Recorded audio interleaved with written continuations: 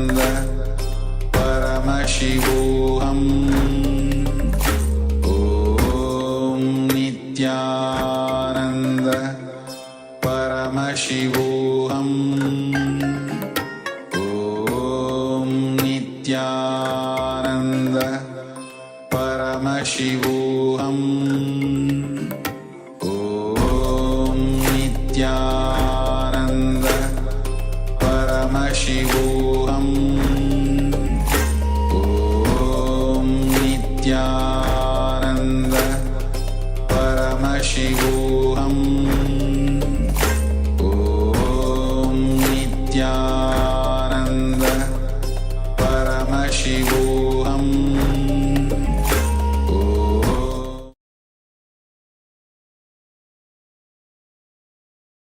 Now, slowly, very slowly, please relax. Come back to your body.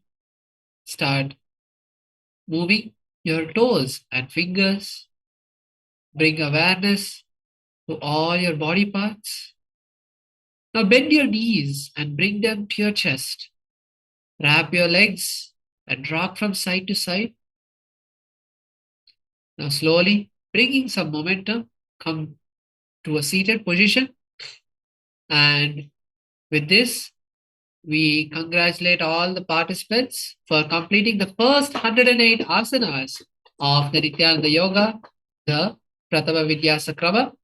And with this, the Paramashivoham Level 1 participants, we will now be moving to the next sessions. Paramashivoham Level 2 participants will be continuing with the Dvitiya Vidyasakrama. So the Acharyas will now be taking over and starting your next sessions. So now moving to the next asanas of the Dvitiya Vidyasakrama.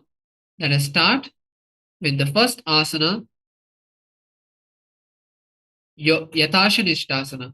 Now be seated in a comfortable position, a position that brings ease to your body.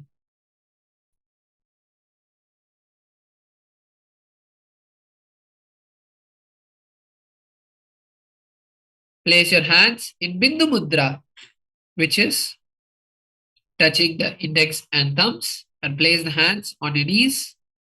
Start performing the Samana Kumbhaka, which is inhaling, holding the breath, visualizing the intense gastric fire in your stomach, rising all the way to your crown center. The japa that we'll be holding is Om Nityananda Paramashivoham.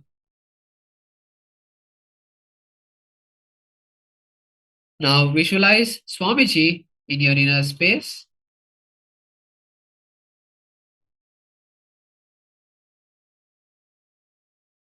Yathasana Paryantam Samadhyatam Yathastitihi. Now, the next asana is Samasana. Now, cross your legs into a comfortable position, placing the feet under the opposite thighs. Visualize Swamiji in your inner space and continue performing the Samana Kumbhaka. Samasana Idanim Garbhininam Yogabhyaso Yathalabho Sukha Prasavalabhaya Prochate Prapta Nepati Dandapadnavarad Veerabhadra Samanito Asana Anisada Kuryat Sudirghaire Chapurakaihi. Uttasana. Next asana is Muktasana. Now, continue to keep your legs in a cross-leg position where you place the left leg by the perineum and the right leg above. Place the hands on the knees and visualize Swamiji in your inner space. Nipidasivinim Sukshmam Dakshinetara Bulbhataha Vamam Yamyena Bulbhena Muktasanam Idam Bhavetem. Siddhasana.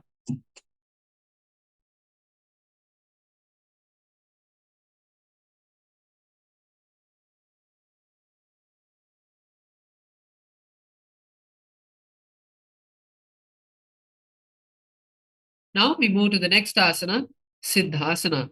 Now continue to be seated in the same position as you Switch the gaze to the third eye. Visualize Swamiji in your inner space. स्थानुसंयमितेन्द्रियोतलदशा पश्यन् भ्रुवोरन्तरम् चैतन्मोक्षकपादभेदजनकम् सिद्धासनम् प्रोच्यते सिद्ध्यासन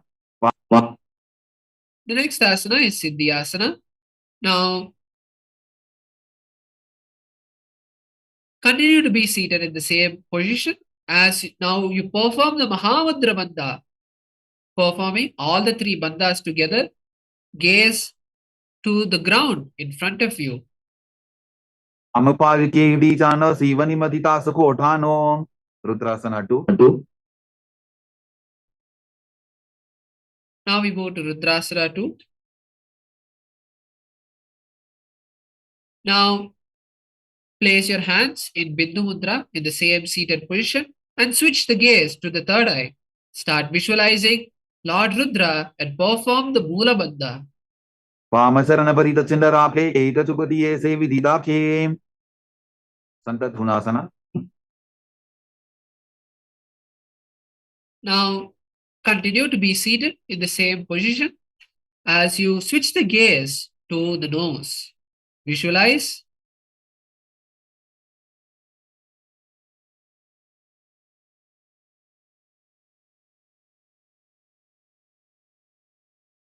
that you are embodying tranquility and an unshakable nature.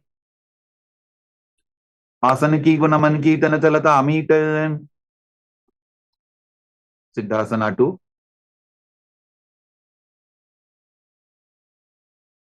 Now we move to the next asana. Now in the same seated position, cup your palms and place them in front of your navel and visualize Swamiji in your inner space. विजुकार्य समासीन सिद्धासनमुदीरितं प्रसार्य भुवि पादौ तु दोर्भ्यामङ्गुष्ठमादरात् बन्धयोन्यासना.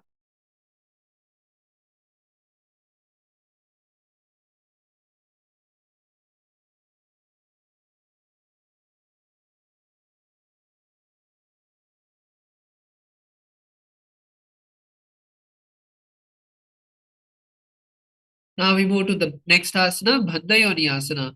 Now in the same seated position, let's perform the Shanmukhi Mudra, which is locking the mouth with the little and ring finger, close the nose with the middle finger, close the eyes with the index finger and the ears with the thumb. Visualize that your sankalpa is manifesting through the cosmos. युत्र मध्ये महादेव बन्धयोन्यासने शृणु यत्कृत्वा खेचरो भूत्वा विचरेदीश्वरो यथा वीरासना. The next asana is Virasana. Now sit in a comfortable position with your left leg under the right thigh and the right leg on the left thigh. Now keep the hands in Bindu Mudra and visualize yourself as the embodiment of bravery. एकं पादमथैकस्मिन् मिन्यस्योर्नि संस्थितः इतरस्मिंस्तथा चोरुं वीरासनमुदीरितं वाल्मीकासना. Now continue being seated in the same position as you change your visualization to the great sage Valmiki, the author of the Ramayana. दाबापक की पकथली पुनि Eli है जोनी मुद्रासना. Now continue being seated in the same position. Switch the position of your fingers as you rest them on the respective knee. Visualize the Yoni Mandala, the visual representation of Devi Paramashiva Shakti. Gaze to your nose. वामपाद की पकथली चाहि माहिली code योन्यासना. Now in the same position, with this holding the same visualization of the Yoni Mandala, gaze at your third eye. आसनं पर्वतेन योगं योगफले नीलं तत्कारफलं तावत् खेचरो यावदेव हि भद्रासना 3. Now bring the soles of the feet together and hold the soles with all the fingers Visualize Lord Veerabhadra and pull your stomach in and up in Uddiyana Baddha. गुल्फौ च वृषणस्यादः सीवन्त्याः पार्श्वयोः क्षिपेत सवे वल्भं तथा सव्ये दक्षगुल्फं तु दक्षिणे अघोरासन. Now, in the same position, place your left hand on the left knee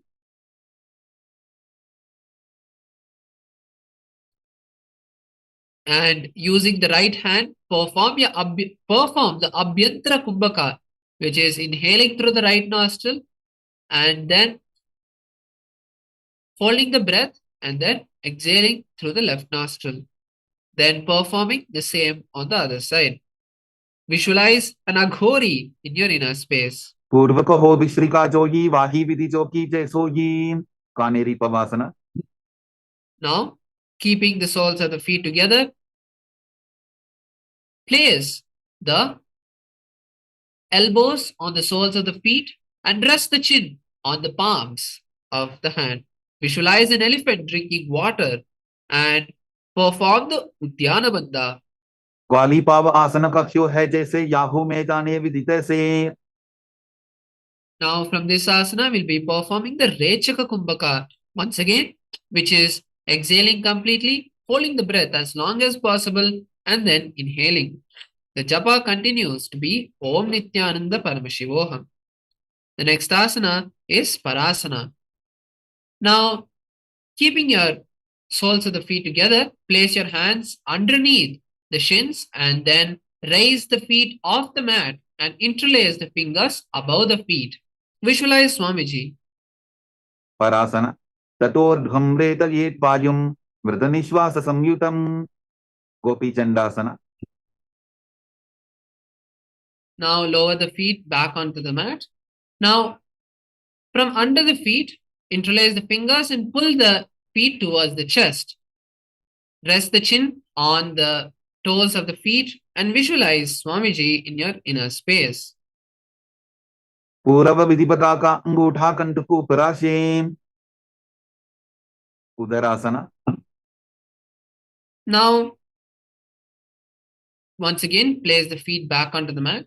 This time, interlace the fingers place the hands underneath the shins and then interlace the fingers around the feet.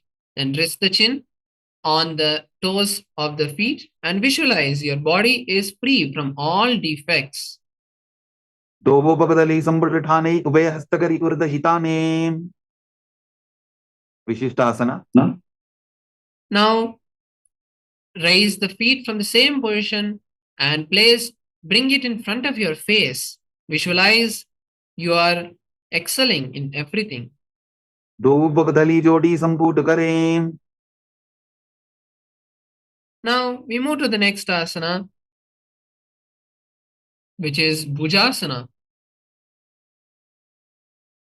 Now, place the feet, knees on the respective shoulders and then wrap the shins and interlace the fingers behind your neck. Visualize a cobra. भुजासन शिरासनं तविज्ञेयं कक्षासनम् अतः परं ग्रीवासनं त परमं भुजासनम् इहोच्यते कल्याणासन. Now, in the same position, keeping your knees on top of the respective shoulders, this time interlace the fingers behind the lower back. Visualize a beautiful goddess. दो हाथ बकम नीचाने तिनको बोड़ा नीचे ठाने.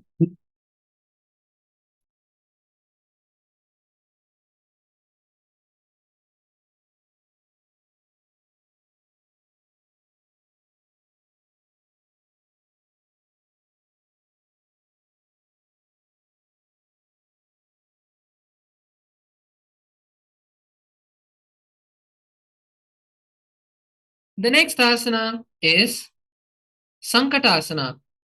Now, sit on your left heel and raise the right leg above the left knee and keep the right heel by the left hip. Visualize a beautiful swan, and from this asana, we'll start performing the Ujjayi Kumbhaka, which is breathing with an ocean-like sound. Sankatasana.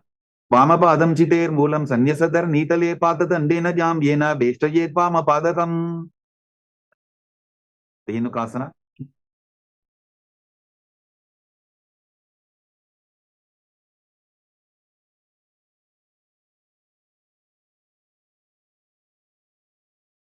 The next asana is Dhenukasana. Now slide the left heel from underneath the perineum to the side of the right hip. Place both the hands one on top of each other on the top knee and visualize a cow. Pull your stomach in and up in Uddiyana Bandha. Anashati nagara banjaram vrishilinda vilyamnim. Pachandrasana. Now we move to Machandrasana. Now place your right leg on the left thigh and the left leg on the right knee. Now turn towards your left side and using your left hand from behind your back, touch your right thigh. Visualize Swamiji in your inner space. Vamajanga paridachirathane vamahastapishti disane. Machandrasana 2. Now keeping the legs in the same position, hold on to the big toes on the respective side and slowly lower the forehead to the mat. Visualize Swamiji. Prasamaji manatarna jajoji vamadanda parida phesoji. Guru asana.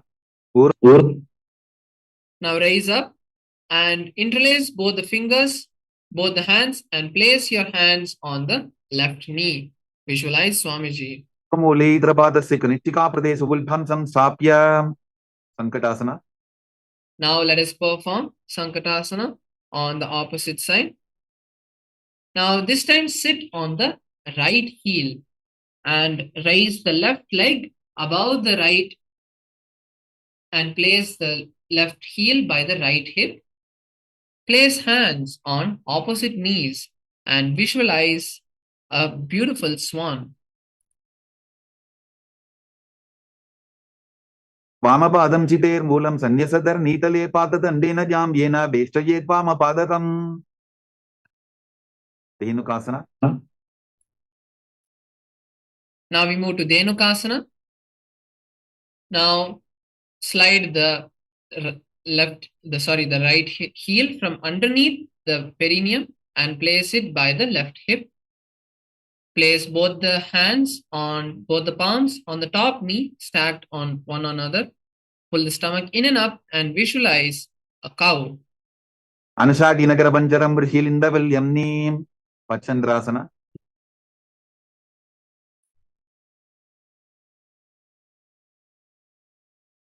Now we move to Machandrasana. Now place the left leg on the right hip and the right leg on the left knee. This time turn towards your right and fold on to opposite thighs. Visualize Swamiji and continue to perform the Ujjayi Kumbhaka. Vamajanga paridachirathane vamahastapishti disane. Machandrasana 2. Now untwist the body, hold on to respective big toes, lower the body onto the mat and visualize Swamiji. Prasamaji manatarna jajoji vamadanda parida phesoji. Guru asana. Now raise up and interlace both the hands, place the hands on the right thigh. Visualize Swamiji, your Guru. Guramule idrapadasya kanistika pradesu vulbham samsapya. Pashvasana.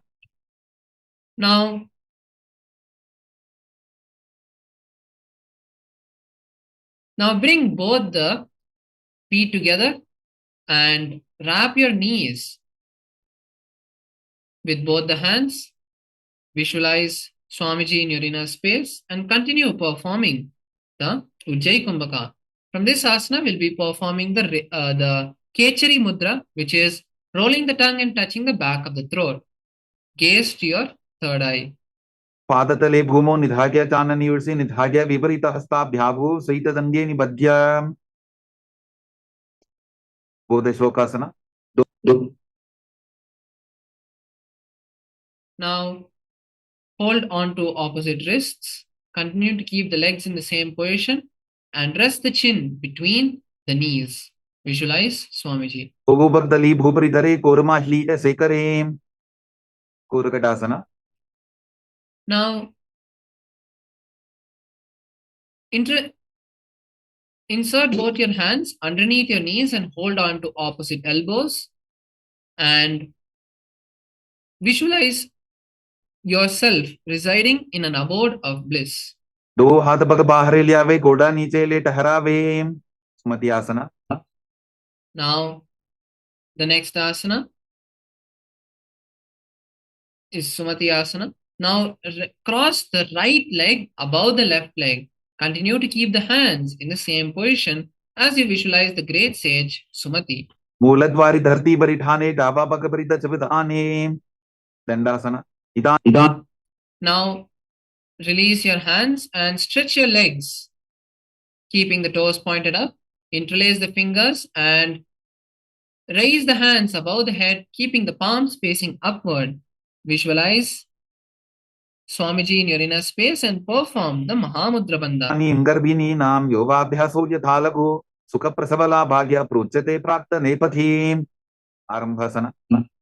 Now lower the hands and hold on to respective big toes in Prana Mudra. Start performing the Nadi Shodhana Pranayama. Where you inhale, visualize the prana is going from your toes to your crown center and then exhale. दो पग मिलिवा पसारी पका का अंगूठा पकड़ी लीला टकोड़ा लगावे. विदोकासना. Now raise up and insert your hands underneath the shins and hold on to your soles. Place your forehead on the mat and visualize Swamiji in your inner space. प्रथम बेसी दो पाव पसारी कछ पूर्त को कुरडो डारे. चालन धरी पवासना. Now raise up and bring the soles of the feet together. Place the hands underneath the shins with the palms facing upward and visualize Swamiji in your inner space. दो एड़ी मैली के नीचे हाथ पसारी. ऊर्ध्व पश्चिमतानासना. Now we'll be moving to Urdhva Paschimottanasana.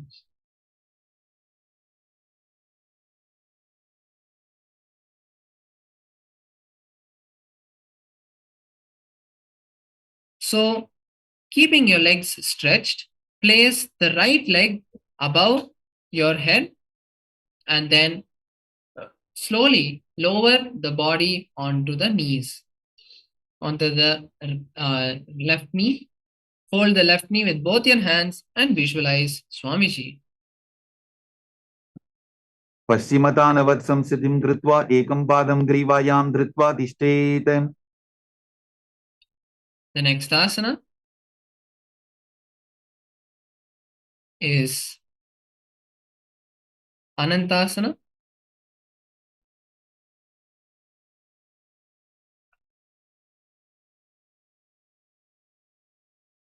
Now, continue to keep your legs behind your neck as you slowly lower your body and lie down with your leg behind your neck. Hold the leg with the opposite hand. For example, if you're having your left leg behind your head, fold the leg with the right hand, hold the foot with the right hand, and keep the left hand by the side of your body. Visualize that you are Lord Vishnu. अनंतासना. Utthan Saini एकैकम्पायी ग्रीवायां विन्यस्य. The next asana is Ankushasana. Now roll on to your right side and continue to keep the leg behind the neck. Visualize that you have complete control over your body. इतरहस्तेन पावाग्रं गृहीत्वा. कुशासना. उत्तानशयित एकैकं पादं ग्रीवायां कुर्वन् इतरहस्तं कर्णमूले स्थापयेत्. दृशासना. Now we'll move to Trishasana.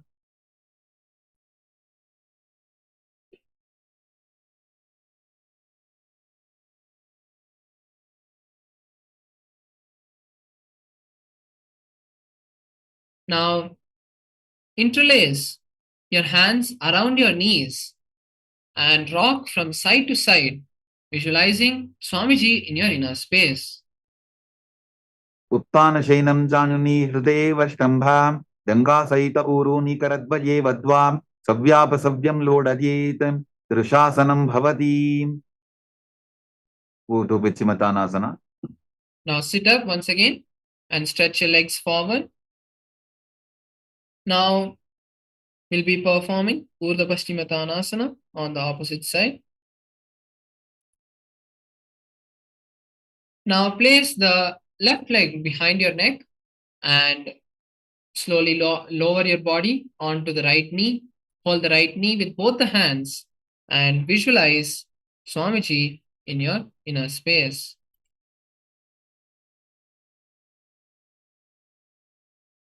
पश्चिमतानवत् संस्थितिं कृत्वा एकं पादं ग्रीवायां धृत्वा तिष्ठेत्.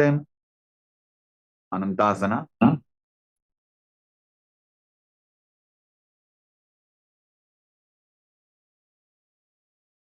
Now lie down with your leg behind the neck and hold the left leg with your right hand. Keep the left hand by the side of the body and visualize you are Lord Vishnu. उत्तानशयनी एकैकं पायी ग्रीवायां विन्यस्य इतरहस्तेन पावाग्रं गृहीत्वा. अंकुशासना. Now roll on to the right side of your body and keep your hands by your side. Rest on the right elbow. Visualize that you have complete control over your body. उत्तानशयित एकैकं पादं ग्रीवायां कुर्वन् इतरहस्तं कर्णमूले स्थापयेत्. योगनिद्रासना.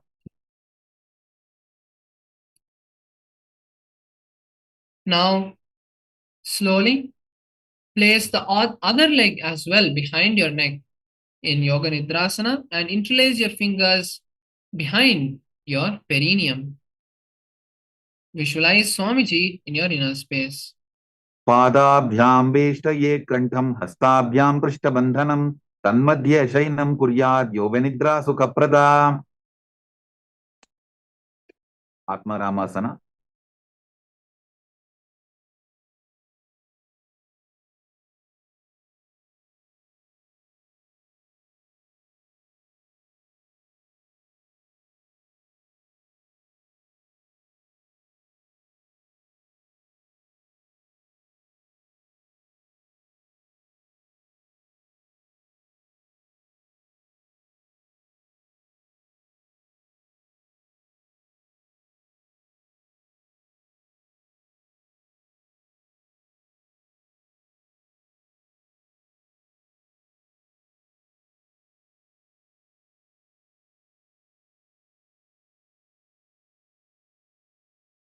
Now we move to the next asana,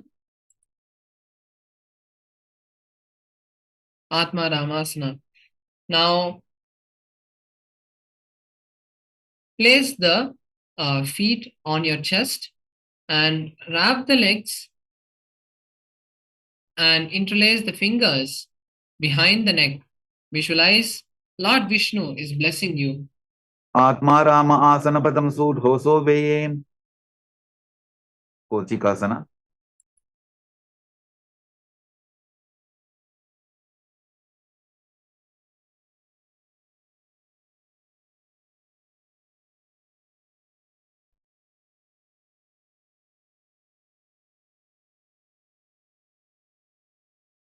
Now bring the thighs to the chest and spread your hands to the sides. Visualize Swamiji in your inner space. दो हाथ सीधा सा करें, तिनसो ube Sapa करें. जठर परिवृत्ति. Now we move to Jatara Parivritti, which is a sequence of 3 asanas. So the first asana, the step 1 of Jatara Parivritti,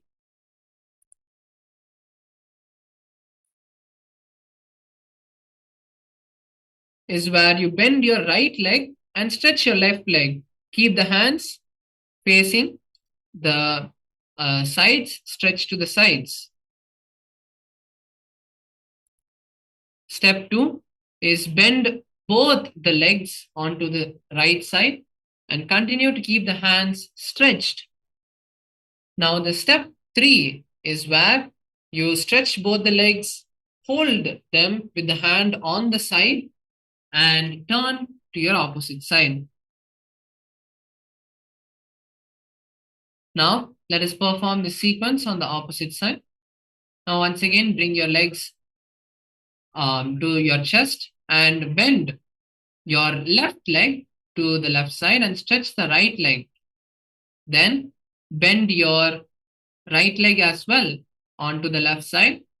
And finally, stretch the left legs to the left side and hold them with the left hand, turning towards your right.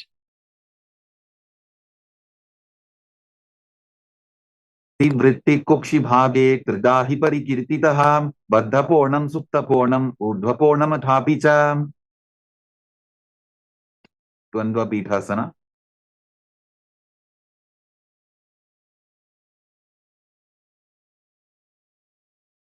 The next asana is Dvipada Pitam. Now hold the ankles and lift the hips up, tucking the chin to the chest. Visualize you're a sturdy bridge. प्रतिक्रियायुतं द्वन्द्वपीठ सर्वबलप्रदं गर्भिणीनां दुर्बलानां इदिकार्गी च गादनून्. पर्यङ्कासना. Now place your hands by your head with the fingers pointing backward. Now lift the hips up and raise the back and the entire body onto the hands and legs, visualizing you're a sturdy stone furniture.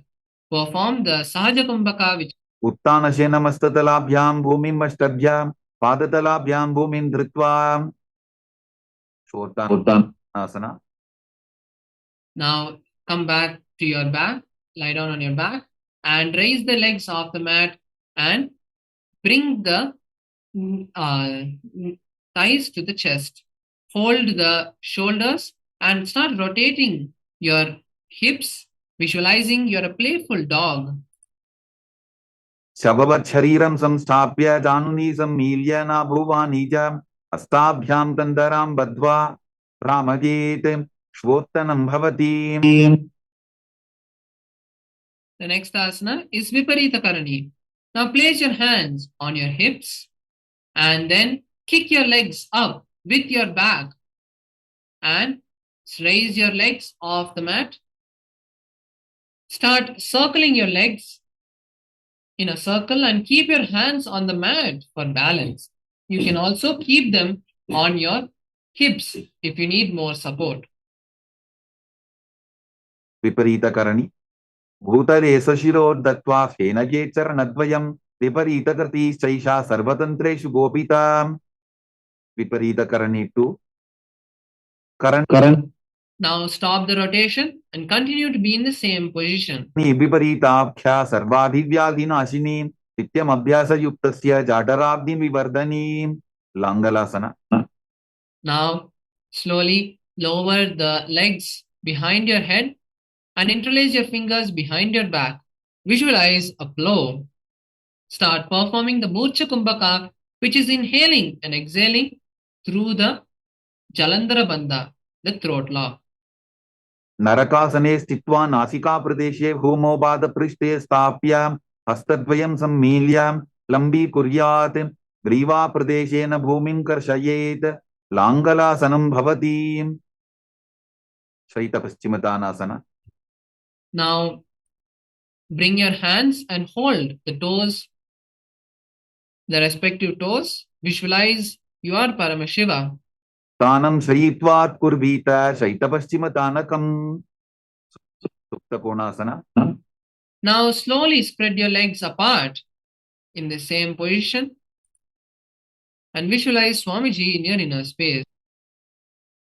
परिवृत्तिकुक्षि भागे त्रिधा हि परिकीर्तितः बद्धकोणं सुप्तकोणं ऊर्ध्वकोणमथापि च. Chakrasana. Now bring the feet back together and roll onto your back. Instead of balancing on your neck and hold on to your feet. Visualize Swamiji. शवासनस्तद्वो पादो कुर्यान्मस्तकतः परो युत्क्रमेण ततः शीघ्रमे तत्सर्वस्य साधनम् सुप्तप्रसरितपादाङ्गुष्ठासन.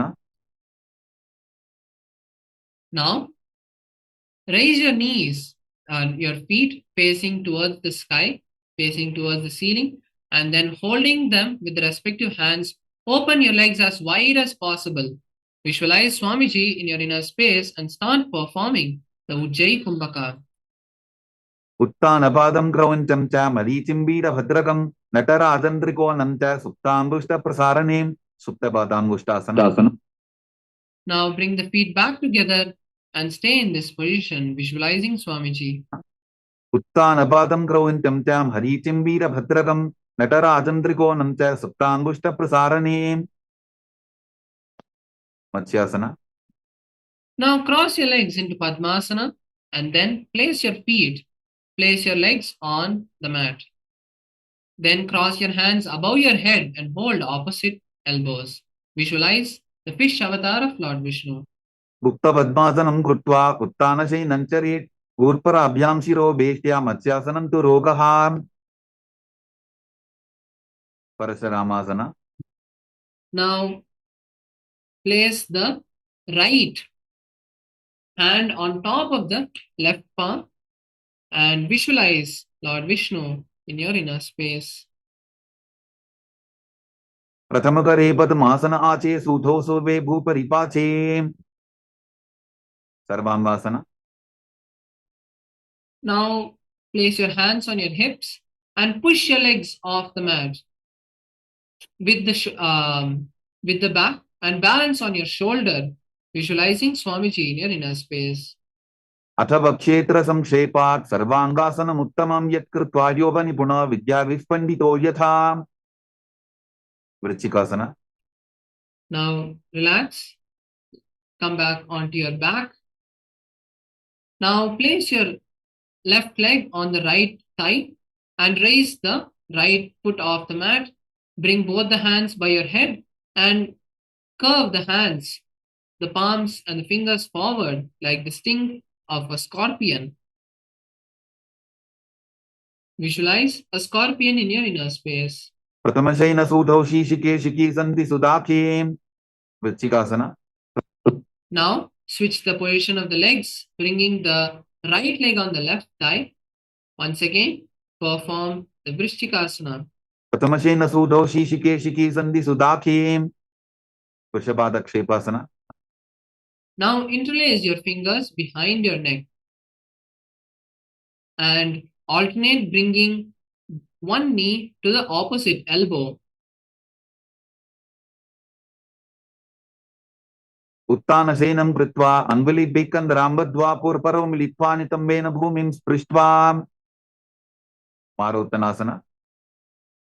Now lie down and start touching one knee to the respective ear. Repeat this again and again. स्वोत्तानवत् संसिद्धि कृत्वा जानद्वयं पर्यायेन कर्णयोः संस्पृशेत्. वृकासन.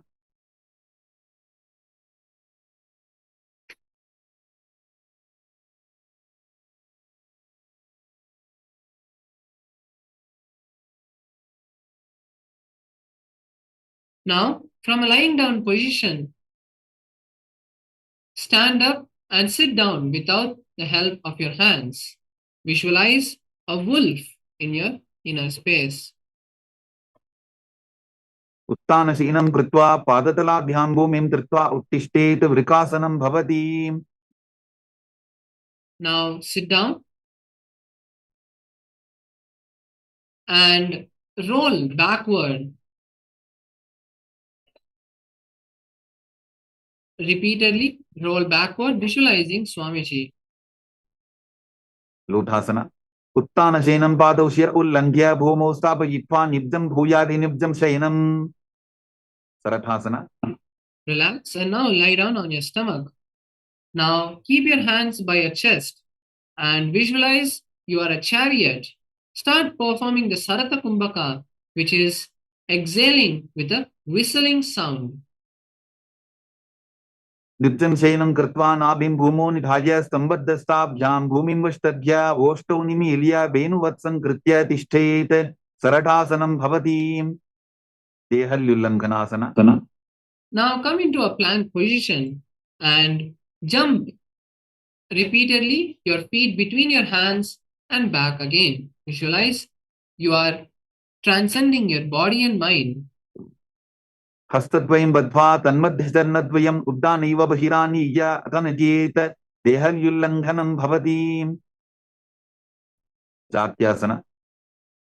Now place your hands by your feet and walk on all four limbs, visualizing that you are a 60-year-old wise elephant. अथ च आत्यासनं वक्षे येन चातिस्मरो भवेत् हस्तान्द्रिभूमौ च गमनम् आगमनं ततः सर्पासना.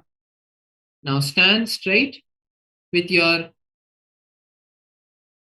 before moving into Saradasana, we'll be performing Lolitika Karana.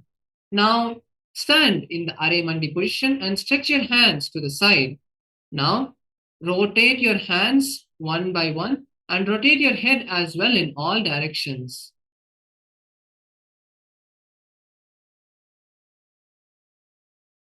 Relax.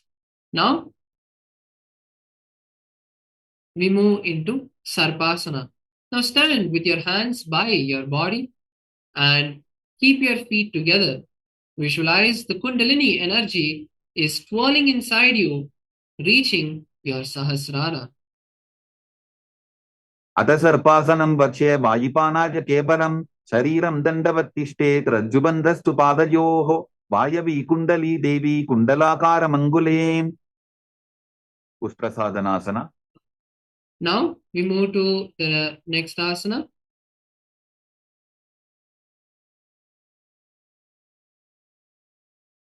Now bend forward and place your fingers underneath the toes from the front and walk back and forth, visualizing you are a camel. पुष्टिकनिष्ठिका प्रदेशेन भूमो निधाय उपरिपादतले संस्थाप्य उष्ट्रवत् उष्ट्रसाधनं भवति अश्वासना.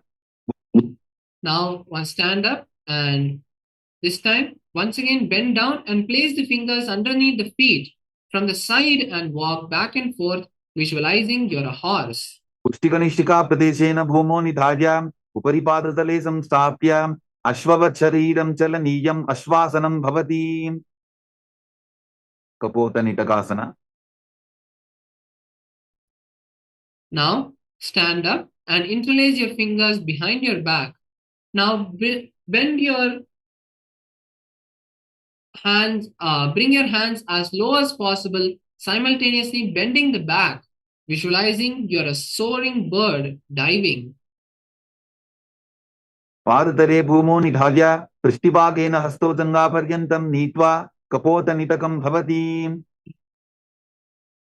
Now we move to the next karana, Talapushpaputam karana. Now stand in the half squatting position and bring your hands together in front of your heart center. Now raise the right heel and bend towards that side, performing an action as you're offering flowers to Paramashiva. Visualize you're offering flowers to Paramashiva.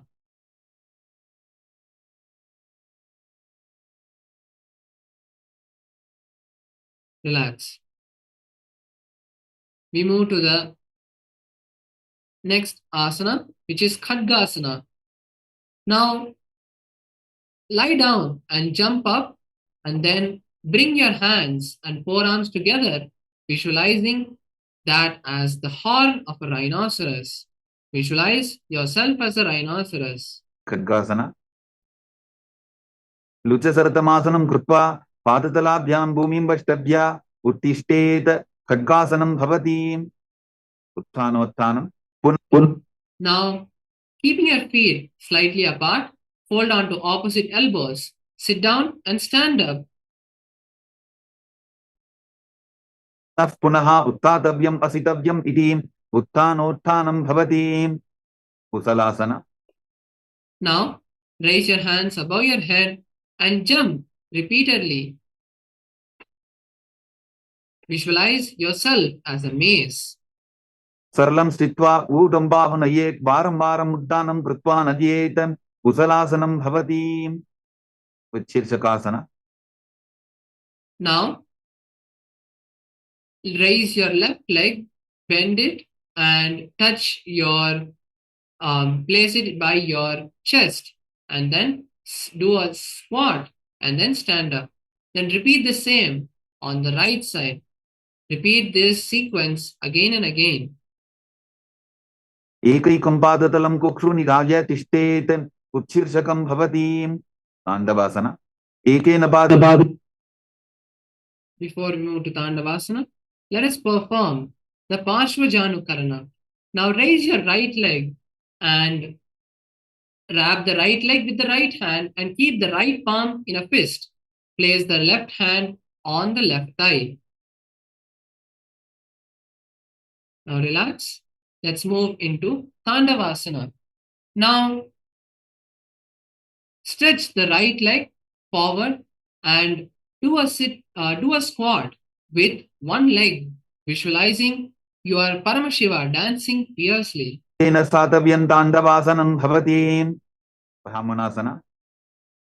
Now place the right leg in the inner left thigh and keep the hands by your side. Visualize Lord Brahma is blessing you. ब्राह्मणासनमावक्ष्य यत्कृत्वा ब्राह्मणो भवेत् एकपादमरो दत्त्वा तिष्ठेत् दण्डाभृतर्भुवि. गर्वासना 3.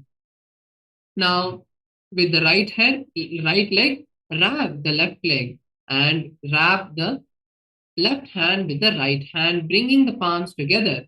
Visualize your Lord Garuda.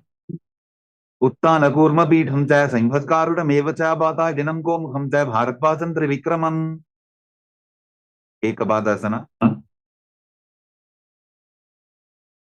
Now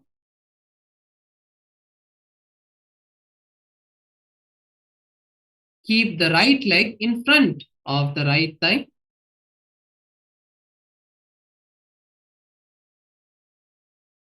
And keep the hands on the respective knees. Visualize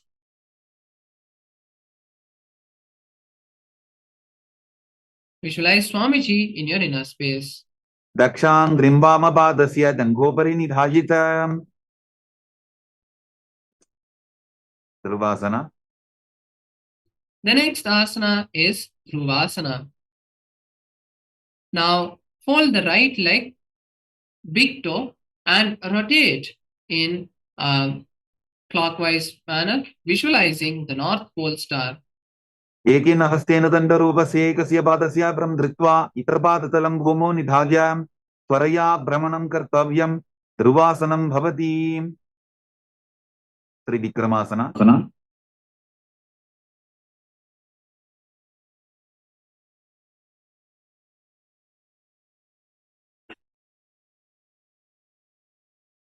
Now, from a standing position, place your right leg above your neck and sit down and stand up, visualizing you are Lord Vishnu performing the 3 cosmic steps.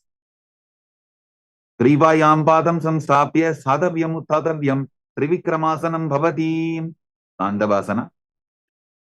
Now, let us perform the Parshvajanukarana on the opposite side.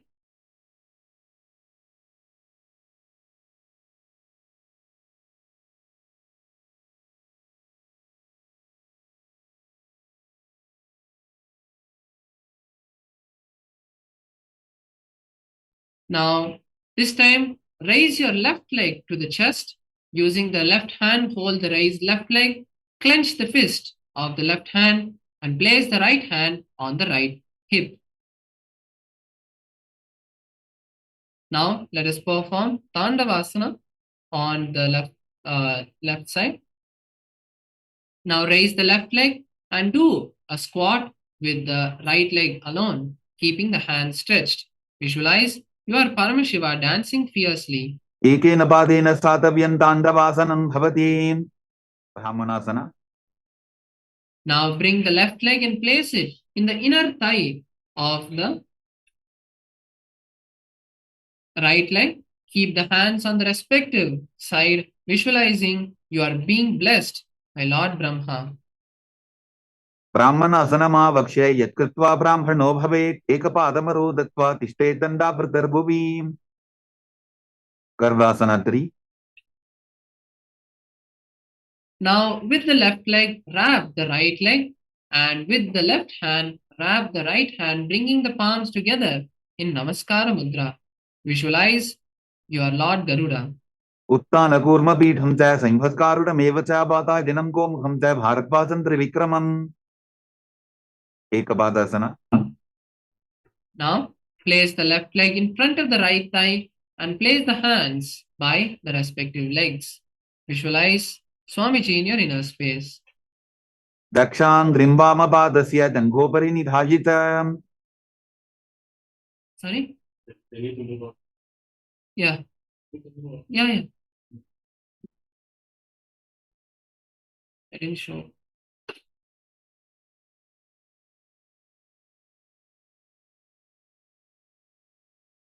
Now, let us move into the next asana, which is Dhruvasana.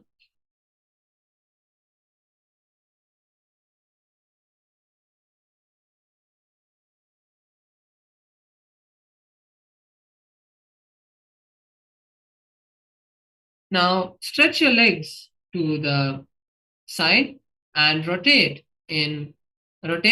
visualizing the North Pole star. Dhruvasana. एकेन हस्तेन दण्डरूपस्य एकस्य पादस्य भ्रं धृत्वा इतरपादतलं भूमौ निधाय त्वरया भ्रमणं कर्तव्यं. ध्रुवासनं भवति. त्रिविक्रमासना. Now let us move to the next asana, Trivikramasana.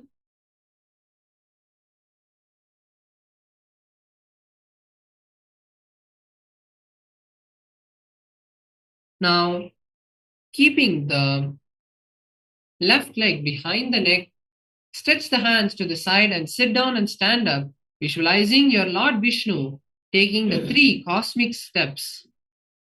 त्रिवायां पादं संस्थाप्य साधव्यम् उत्थातव्यं. त्रिविक्रमासनं भवति. कोरकण्डिल्यासना. Now what?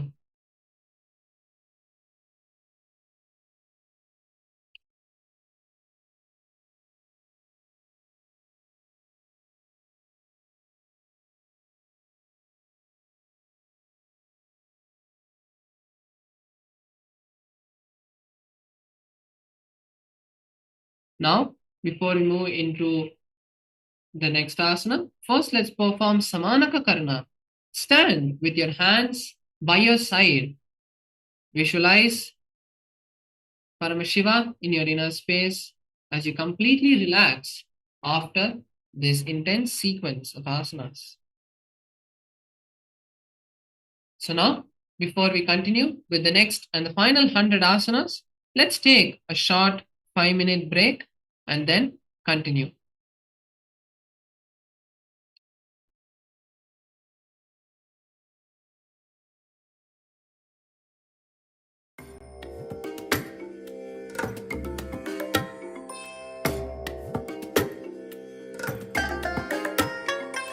I bless you all.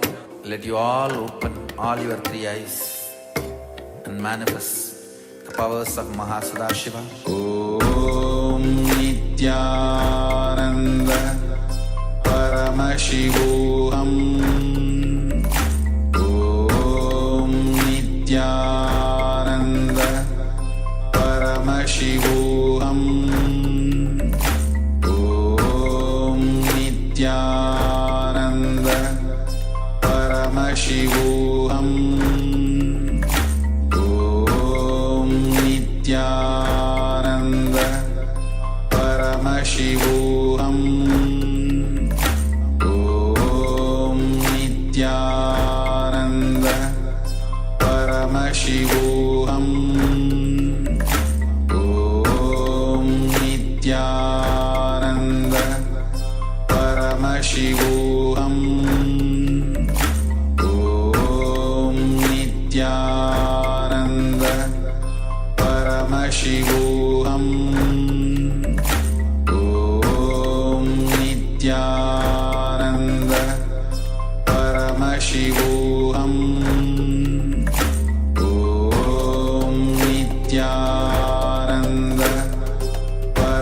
Paramashivoham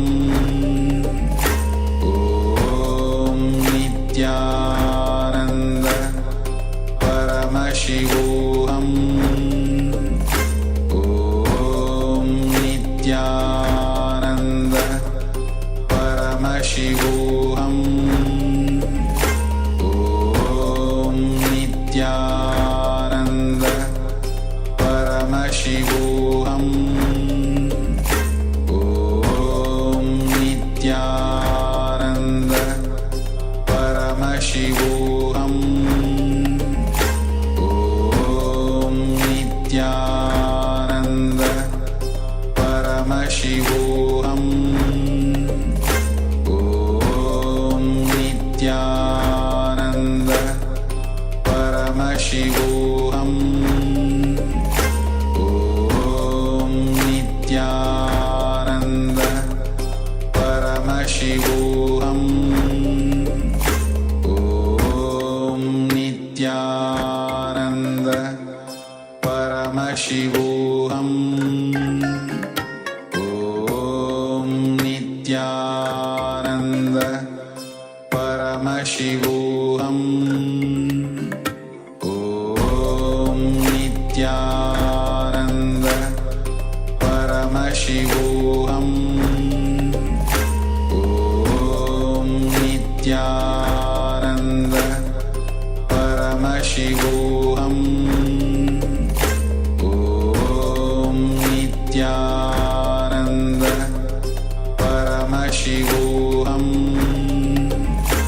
Om Nityananda Paramashivoham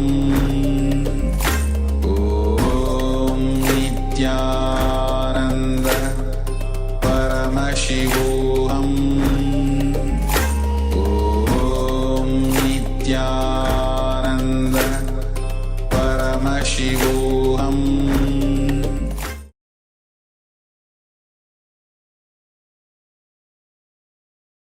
Yes. Now let us move to the next asana, Gorakanjali asana.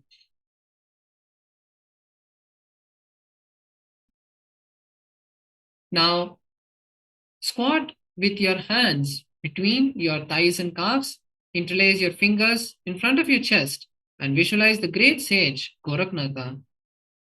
प्रथम ही उबो होइए बाहुरी नीचे पुनि होवे. The next asana is Kanchi asana.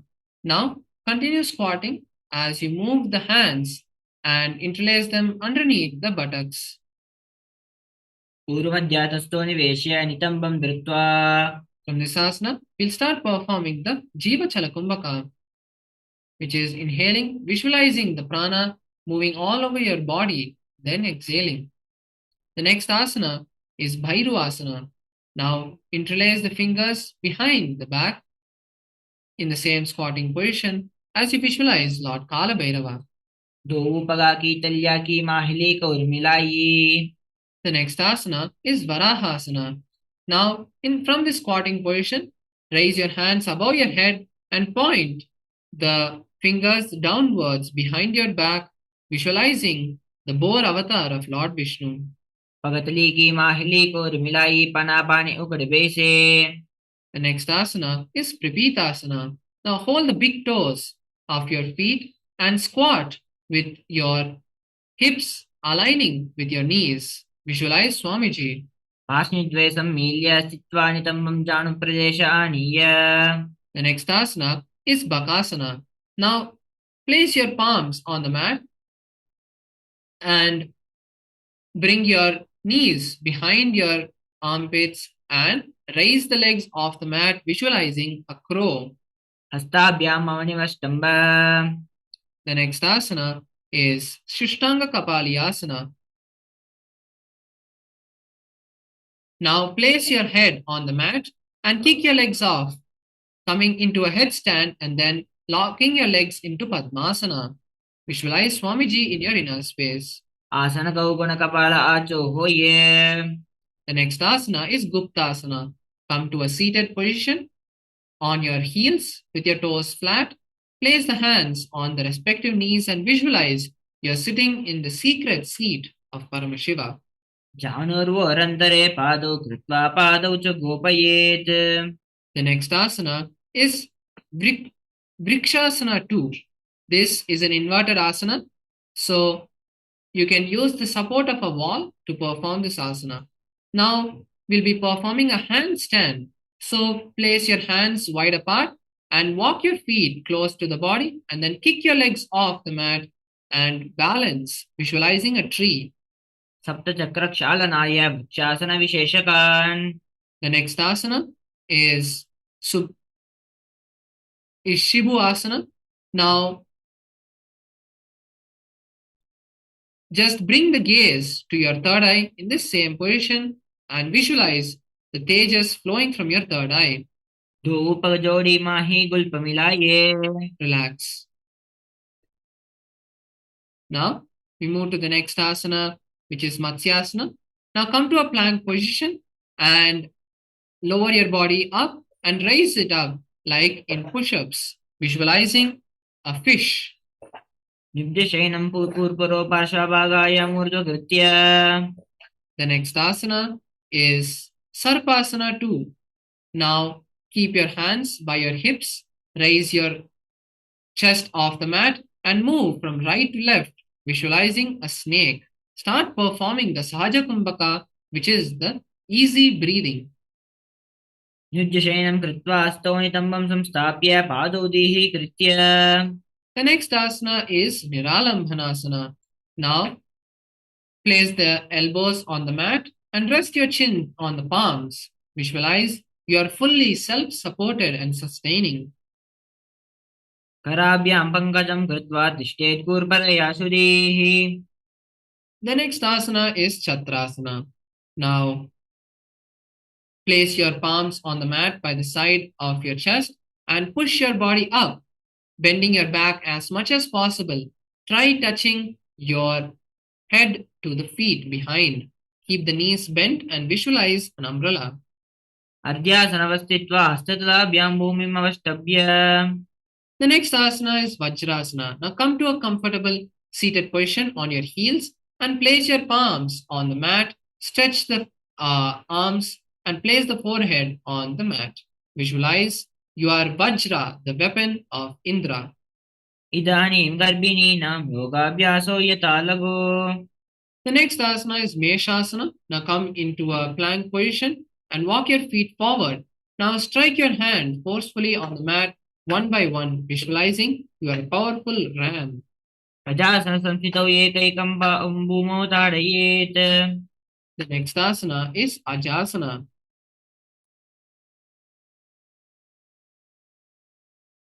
Now, from a handstand, slowly lower your forehead and place the forehead on the mat. Visualize you are unborn.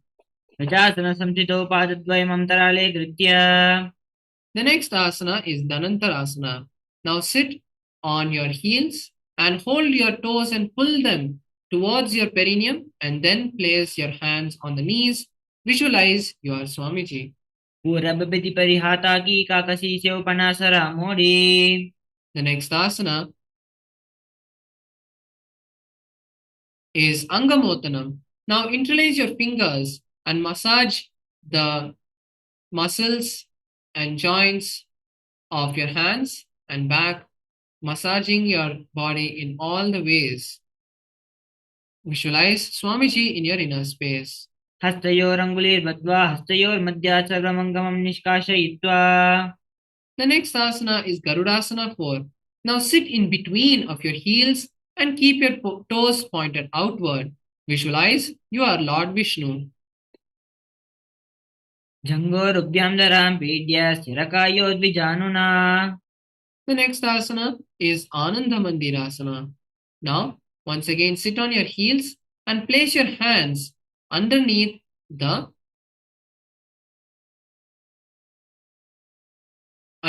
feet, underneath the ankles. Visualize you are in a blissful temple. अत वक्ष्ये वीरनाथ आनन्दमन्दिरासनम्. The next asana is Mandukasana 2. Now, cross your feet behind your back and place the hands underneath the knees. Visualize a frog and perform the Udyana Bandha, pulling the stomach in and up. Start performing the Ujjayi Kumbhaka. पृष्ठं सम्पीड्य गुल्पाभ्यां जान्मङ्गे सवलयाकृतिः. The next asana is Narasimhasana. Now uncross the heels and place the hands in front of you and sit on the raised heels.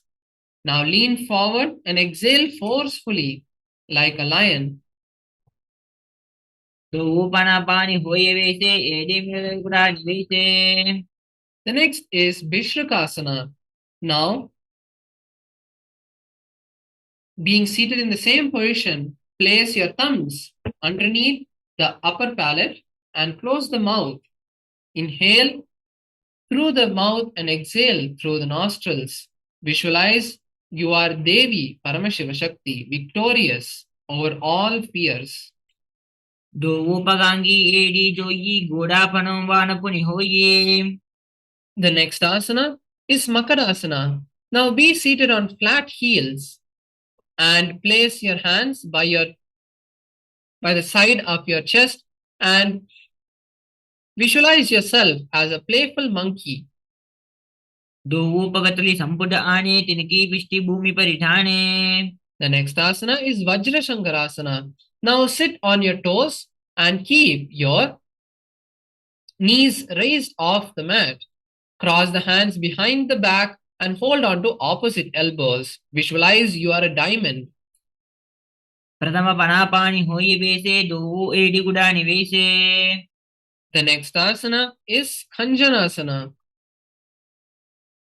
Now cross your ankles and sit on them. Place your hands by the side and perform the Udyana Bandha. Visualize you have become perfectly healthy. खण्डनासनमावक्ष्ये यत्कृत्वा सृष्टिरो भवेत्. The next asana is Kurmasana. Now tighten your upper body and place the hands on the knees. Visualize you have become a turtle with a stable body and mind. गुल्पो च वृषणस्यादो विक्रमेण समाहितौ. Now we move to Yogasana. Now continue to be seated in the same position. Just loosen your upper body and start visualizing Swamiji in your inner space. गुडं नियम्य गुल्पाभ्यां विक्रमेण समाहितः. The next asana is Vijogasana.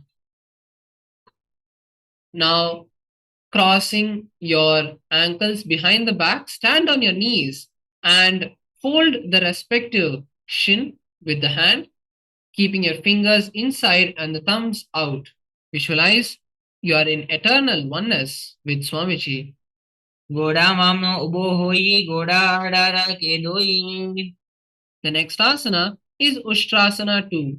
Now uncross the ankles and bend your back, pushing your hips forward and hold on to the respective ankle, visualizing yourself as a camel. मेरुदंड ग्रंथि दाढ्या संपिपादयेषु पुमान्. The next asana is Jatyasana 2. Now sit in between of your heels and folding your legs, slowly lie down, placing your forehead on the mat. Visualize you are a blooming lotus. दो वो AD संपुट करे सोले मूलद्वारित दिशेरे. The next asana is Viratasana. Now place your back on the mat and raise up without the help of your hands. You can use your hands for support to raise up and lie down back, visualizing you are being healed of all ailments. जंगा प्रतिभूमो निधाय जंगोदरयोः ऊर्णि संस्थाप्य. The next asana is Kapotasana.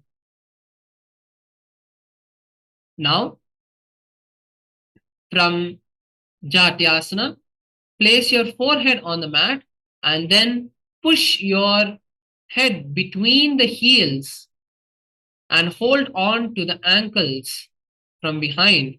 Visualize you're a beautiful dove. मेरुदण्डग्रन्थि दाद्या सम्पिपादयिषुः पुमान् Now we move to Varasana. Now stand on your knees and cross your hands, holding the opposite elbows. Visualize you are receiving the boons of your life from Paramashiva. जाननी भूमौ संस्थाप्य हस्ताभ्यां बाहु परस्परं धृत्वा The next asana is Varahasana 2. Now sit on your heels with your toes tucked and place the back of the palms on the mat and then place your forehead on the palms. Visualize you are the boar avatar of Lord Vishnu. सूर्यं चन्द्रं वेदनानि आसनानि निगद्यते The next asana is Mundasana. Now interlace your fingers and place your crown between the interlaced fingers. Raise your knees off the mat. Walk your feet forward and kick your legs into a headstand. Visualize you are a lobbed tree. अधो मुण्डासनं भक्ष्ये सर्वेषां प्राणिनां सुखम् The next asana is Andhasana. Now come back to a seated position on flat heels.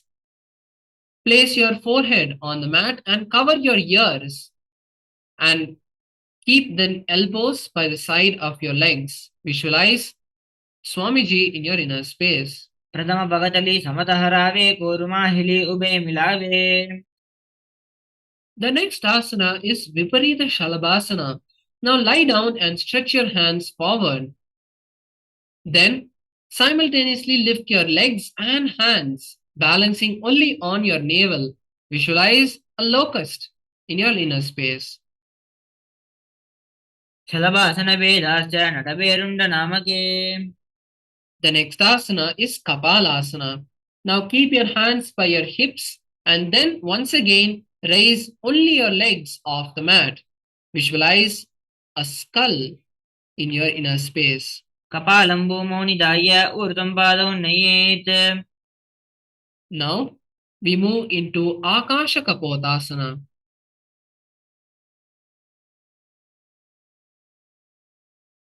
Now, keeping your hands by your hips, kick your legs and slowly let them fall, let them be placed on the crown of your head. If you can push even further, you can place them by the side of your head on the mat as well. Visualize an open and free dove. उष्ट्रासने स्थित्वा चरणौ भूमिरुत्थाप्य The next asana is Chatakasana. Now, from a seated position, place your forearms on the mat. Visualize a sparrow.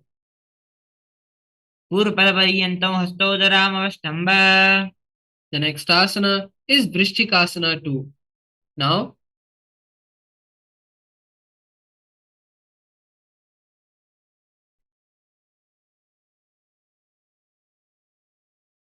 Now kick your legs off the mat, balancing only on your forearms and palms. Visualize a scorpion.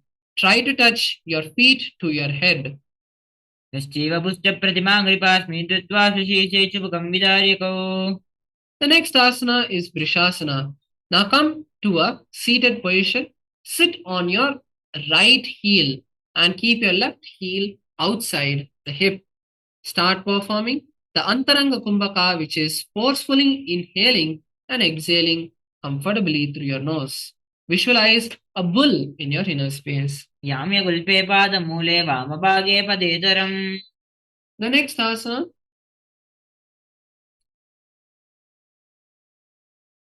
is Lolasana. Now sit in Vajrasana on your heels and lift the legs off the mat, balancing only on your hands. Cross your right leg over the left. लोलासनं सदा कुर्याद् वायुलोलापघातनात् Relax. Now let us perform Vrishasana on the opposite side. So sit on your left heel this time and keep the right heel outside of the hip, visualizing that you are a bull. याम्यगुल्पे पादमूले वामभागे पदेतरम् The next asana is Balagunasana. Now sit on your left heel and keep the right foot flat with the knee by the chest. Place the hands on respective knees and visualize the great sage Balaguna. आसन को गुण जल विकार जाई। The next asana is Grahasana. Now stand up and squat, keeping your hands under your thighs, wrapping your calves and holding your ankles. Visualize you are planet Earth. पादतले भूमौ संस्थाप्य। The next asana is Balagunasana on the other side. So this time sit on your left heel and keep your right heel and keep your left leg flat with the knee by the chest. Place the hands on respective knees and visualize the great sage Balaguna. आसन को गुण जल विकार जाई। The next asana is Utkatasana. Now sit on both the heels and keep the knees together. Place the palms on the respective knees and visualize Swamiji in your inner space. Continue performing the Antaranga Kumbhaka. युजोस्तीयत ऊर्वजानत्रासने पादतलद्वयो परि। The next asana is Vajrasangrasana 2. Once again, open the knees wide apart and cross the hands behind the back.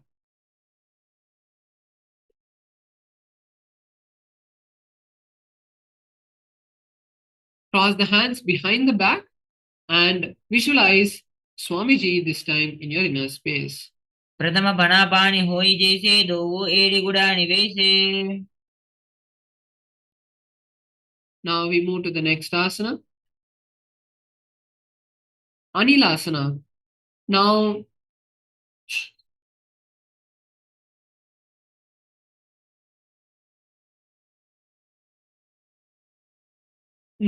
squat and place your palms underneath your feet. Keep the palms facing downwards and visualize you are able to live with prana, air alone. दो हाथ भूम परिचाने कहनी जाड़ी ना भी लगाने। The next asana is Padukasana. Now stand up and bend down, placing your palms underneath your feet. Now walk back and forth on your mat, visualizing you're wearing wooden sandals. हस्ततलयोः पादतले कृत्वा। The next asana is Kukkuto Dana. Now keep your hands on the mat wide apart and kick your legs up into the air and fall back down, visualizing you're a rooster. हस्ततले भूमौ कृत्वा। The next asana is Viparita Nrittasana. Now, once again, kick your leg up into the air. Move the leg as you're dancing with your legs and visualize you have become free of all inhibitions. हस्ततलाभ्यां भूमिमवष्टभ्य। Relax. Now we move into Kunjarasana. Now keep your legs wide apart and place one hand on the mat and the other hand on your ears. Visualize Swamiji in your inner space. अथ वक्ष्ये Mahadev कुञ्जरासनमुत्तमम्। The next asana is Kunjarasana on the opposite side. Now just switch the position of your hands. अथ वक्ष्ये Mahadev कुञ्जरासनमुत्तमम्। The next asana is Kadambasana. Now come to a squatting position and fold the ankles. Visualize you are the Kadamba tree, a tree that promotes long life. पार्ष्णिभ्यां भूमिमवष्टभ्य। The next asana is Pavanamuktasana. Now wrap your hands around your knees and squeeze your body, visualizing all the excess vata is being balanced in your system. द्वयोस्तु पादयोः पाणिं लात्वा स्वस्थनितम्बके। The next asana is Chakorasana.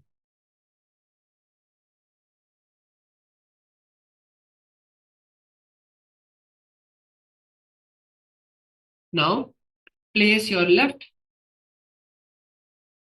leg behind your neck and keep your hands by the side. Then lift your entire body off the mat, visualizing you're a powerful source of energy. पूर्वदानं चतुष्पादं पीठं वज्रासनं तथा The next asana is Dhanurasana 2. Now, keeping the left leg by the perineum, fold the right leg with the right hand and pull the left leg to the ear with the left hand. Visualize your Paramashiva's bow. पादाङ्गुष्ठौ तु पाणिभ्यां गृहीत्वा श्रवणावधि The next asana is Ashtavakrasana. Now place the left leg on the left shoulder and the right leg on the left one. Then stretch the legs to the left side and lower the body, visualizing you are a flying crane. वासिष्ठमतकौण्डिन्यम् ऊर्ध्वकुक्कुटमेव च The next asana is Pranasana. Now continue to keep the left. So first place the right leg on the left thigh and then place the left leg on the left shoulder. Keep the left hand by the left leg and the right hand on the right knee. Visualize you're able to live with prana, air alone. एतत् प्रभेदं वक्ष्यामि करोति स च अमरः The next asana is Parshvamatsendrasana. Now place the right leg by the left side of the perineum and place the left leg by the right knee. Turn outside of the right knee and place the right hand underneath the left leg. With the left hand from behind the back, interlace the fingers with the right hand. Visualize the great sage Matsendranath. पार्श्वाभ्यां नृत्यते यास्तु पार्श्वमत्स्येन्द्रमुत्तमम् The next asana is Chakorasana on the opposite side. This time, place your right leg behind the neck and stretch the left leg and lift the entire body off the mat. पूर्वदानं चतुष्पादं पीठं वज्रासनं तथा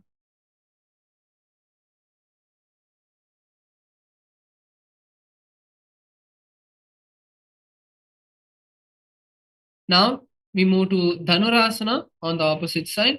Now, keeping the left leg stretched and holding the left leg with the left hand, pull the right leg to the ears. Visualize a bow. पादाङ्गुष्ठौ तु पाणिभ्यां गृहीत्वा श्रवणावधि The next asana is Ashtavakrasana. Now place the right leg on the right shoulder and place the left leg on the right leg. Stretch the legs to the right side and lower the body, visualizing you're a flying crane. वासिष्ठमतकौण्डिन्यम् ऊर्ध्वकुक्कुटमेव च The next asana is Pranasana. Now place the left leg on the right thigh and the right leg on the right shoulder. Place the right hand outside of the right leg and the left hand on the left knee. Visualize you are able to sustain and live with prana, air alone. एतत् प्रभेदं वक्ष्यामि करोति स च अमरः The next asana is Parshvamatsendrasana. Now place your left leg by the right side of the perineum and your right leg by the left knee. Turn outside of the right knee and interlace your fingers from behind your back. Visualize the great sage Matsyendranath. पार्श्वाभ्यां नृत्यते यस्तु पार्श्वमत्स्येन्द्रमुत्तमम् The next asana is Ardha Paschimottanasana.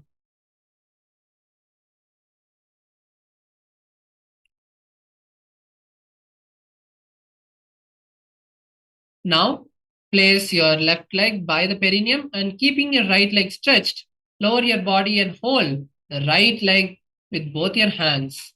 Visualize Swamiji in your inner space and perform the Jiva Chalakumbhaka.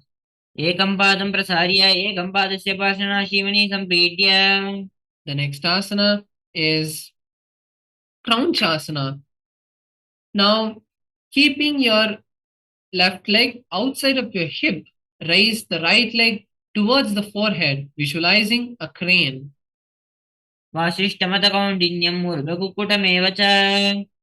The next asana is Ardha Paschimottanasana on the opposite side. Now keep the right leg by the perineum and the left leg stretched.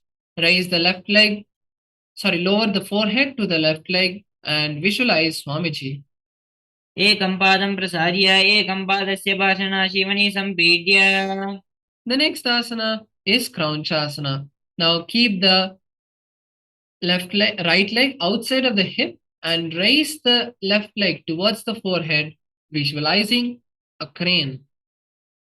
वासिष्ठमतकौण्डिन्यम् ऊर्ध्वकुक्कुटमेव च. The next asana is Swastikasana. Now sit with your left leg by the perineum and the right leg on top of the left leg. Visualize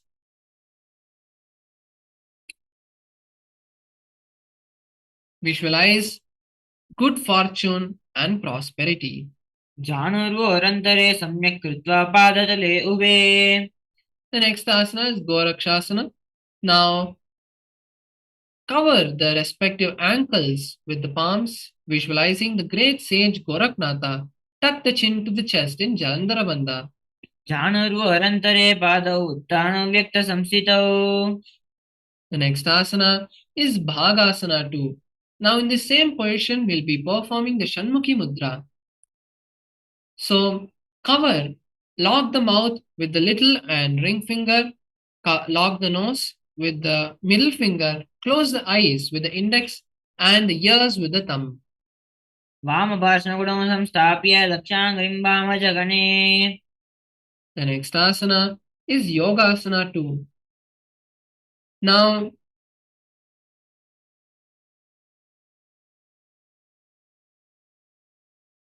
cross your legs and sit in Padmasana with your legs on opposite thighs and keep the back of the palms facing upwards.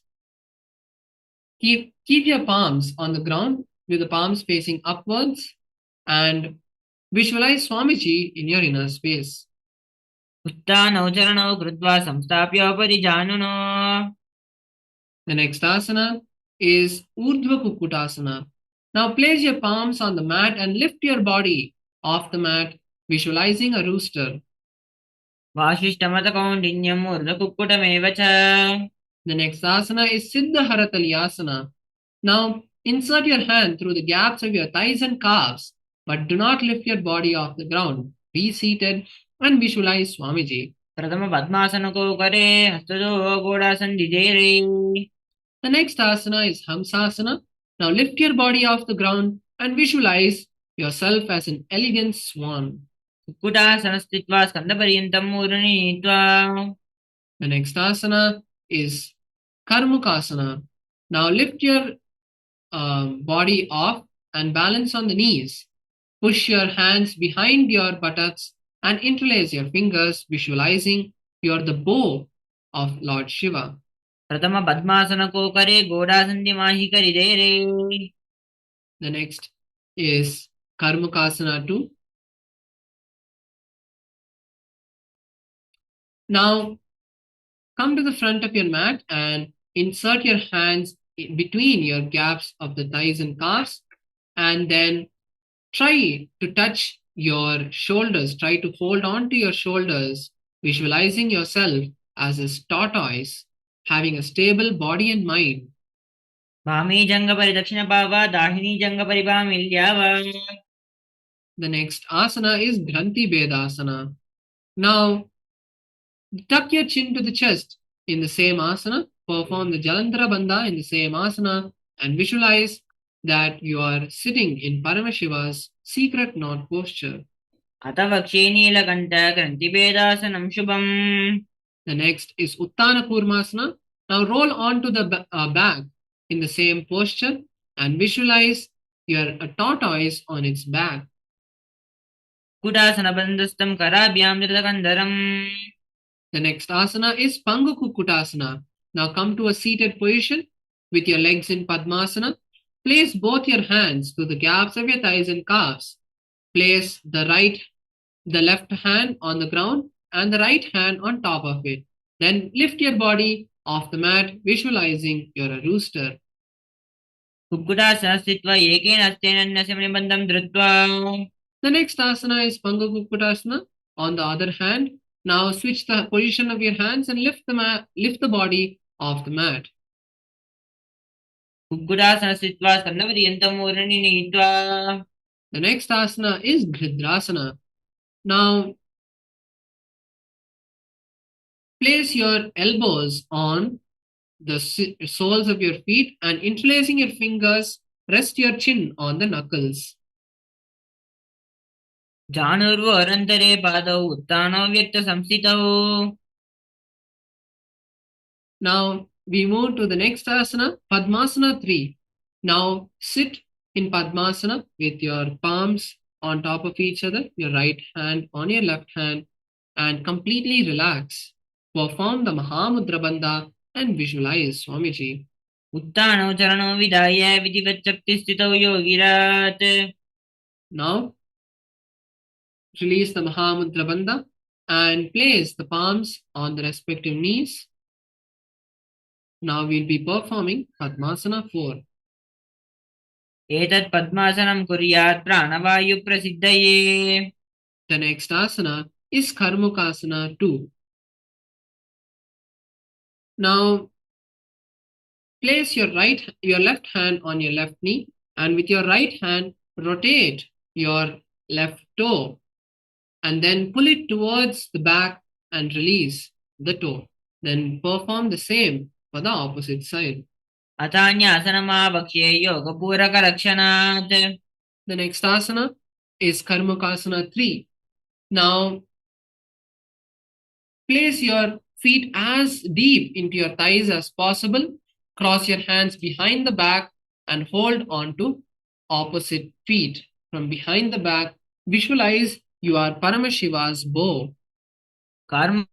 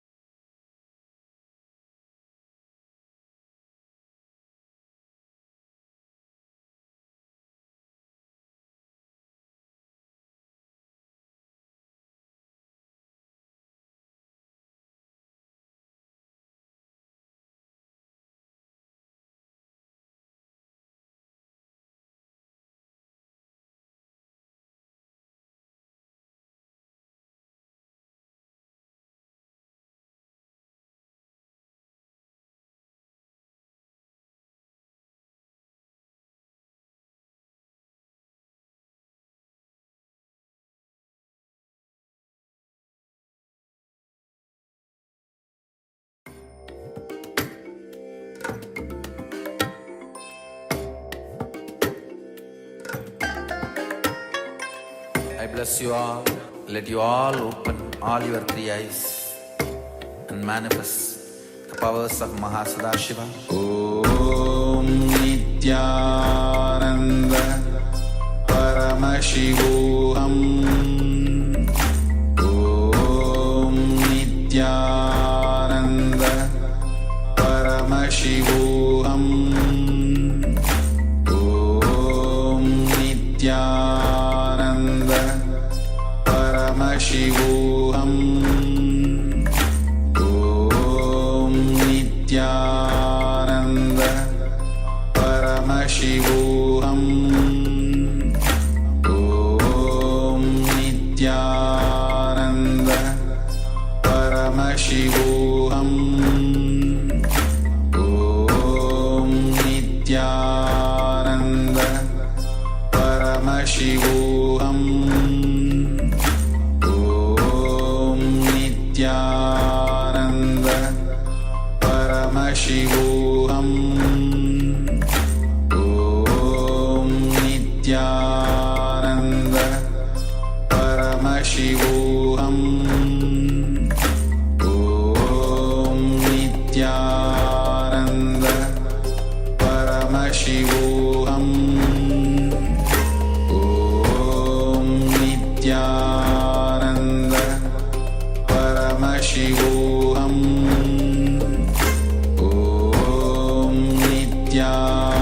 Nityananda Paramashivoham. Om Nityananda Paramashivoham. Om Nityananda Paramashivoham. Om Nityananda Paramashivoham. Om Nityananda Paramashivoham. Om Nityananda Paramashivoham. Om Nityananda Paramashivoham. Om Nitya. Sorry for the technical glitch. Let us now continue with the next asana. So the next asana is Dridasana. Now continue to be seated in the same position. As you switch the gaze to your third eye, visualize you are Paramashiva's third eye. ऊरुभ्याम् परिस्थाप्य पादयुग्मम् प्रयत्नतः. The next asana is Nagrasana. Now keeping your hands crossed behind your back, lie down, keeping your legs in Padmasana. Visualize you are a snake. प्रथम पद्मासनकोताने दोहातपाचाने आने. The next asana is Kandukasana. Now release your legs and bring the knees and thighs to your chest. Wrap your legs and rock from side to side, visualizing you are a ball. वेत्रासने स्थित्वा हस्तपादान् निष्कुष्य. The next asana is Urdhva Pavanasana. Now place your feet on the mat and hold on to your ankles. Interlace your legs behind your neck. Then relax, visualizing Swamiji in your inner space. प्रथम सूदो San करावे घोड़ा उबारा से मिलावे. The next asana is Markatapītāsana. Now place your hands underneath your shins, underneath your heels, and lift your hips off the mat, visualizing you are a powerful alpha A. उत्तान शयनं पादतले उत्तान हस्तयोः स्थापयेत्.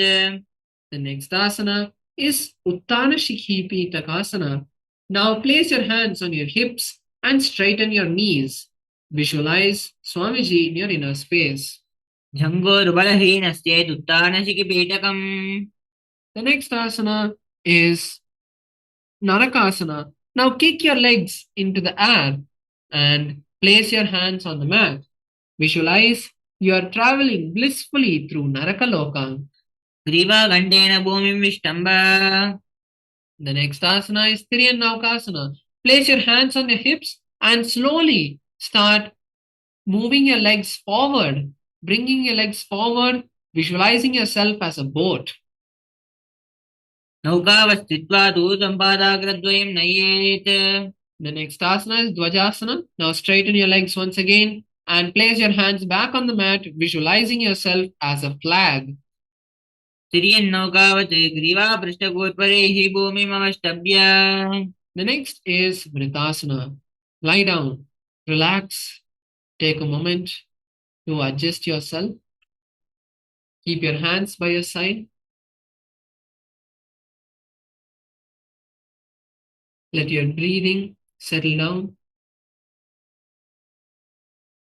Completely visualize your body has settled down, has been liberated by Swamiji. उत्तानं शववद्भूमौ शयनं तु शवासनं शवासनं श्रमहरं चित्तविश्रान्तिकारणम्.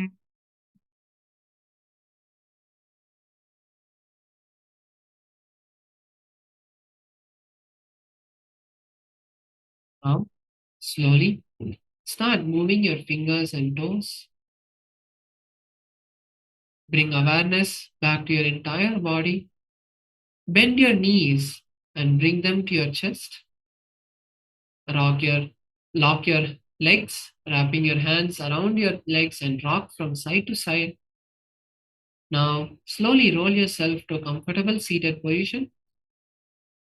We have beautifully completed the 308 asana sequence, and congratulations to all the participants.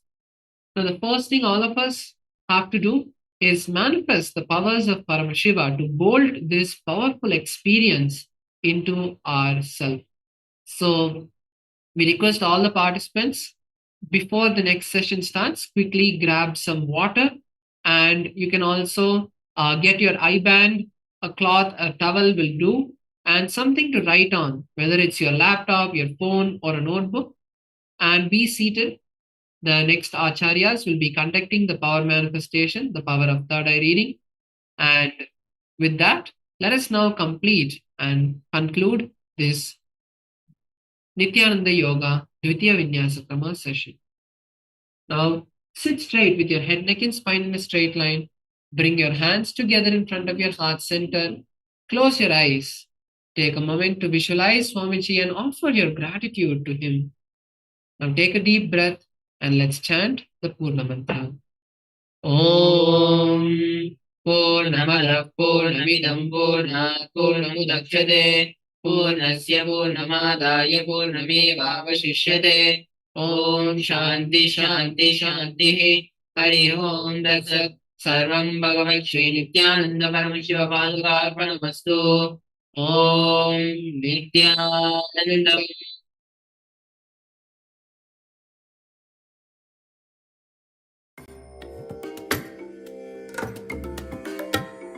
Buddhi means which orders the special file to be drawn. For example, the moment you see somebody wearing the kavi color dress, you would have had a good and bad both with that color. If your buddhi orders the bad file and the chitta will supply that, that is what becomes incompletion. If your buddhi orders the good file, and that is what the chitta will supply, and that only leads to friendliness. Understand? Whether your perceptions, sensory activities leads to more and more incompletion or friendliness is decided by the responsibility with which your buddhi behaves. The responsibility with which your buddhi behaves. Listen. Please understand. If your buddhi cognizes from the space of Advaita that everything, I am responsible, I am the source, then it always orders the right files to the chitta.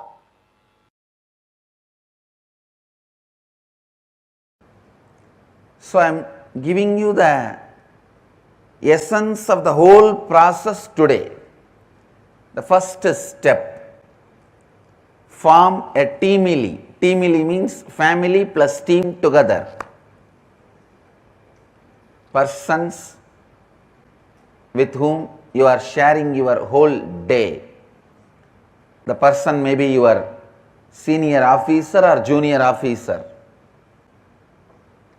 He may be your employee or employer.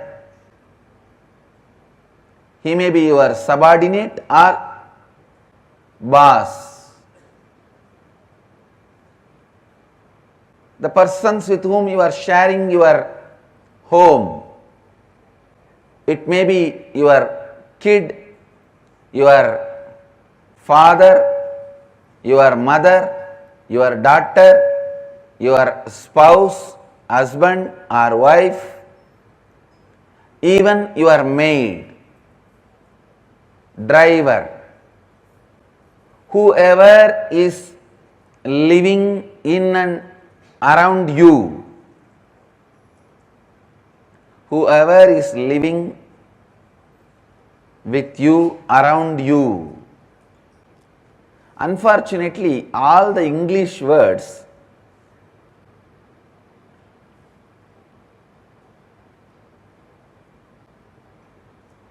are too small. The word Bandhu Mitra, what it means in Sanskrit can never mean friends and relatives in English.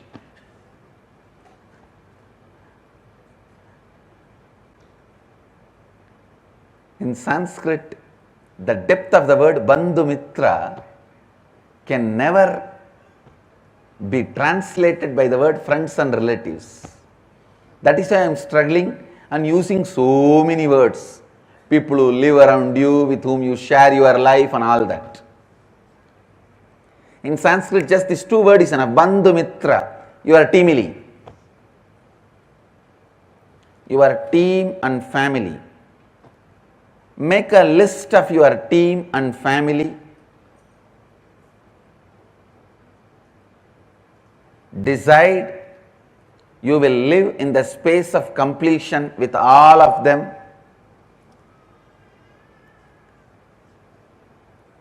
First, form a teamily.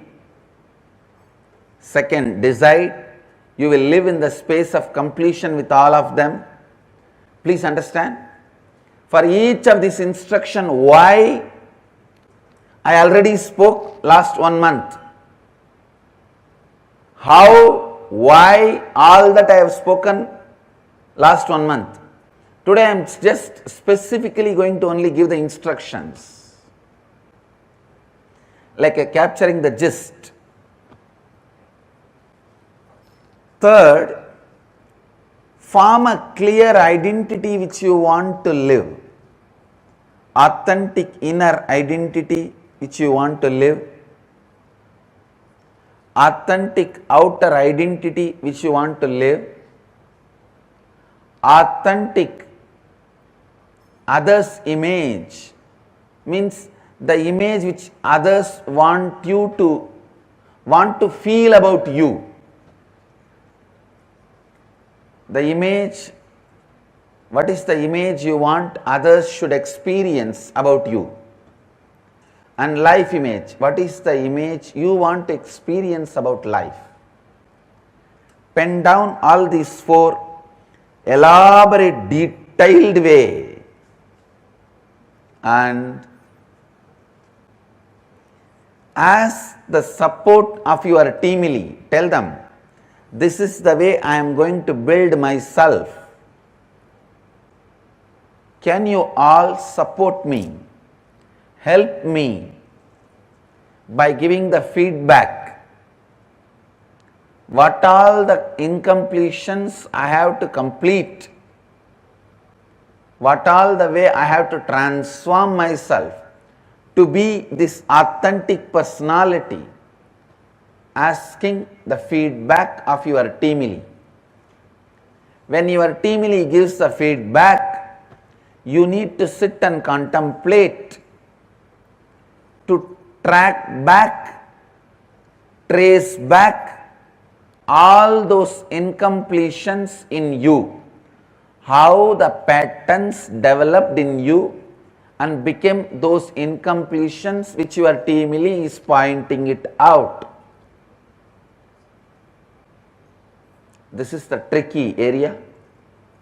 If you tell your teamily, I want to be remembered by all of you as a loving, caring person.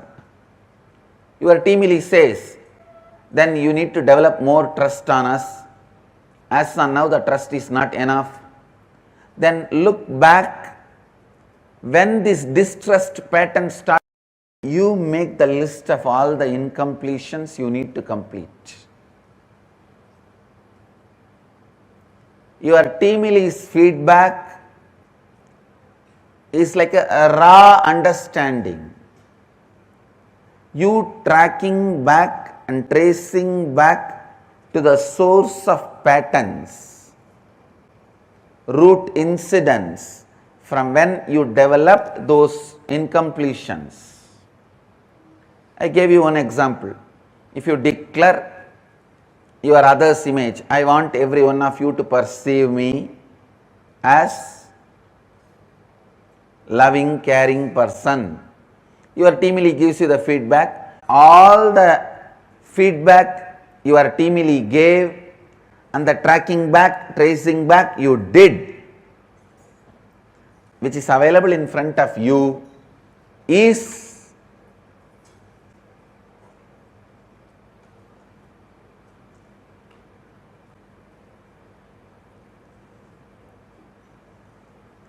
the incompletions you need to complete. That is the incompletions you need to complete. So listen. ध्यान से सुनिए. Please listen. Once you list all the root incidents, root patterns, incompletions, now it is time for you to complete. I tell you, the moment you pen them down and identify your incompletions, they lose power over you. They lose power over you. Sometimes people ask me, how to know teamily's feedback is right? Be very clear. Anything teamily gives as a feedback, take it as right. Don't even have the problem whether teamily is right or wrong. Anything teamily gives as a feedback, take it as right and trace back, track back. If it is not right, don't worry, naturally those incompletions will not be there. If it is there, complete it. If it is not there, enjoy it, that's all. Describe all your incompletions in detail. Just by understanding, most of them will lose power over you. And the remaining, if there are few, sitting like a small wound, like a pus, just few days, complete them and drop it, it will disappear. Nothing to be worried, nothing to be bothered.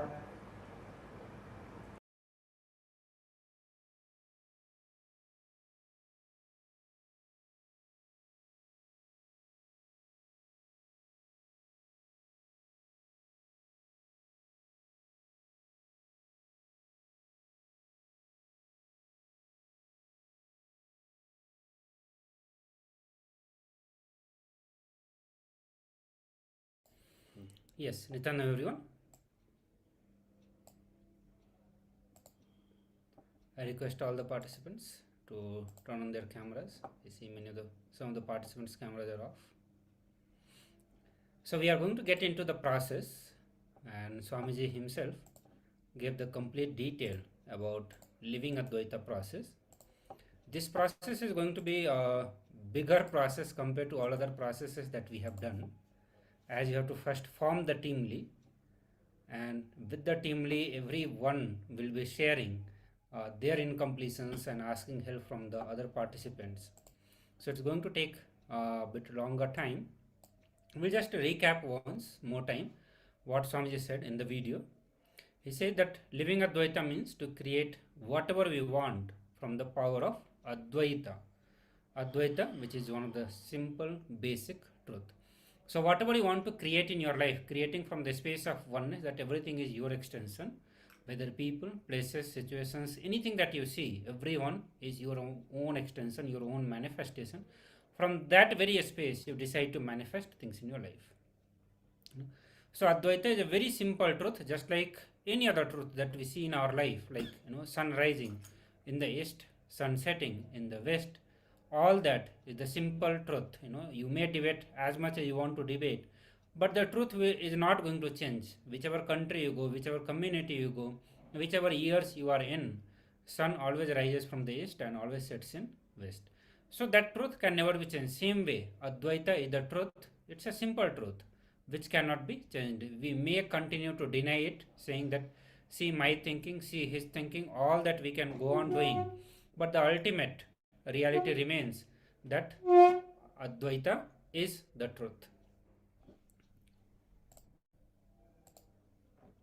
So now the first step, what you are going to be working on, you have to, today whole day, it will be needed for the whole day during the entire sessions, all the sessions that we are going to be covering today. You need to have a teamly, and teamly must consist of 11 members. Okay, and I see that many of the Chinese participants should be able to make a team. All the Chinese members will have to come together, form a team, make a teamly. Teamly means team plus family. So it's not just a team, where you are coming together for certain work or certain project to be executed, but rather it's a team plus family. So that feeling, closeness, togetherness of the family, and at the same time the spirit to bring certain work or certain project to completion or fulfilling certain purpose. Here all of you are coming together with that feeling of family to bring completion to each other. So 11 member, you need to have minimum 11 number. And what Swami said, that if you can have completion with 11 people in your life, you can have completion with any number of people, any people in your life. So to have completion with everyone in our life, and all of us, at least 100 people will be part of our life. If you include your family member, your near dear ones, your friends, relationship, all the colleagues from the college, from your workplace, everywhere in the spiritual sangha, in the sangha, with the Kailasa, if you include all the places, you will have around 100 people or more than 100 people in your life. But you just need to have 11 people. If you can be in completion with those 11 people, always understand, you will be in completion with every single person in your life. So all of you need to identify the person with whom you are sharing your day, the ones with whom you are living around you, with you, and with whom you share your life, work every day, with whom you share your house, food, work, office, all these people. These persons can be your co-worker, your employer, your family members, you share with whom with them. They all can be living in another city, state also, but they should have a significant impact on you and your life. So anyone whom you are choosing to make your partner or part of your teamly, understand, they should have a significant impact in your life in some way or other. It can be even pets, trees, river, mountain, all this can be part of your team list. If you spend a good amount of time with the river, even river can be part of your team list. If you spend good amount of time with your pet, pet can also be part of your team lead. But only one requirement is that that person should be part of your life. He should have a significant impact, involvement in your life. So we'll have a few minutes. I request all of you to start finding a team member, a team lead, and write it on a piece of paper. Write down their name in a list format.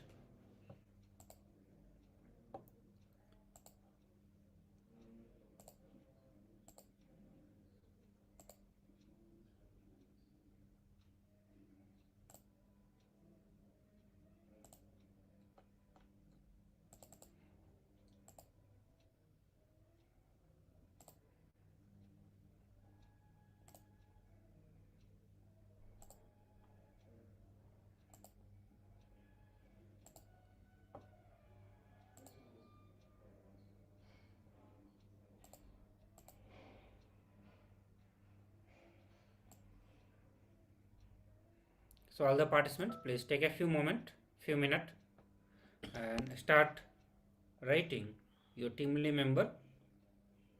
Only one conditions that you have to be aware that the person should have a significant impact in your life. You are not going to choose any random person, but rather a person with whom you have been sharing your life. It can be your friend, family, your colleague, your worker, your co-worker, anyone. If you spend a sufficient amount of time with any person in the Sangha, doing completion or various other activity related to Sangha, he can also be part of your team lead. So please start writing it down. This is going to be one of the most powerful process that you are going to experience. So just like the completion process, samskar dana kriya, and few processes which has very significant impact, very powerful impact on our life, means for whole of the life we'll be doing completion, and they serve as the solution to all, or rather to say any problem and all of the problem. Same way, this is going to serve as that. Completion with other is very, very important. Our life does not happen just because of us. It happens because of so many people who are involved in our life. Even as simple as it's not that we are the one who is preparing our food by growing it and then cooking it and feeding it. Even the clothes that we are having, the gadgets that we are having, the softwares that we are using, so many things that we are using in our life, they are not made by us, they are not created by us. It's created by many people who are around us or who are living with whom we are living in the society. So our life does not happen just because of us. It happens because of so many people are involved in our life, and any kind of incompletions with them is going to impact your life in a very big way. That's why it's important that we learn to bring completion, learn to work from the space of oneness with everyone else involved in our life.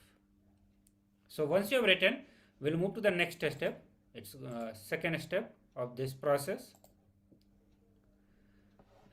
So second step process, you are going to make a conscious decision that you will live in the space of completion with your team lead members.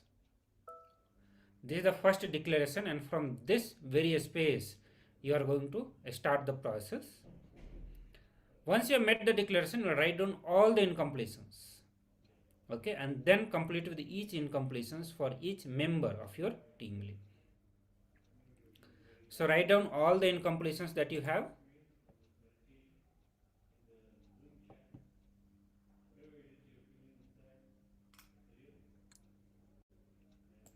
So there are one more process step is there. Once we complete the first step, or rather to say this is the second exercise. First exercise was writing down, recognizing team lead member. Second step, finding out all your incompletions and then completing each of these incompletions.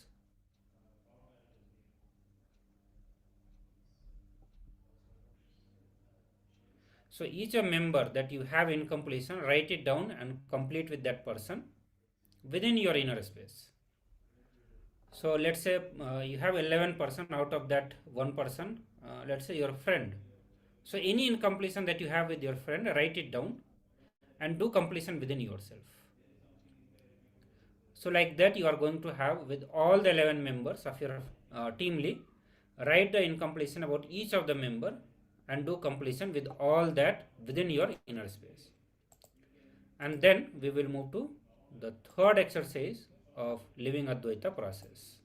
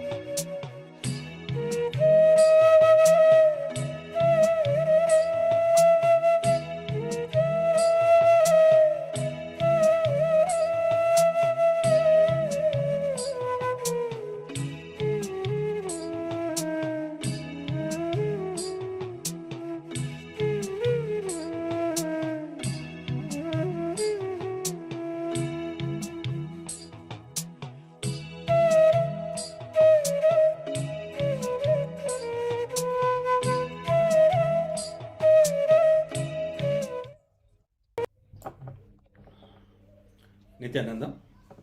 Now let's move into the second step. So first, sit and silently connect with each person of your team lead. You would have listed down the 11 members.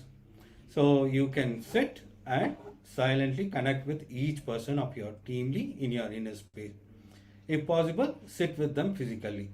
So if you're at home, you can sit with your mother or your brother whom you are closely related, whom is you think very part of your life. They have been a part of your life and you are very closely related to them. See, whenever you are closely related to them, that impacts your life a lot. If he talks harshly, that will have an impact. If he talks lovely, it will have the impact. So whomever you are close and whom you are penned down, sit with them, look in and notice if there are any incompletion that arise inside you when you are connecting with each of your team lead member. For an example, your sister, she might have bought some new cloth which you would have not got. Whatever incompletions are coming, just pen down. When you see your sister, what is that incompletion which affects you? So pen down all those things. So see what is happening inside you when you see that person. So you have to pen down all those things and you need to do the completion. First pen down what is happening inside you when you see that person. Start with your closely related person. If you're in an office, you can start with your colleague, or if you're in a home, you can talk to your brother or sister who is a very part of your life. Let's enter into this exercise.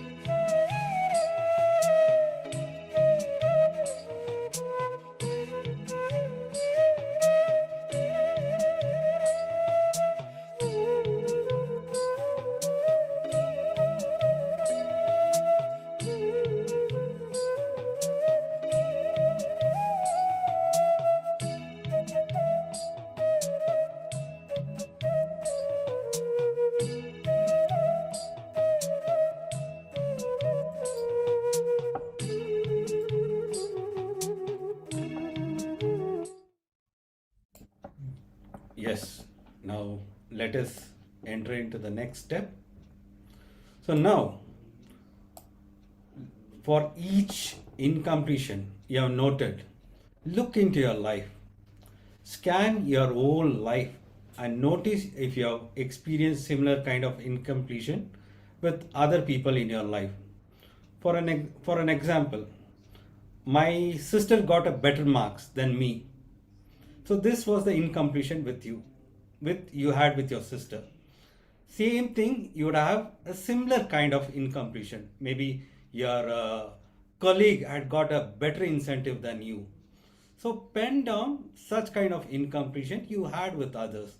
These are the similar kind of incompletion you have unconsciously acquired it. So pen down all this incompletion which is similar kind of incompletion. The example I said. So you would have had the same incompletion with others in your life. So all the 11 members who are part of your life, see that what all happened, similar kind of incompletion you had went through him. See, this is the root pattern, you look into it, and this you need to complete this. So this exercise is going to help you. Then describe in detail the particular situation and experience. So I request all the participants to pen down all the similar kind of incompletion.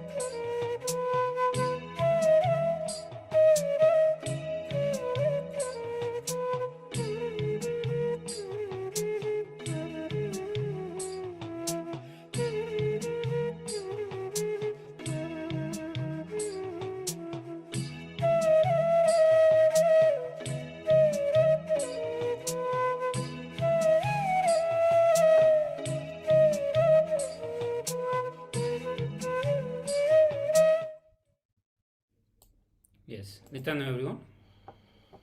So it's time we move to next exercise.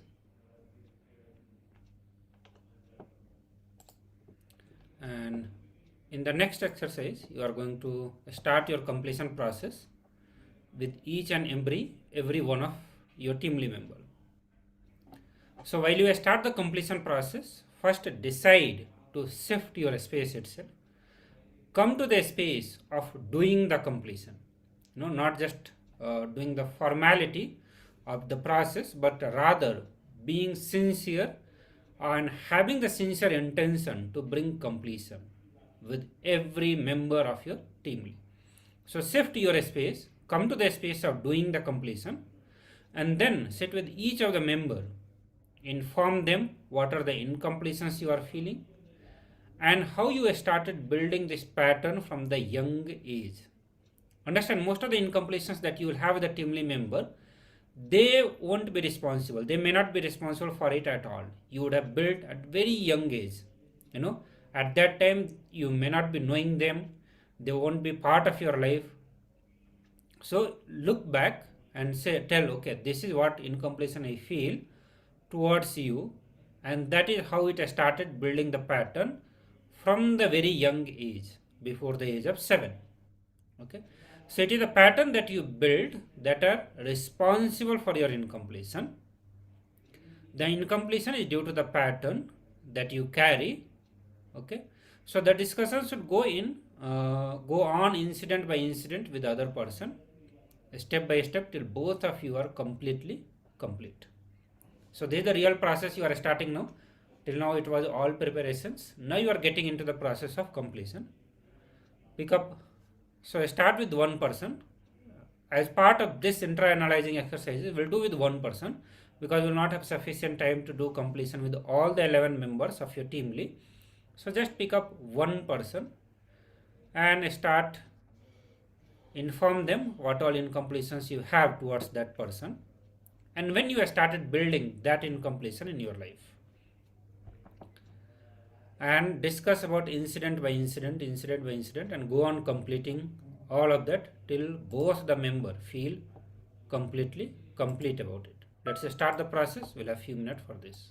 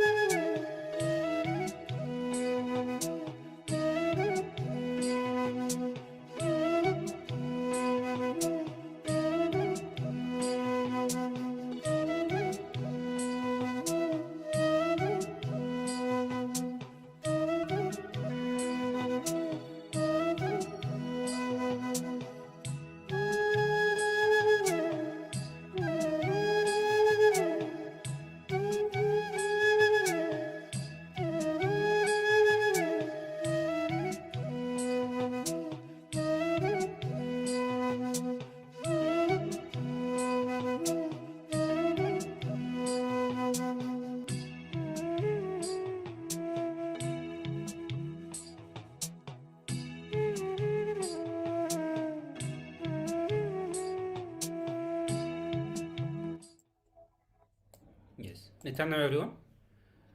It's time we move to the next part of this exercise. I hope all of you are writing it down also. I know that it's very less time that we are able to give for any of this completion. These processes are very long and they take actually full day, 2 days, 3 days to do all this completion process. But here you have to finish all of that within few hours. So it's better you all go on a writing all the steps involved into this in this complete process of living Advaita. So the sixth step, which is going to be as homework, you are going to create a new authentic identity which you want to live. Authentically describe all the four images, which means the inner image.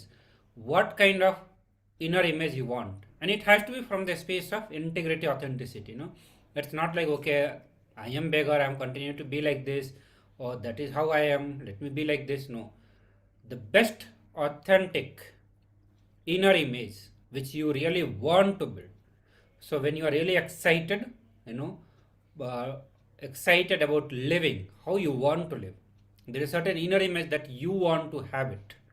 When you experience the space of powerfulness, the experience the living space, that joyful space, that time you want to create certain best image for yourself, within yourself. Write down that one, what kind of inner image you want, and same way what kind of outer image you want, the way you project yourself in the outer world, that is what is outer image. So how you want to project yourself, that best image, write it down. Then others image, how others should perceive you. Okay, understand, for this also you are responsible, and you have to make the decision. Okay, this is how I want others to perceive me. And then life image, how you perceive others and life. Okay, the image that you want to experience about life, how you want to see life. Life is blissful, life should be compassionate. Whatever image you want to have about life, decide that what kind of image you want about life. So this is going to be part of your homework. Okay, so describe all the four images to your team lead. Once you have written the authentic inner image, outer image, others image, and life image that you want to have, describe all these four images to your team lead. Ask your team lead to suggest to you what all incompletions you need to complete. So by the time you do all the completion process with them, they will know what all incompletions you are going through, what all incompletions you have. And based on that, they will be able to tell you what all incompletions you need to complete with. Okay. And they will be telling what all incompletions you need to complete to achieve the others image and life image you want to create. Okay.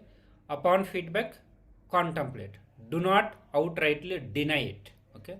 Generally we have a habit, either outrightly we say no, or in a passive way we say no to that. Whatever you are saying, yes, I cannot say no to you upfront, but you will deny that. I do not accept what you said. So do not get into that attitude, but rather contemplate upon each and every feedback that comes to you. Okay. Identify incompletions around your inner space, inner image, outer image, life image. Identify all the doubts, fears, impossibilities you have regarding your image and drop all of them. To clear the space and hold what you want to create as the reality. For this to happen, you need to drop all the old inner image, the incompletions that you have around inner image. Understand, completion is a decision to get rid of patterns and not to entertain it again consciously. Okay, so I'll just project these two set of assignments for a few minutes so that all of you can write it down. This is part of the homework, so all of you please write it down. Okay, I'm projecting it. After a few minutes I'll change this and project another assignment. Please write it down that also, and then we'll move to next session, which is going to be power manifestation. So let's start now.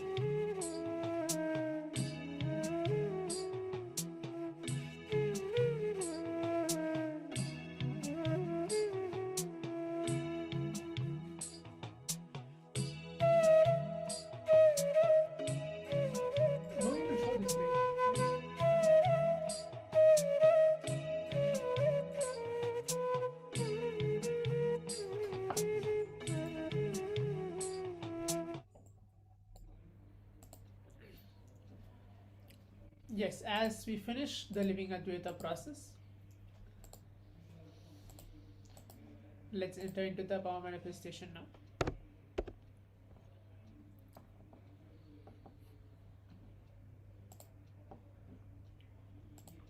Requesting all the participants to come and be seated so that we can enter into this round of power manifestation.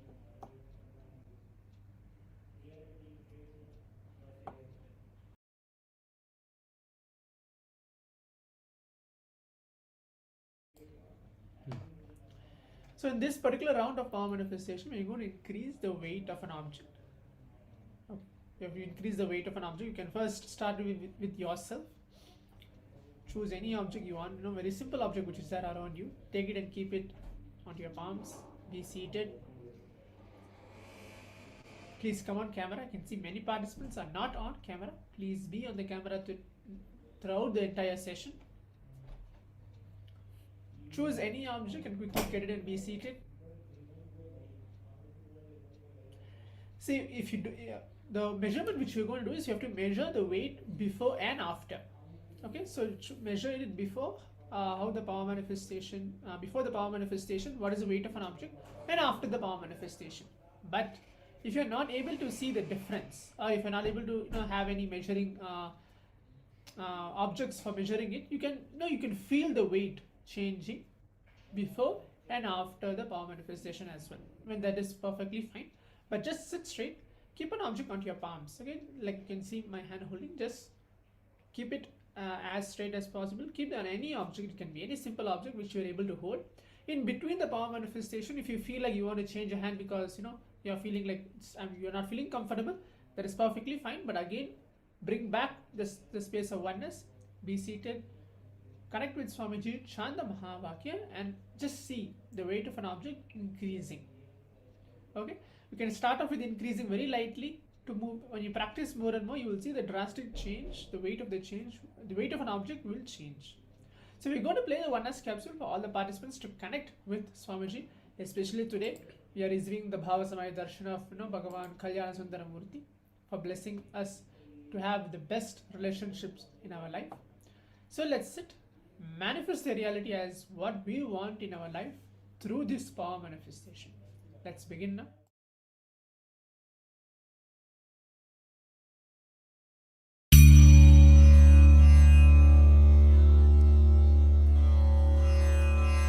ஞானங்கள் கோரி நித்யானந்த கணபதியை துதித்து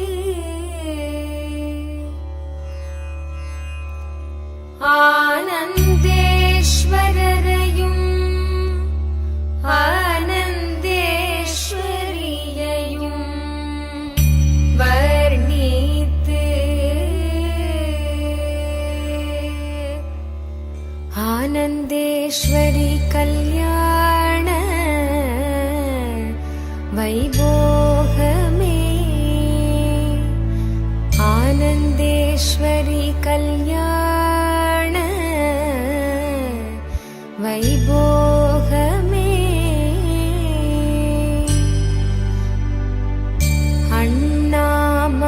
அண்ணாமலையோனே ஆதிசிவரூபா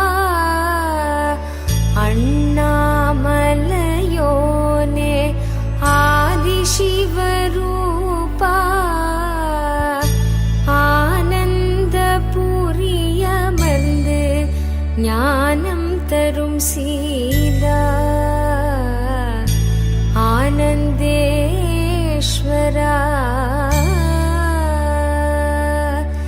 ஆனந்தேஸ்வரி கல்யாண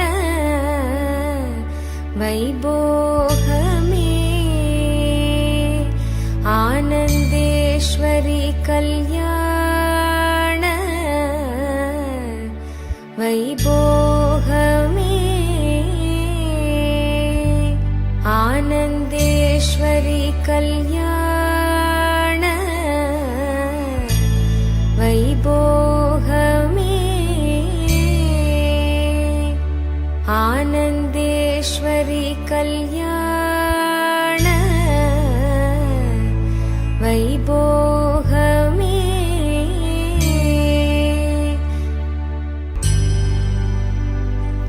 ஆனந்த ஈசனவன் மடி மீது அமர்ந்து ஆனந்த ஈசனவன் மடி மீது அமர்ந்து அகிலம் தன்னை காக்கும் அன்னையன எழுந்த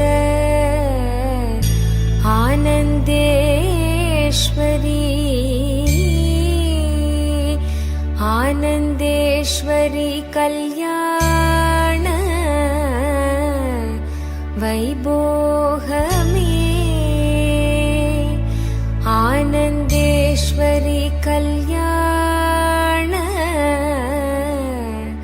வைபோகமே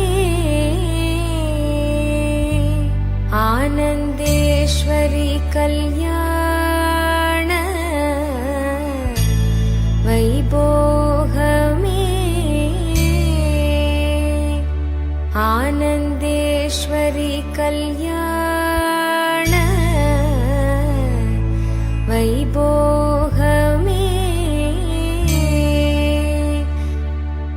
வாழையடி வாழையன ஞான குலம் தழைக்க வாழையடி வாழையன ஞான குலம் தழைக்க குலையோடு வாழை மரம் பந்தலிலே பூட்ட ஆனந்தேஸ்வரி ஆனந்தேஸ்வரி கல்யாண வைபோகமே ஆனந்தேஸ்வரி கல்யாண வைபோகமே ஆனந்தேஸ்வரி கல்யாண வைபோகமே ஆனந்தேஸ்வரி கல்யாண வைபோகமே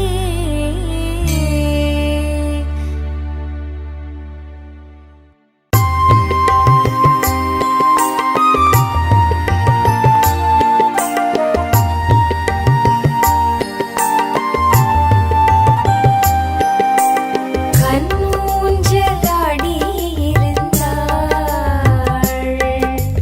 கண்ண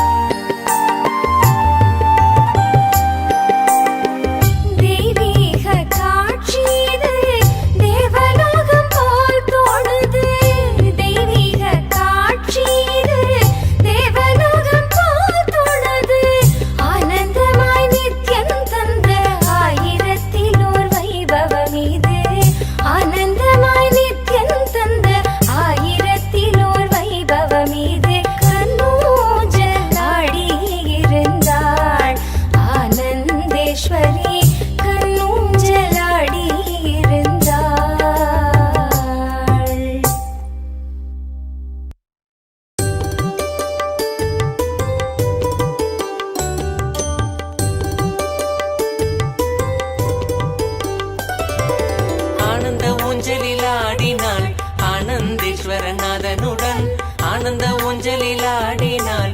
ஆனந்தேஸ்வரநாதனுடன் ஆனந்த ஊஞ்சலில் ஆடினாள். ஆனந்தேஸ்வரநாதனுடன் ஆனந்த ஊஞ்சலில் ஆடினாள். ஆனந்தேஸ்வரநாதனுடன்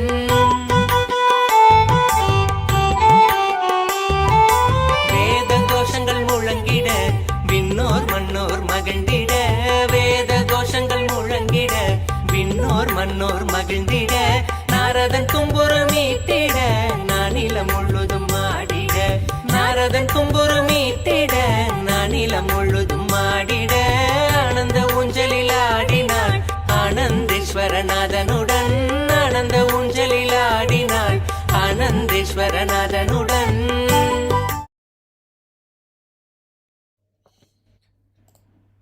Yes. Now I request each of the participants to share what did they manifest and how did the change happen. Whether each of the participants able to feel something, the increase of the weight of an object onto your palms. Please take a moment to share that on the Zoom chat. As you know, we watched the Oneness capsule. You're just sitting in that very space of oneness, connecting with Swamiji. Please take a moment to share. What did each of the participants manifest and go through their experience on this particular round of the power manifestation?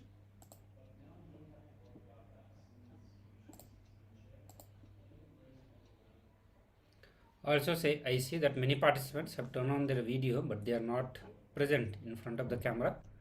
I request all of you to be in front of the camera and at the same time continue to interact. If you face any problem, please do ask. If you need any clarification, please do ask all that. And from the previous intra-analyzing session, Guru Prasadini has shared that I just did a completion with my mother and both of us cried during it, but now we feel good. Yes.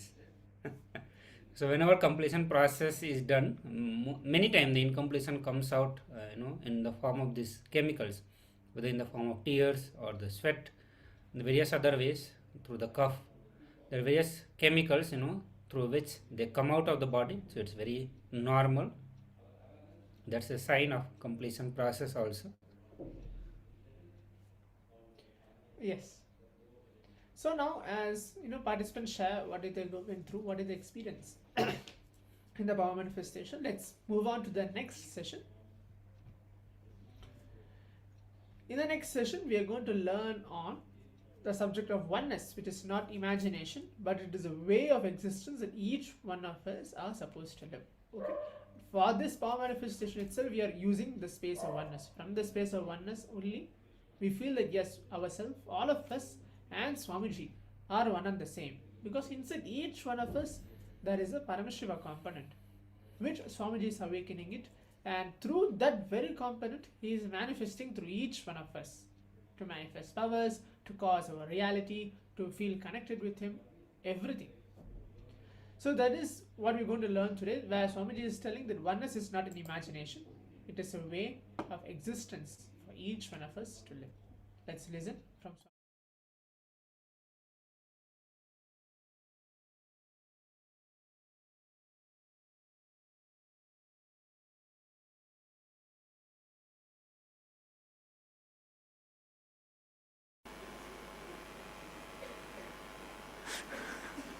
Understand?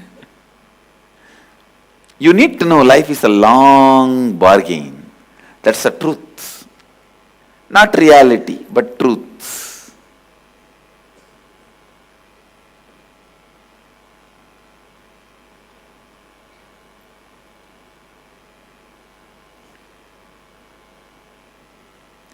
Every experience you accumulated in your life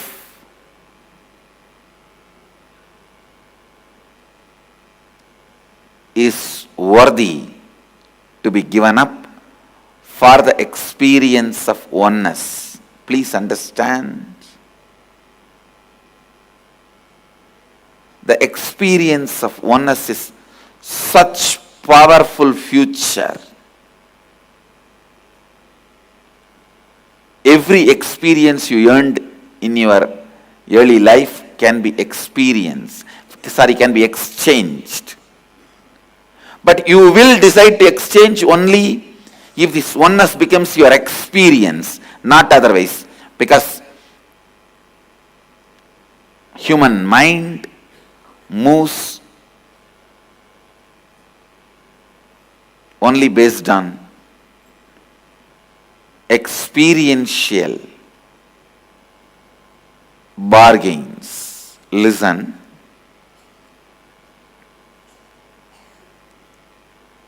I don't need to inspire you.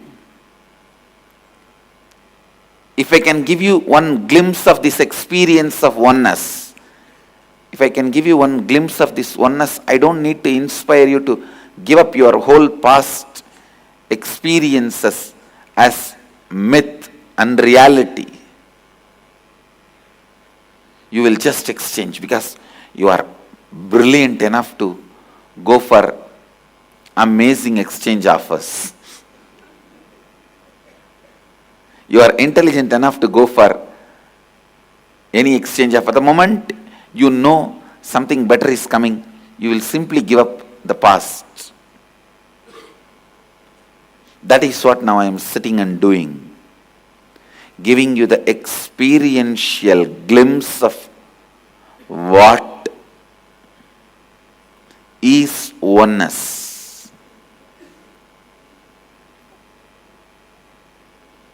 And oneness is not just some good moral lesson. Oh, everyone is one, just love. No.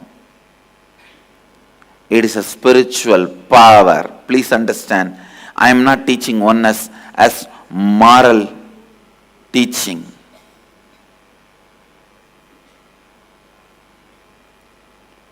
Oneness is a spiritual power.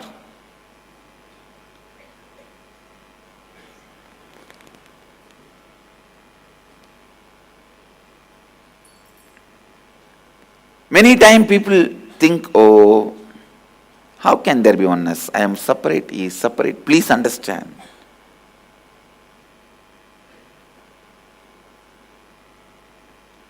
Forget about experiencing oneness with the other person. First, decide to experience oneness with your own body. Start there. Most of us who use the logic, I am this body. How can I experience oneness with another one body, another one person, another one mind? Come on, get down to the ground. Don't be in a sky. Oh, if you talk, I am this body. How can I experience oneness with another one body, another one mind? No. How can oneness be the truth? If you talk like this, it is equivalent to a beggar, foolish beggar. Because he got $100 bill, he starts sitting and calculating, oh, today in 2 minutes I made $100. And 24 hours if I make, how much I will make? So 1 week if I make, how much I will make? In the same ratio, if I make 1 month, wow, almost it will be $1 million. And in a year, wow, it is almost like a $12 million. Wow. Then I should plan how to invest my money into the stocks, and I should start buying newspaper from today and see which stocks are going up, which stocks are going down, what is the best way of investing my $12 million money by the end of this year. How stupid he is. You are on the same stupid level.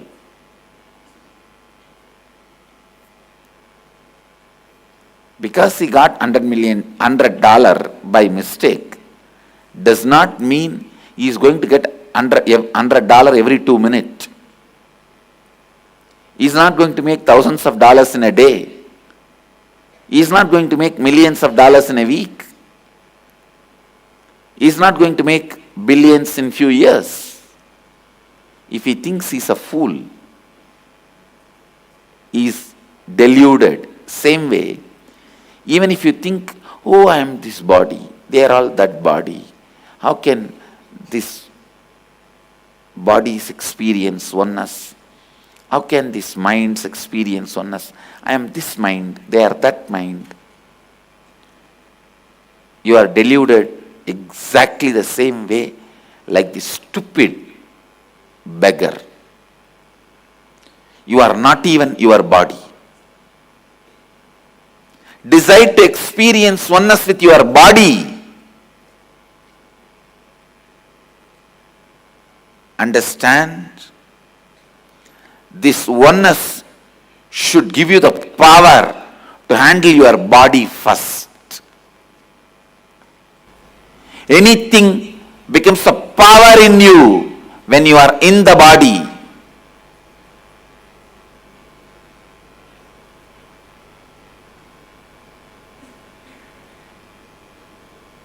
Anything becomes power in you when you are in the body.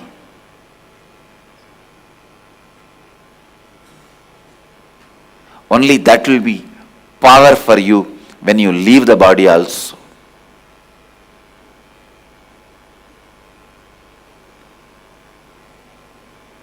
When you are in the body, the oneness, cosmic oneness, which becomes power when you are in the body, will be power even when you leave the body. Understand? Decide to pay attention to the experience of oneness. That very decision will make you constantly flow towards that oneness experience. You will make that into reality in your life. As a guru in the satsang, I can only make a fashion statement about oneness experience. As an incarnation in Shivoham experience, I transmit that very experience into you.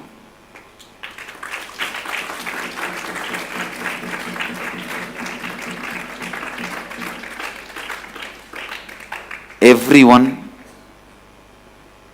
who decided to have the experience of oneness in Shivoham, from now, prepare yourself by constantly putting your attention on oneness experience.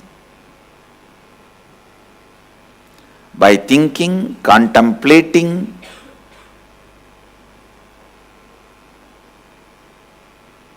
empowering oneness experience. How? You are one with the whole. Let this oneness become empowering experience in you. Oneness is higher than highness or holiness titles. Understand? The highness and holiness titles are nothing compared to the experience of oneness. Let oneness be your experience. Let oneness be the center of your life. Give attention to your oneness experience.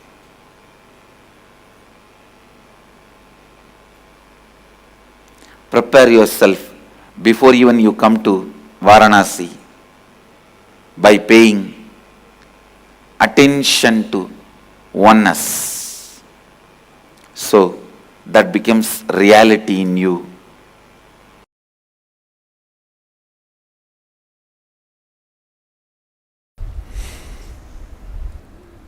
So first things first, nitty-gritties and nuances of oneness. What is fundamentally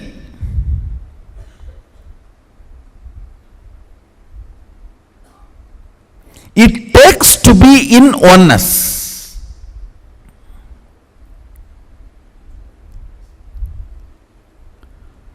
Please understand what it takes fundamentally to be in oneness, because oneness is not imagination or visualization, it is experience. Listen, an idea filling your length dimension is imagination. An idea filling your breadth dimension is visualization. An idea filling your depth dimension is declaration. An idea which is you is oneness.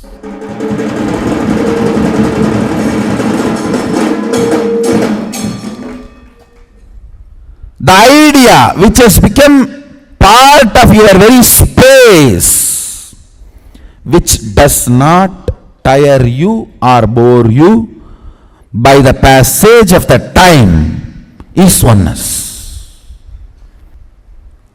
Oneness is not imagination. Oneness is not visualization.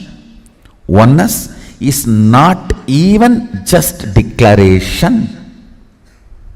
It is your existence. You need to know what all is not oneness, then you will know what is oneness. Mahadeva says in the Agama, Sadashiva beautifully explains in the Agama,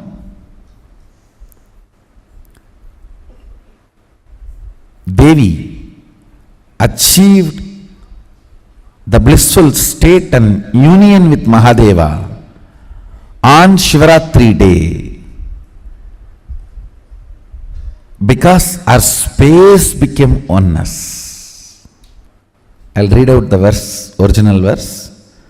Anustitam puradevya yata anyair abhyanustitam maya saha muda sardam ramantipsita mayayahu na badhyante yamadesat kinkaraihi kruvar tristitihi yamam chapi na pashyanti narakani cha noyayuhu. Understand, if you remove the effect of yama, time, on you,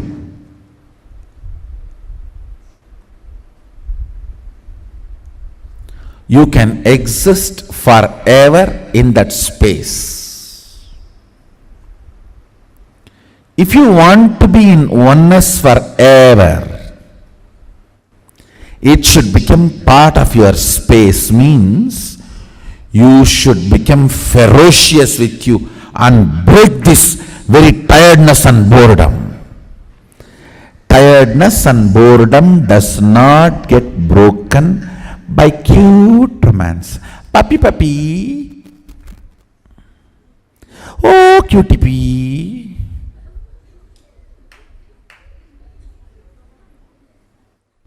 Cutie pea, puppy, all will get only pea. Only when you deal you with the ferociousness, you break the tiredness and boredom. With that ferociousness, you need to digest oneness. With that ferociousness, you need to make oneness as your space.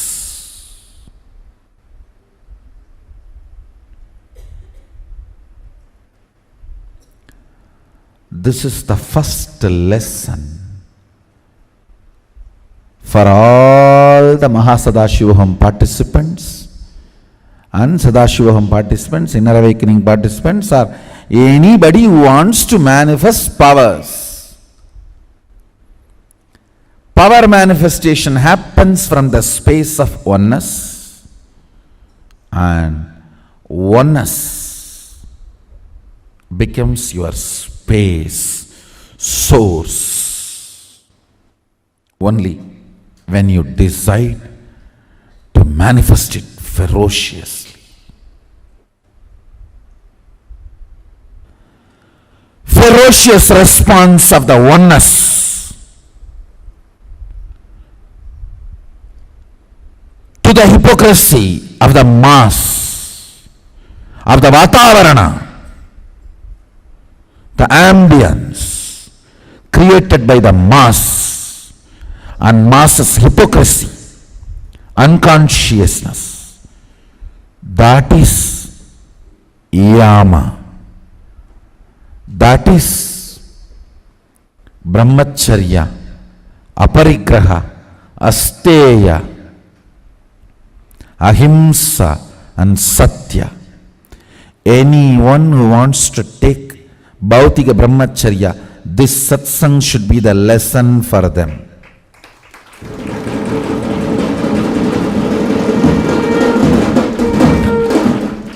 Who wants to take bhautika, or who have taken bhautika, or naishtika, or sannyasa, who wants to understand, manifest powers, this should be the fundamental lesson.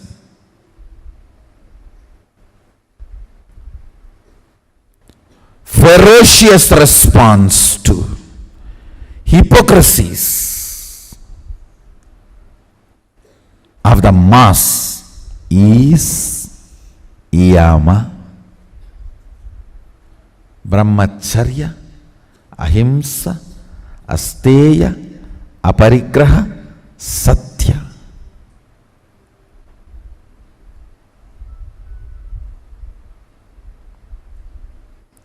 With this ferociousness, the time layer in you opens, and the oneness, from imagination to visualization to declaration, it becomes your space, the way of existence. Understand these 5 layers. In length level, if you try to be in oneness, it's only imagination. In the breadth level, if you try to be in oneness, it's only visualization. In the depth level, if you try to be in oneness, that's only declaration. Your time layer need to be opened with ferociousness. So this just sinks into your space and becomes lifestyle, your existence. Then you just know. You can never be bored of being a brahmachari. You can never be bored of being in asteya. You can never be bored of being in satya. You can never be bored of being in ahimsa. You can never be bored of being in aparigraha. Aparigraha, asteya, brahmacharya, satya, ahimsa. All these 5 are ferocious response of your space of oneness. Ferocious response of your space of oneness. Decide today. Get into the ferocious space of oneness. From that ferociousness, declare all these 5 as the response of your space. response of your space's oneness, you will see.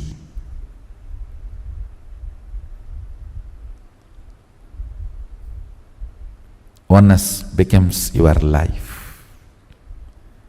It becomes your life. It just becomes your life.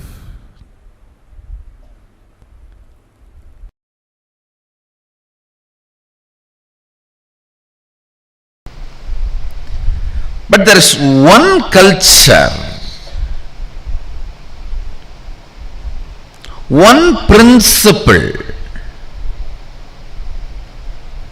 common to the whole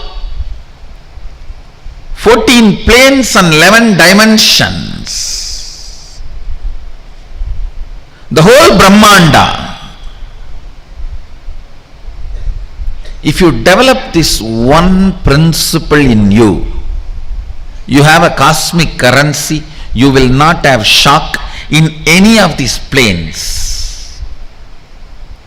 Any transition into any plane, whether you go to Pitruloka, Bhuloka, Bhuvaloka, Tapaloka, Tapoloka it's called, Satyaloka, Brahmaloka, Vaikunta, Kailasa, Goloka,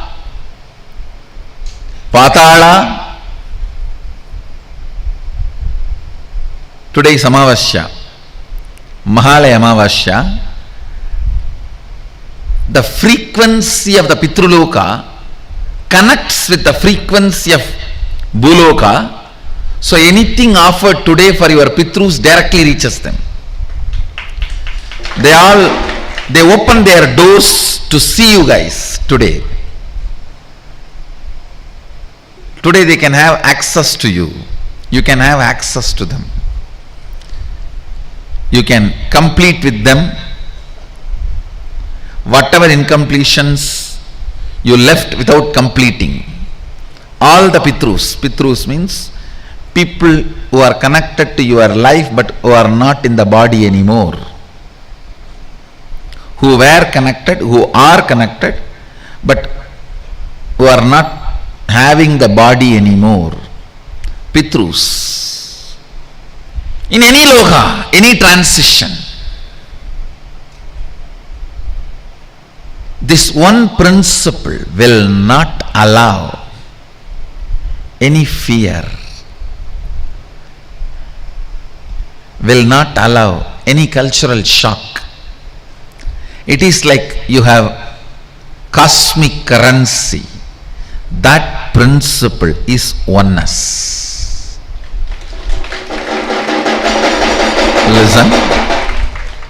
Listen intensely.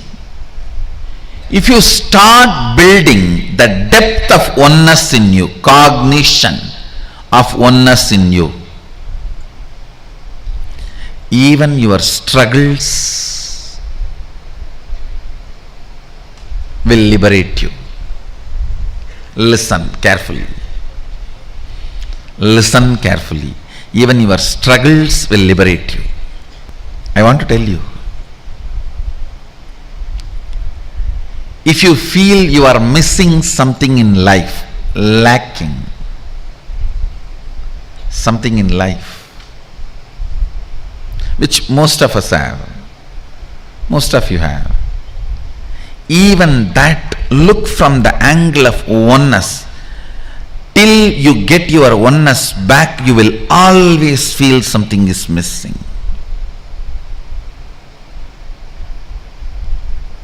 And even if you gain it, you will miss it just to feel the missing feeling is what you enjoy. I call it victim pornography mind. The mind cannot enjoy the success, but victim, it can victimhood, failure, it can vividly visualize and enjoy. The victim mental setup almost gain the sacredness. If you are feeling you are victim, oh, you are humble. No. All this stupidity does not stay in Shaivism. In Shaivism, victim mental setup is not appreciated or accepted. are respected or revered. No. I have seen the people who enjoy victim mental setup will have so much of anger towards anybody who is happy. They can't tolerate happiness. They can't tolerate somebody joyful. They want everyone to be in the victim space like them, because they are in Patala. They want everyone to be in Patala. They don't want anyone to be in Swargaloka or Brahmaloka or Tapoloka.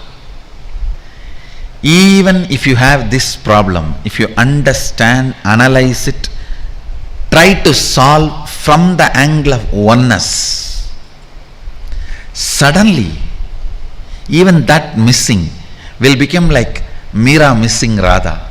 Meera missing Krishna, Radha missing Krishna. It's not that they did not have that emptiness or loneliness. When they tried to handle from the cosmic oneness, even that came out only as poetry. And finally, it melted down into the powerfulness of oneness. Understand? If you don't try to look your emptiness, loneliness from the cosmic oneness, you will become demon like Surpanaka or Tataka. Surpanaka was missing Rama, but she did not understand that missing from the angle of cosmic oneness and completion. She was trying to grasp, not even grasp, grab. Ugly.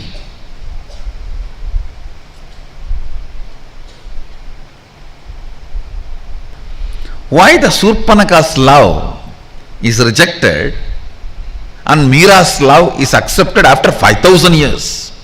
The gap between Krishna and Meera is 5,000 years. Understand? Anything you have, attend from cosmic oneness. Even if you are struggling with it, that currency will be useful for you when you go through the cosmic transition. If you have organized any of your problems with the cognition of cosmic oneness, one you will solve, but even before you solving it, you have made it sacred. The problem is no more a mundane problem, it is a sacred problem. Understand? The moment even your loneliness is aligned to the cosmic oneness, it is no more problem of missing. It should be named as Vyakulata, yearning.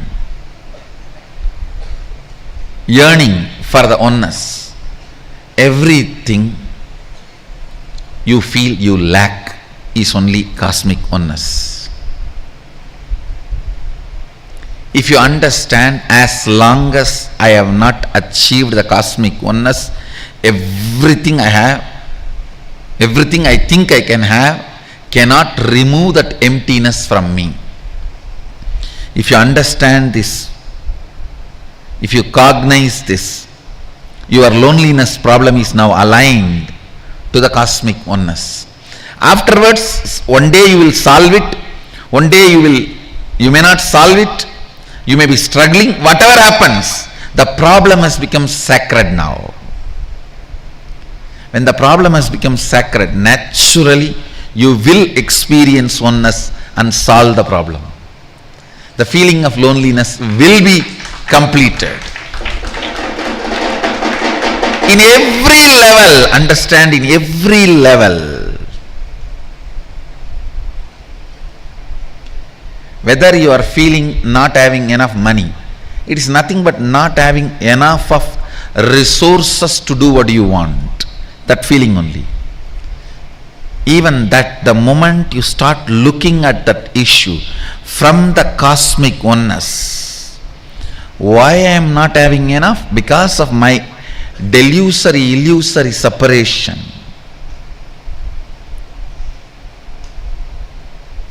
Let me look into the lack of resources from the angle of cosmic oneness. You will have resources you want, that is one. Even that till the time you will be manifesting the resources you want, the problem has become sacred. It will not damage you anymore. It will not be hurting you anymore. It will not be making you powerless anymore. It will not be putting you in depression anymore. It will not make your muscles weak. It will not make your life powerless. Every problem, look from the angle of oneness. Oneness is cosmic principle. Shuddhadvaita is the cosmic principle. That is the spindle on which this 11 dimension and 14 planes rotate. See, all the 11 dimensions, 14 planes of existence, spindle, the standila, Meru standila, on which all 14 rotate, is oneness. If you learn to live oneness here, any world you go, any plane you go, any dimension you go, you will not have cultural shock. They will tell, please come, welcome. You will not have something new. It will only be like a department change, nothing more. It will not be a cultural shock. It will not be a being level shock. You will not feel something is new. You will not feel you have entered into a new place. You will not feel something is unknown to you. You will just know how to exist and how to function, how to operate.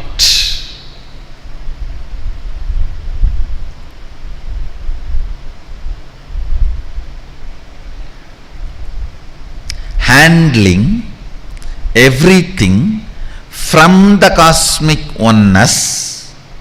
Listen, handling everything from the cosmic oneness is what I am calling shooting arrow from oneness. Whether your difficulty is missing something, your problem is health, your problem is not able to live with the community you are trying to live. I am seeing many people who can't align themselves to integrity, cannot exist here. Actually, not having integrity is equivalent to mentally retarded, handicapped. See, to exist in a community like us, you need to be equipped with integrity as one of your important dimension. I've seen people who can't plan integrity as their thinking strategy, can't exist here. One day you will say, I am feeling suffocated here, I don't want to live here, I wanted to leave. The next day you will send a message, miss you. It's like a fish trying to swallow the sun, and sun says, stupid. Then you say, oh, I am missing the sun, sun is not letting me swallow it. Integrity, not having integrity is equivalent to mentally retarded. It's actually not having integrity is the only psychiatric, psychological disorder. Actually, both are not that big, the psychiatric and psychological. It's only the relationship between psychiatric, psychosomatic psychological, the disorders, is only just the cause effect source.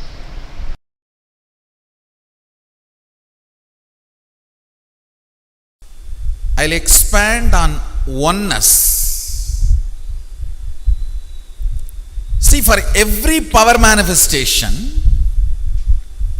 we again and again repeat, bring oneness with Sadashiva, bring oneness with Swamiji, oneness and manifest. What exactly is oneness with Swamiji? Listen. Let me explain precisely. This body is the door or window through which I communicate with you. My vision for humanity is me. When you feel one with that vision, you experience oneness. Understand? My hope for humanity is my responsibility. My vision for humanity is my integrity. My actions for humanity is my authenticity. And I am happening for humanity is my enriching. Understand? Oneness is a powerful experiential way of manifesting Sadashivatva, manifesting powers of Sadashiva, manifesting the ultimate state of Sadashiva, space of Sadashiva, powers of Sadashiva. Basically, agamas are vision for humanity from Sadashiva. My happening for humanity is my enriching. I'll repeat. My vision for humanity is my integrity. My mission for humanity is my authenticity. My hope for humanity is my responsibility. My happening for humanity is my enriching. So when you are in love with my vision, you are in love with what I am really. You are in love with what I am really. Being in love with what I am really is what I mean by the word oneness. More and more your cognition, your depth, your heart, your being falls in love with my vision for humanity. My vision for humanity is very simple. I want all of you to be Sadashivas, that's all. Living the state, radiating the space, manifesting the powers of Sadashiva. When you fall in love with more and more with this vision, you are in oneness with Sadashiva more and more. This is what I mean by the word oneness with Swamiji or oneness with Sadashiva. Understand? For everything, oneness with Swamiji is what we call a sutra, formula to manifest any powers. Now, that formula I have decoded. I have decoded the formula, and when I am decoding the formula, you need to take little time to let this sink in your system. Sink in you. Not much words. I'll repeat. The essence of today's living Shuddhatvaita, living Sadashivoham process. I am my vision for humanity. My vision for humanity is my integrity. My mission for humanity is my authenticity. My hope for humanity is my responsibility. My happening for humanity is enriching. My happening for humanity is enriching. When you are in love with what I am, you are in oneness with what I am or who I am. Oneness with Swamiji means being in love, being one with what I am. So I have introduced what I am. Now, imbibing it, living it, loving it, becoming it is your freedom, your choice. This is what is oneness with Swamiji or oneness with Sadashiva. This will make you manifest all the powers. Contemplate on this. Do Jivartha Sadas on this. Today's essence of today's living Sadashivoham process. My vision for humanity is me. My vision for humanity is my integrity. My mission for humanity is my authenticity. My hope for humanity is my responsibility. My enriching for humanity, my happening for humanity is my enriching. And fall in love with this, feel this, become this, experience oneness with this. You will manifest all the powers of Sadashiva. You will live the state of Sadashiva, radiate the space of Sadashiva, manifest all the powers of Sadashiva.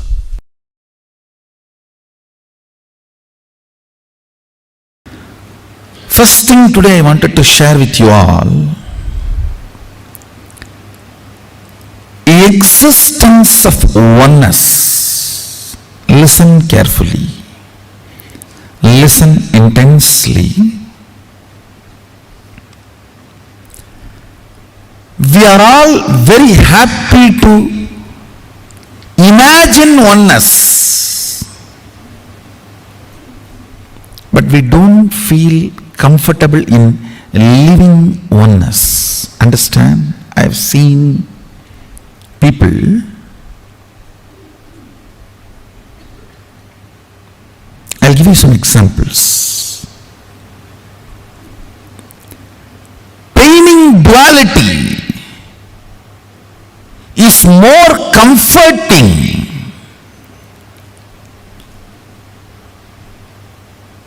and like a known habituated devil.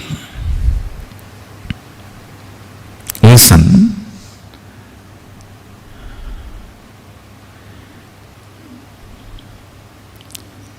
Few days before the conversation happened between me and one of the so-called very senior devotee, I was talking to him and making him understand, you are giving your whole life to a job.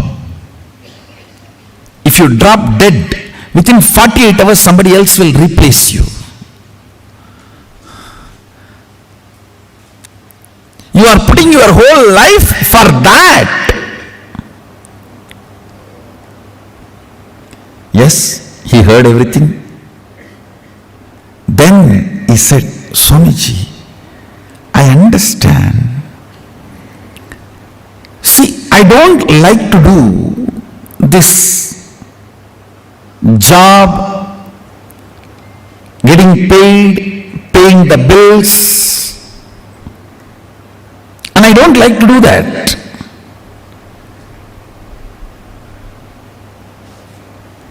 I consider that as a big problem, but I am very comfortable blaming that life and living that life than taking a jump to come and live in Kailasa. I go on blame that and go on live that. That feels more comfortable, doable. than taking the jump to come and live in Adi Kailasa. Understand?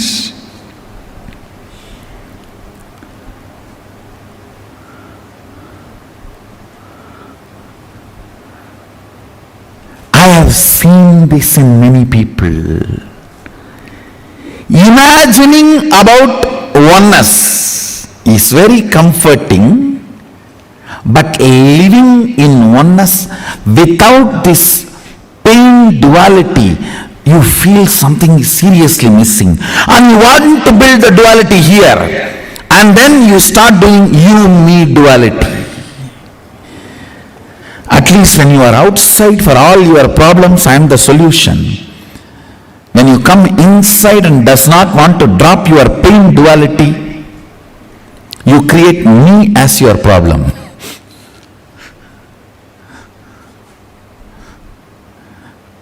And try to find solution from outside. Painful, dualistic experience and existence seems to be better known devil.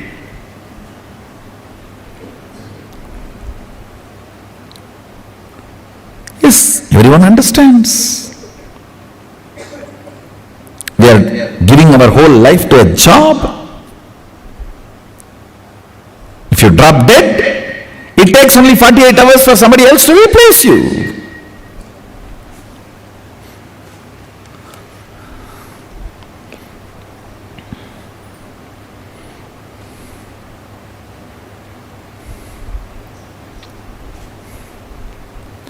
But that life, mentally, constantly blaming that job, that whole way of existing, and continue to live that, seems to be more comforting than taking a bold step, courageous step, and deciding to live in Adi Kailasa, manifesting powers and the existence of oneness. And even if you take the jump, your very innate way of existence, the inner space feels only comfortable with this painful dualistic existence. You need to constantly blame somebody. Unconsciously, the dialogue of accusing and putting the responsibility on outside you. So first person, second person, third person. Pushing the responsibility to second person and third person has become such a powerless way of existing and very comfortable way of existing. Understand? Whoever puts the responsibility of your life to a second person or third person is a Shudra, powerless man. He is not going to be a free being anywhere. This is the definition of freedom. Whether you are free or slave, as long as you put the responsibility on second person and third person, you are slave wherever you live. When you stand with the whole thing on your shoulder, when you take the whole responsibility on the first person, you are free wherever you are.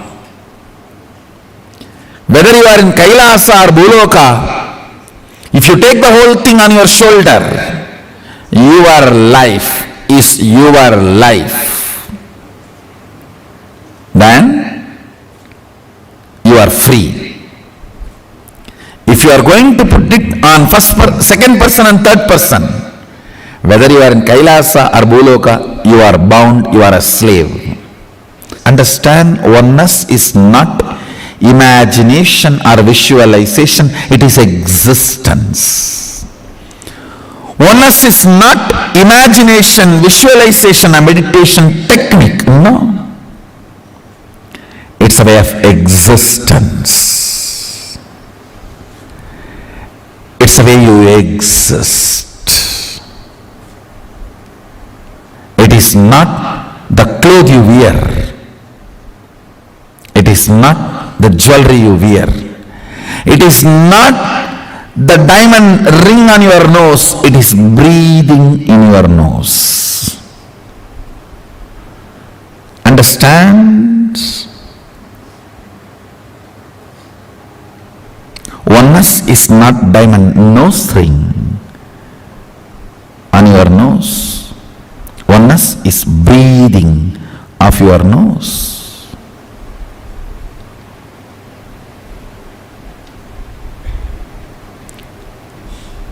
Oneness is not visualization. It is way of existing, way of existence.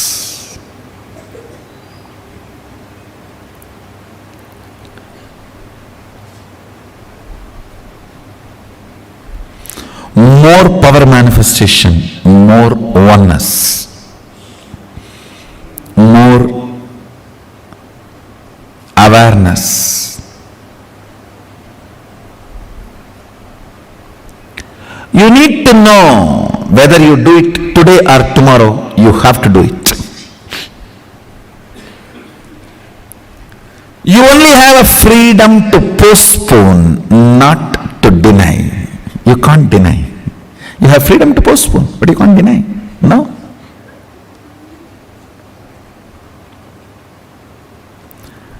I should say bondage to postpone, not even freedom to postpone.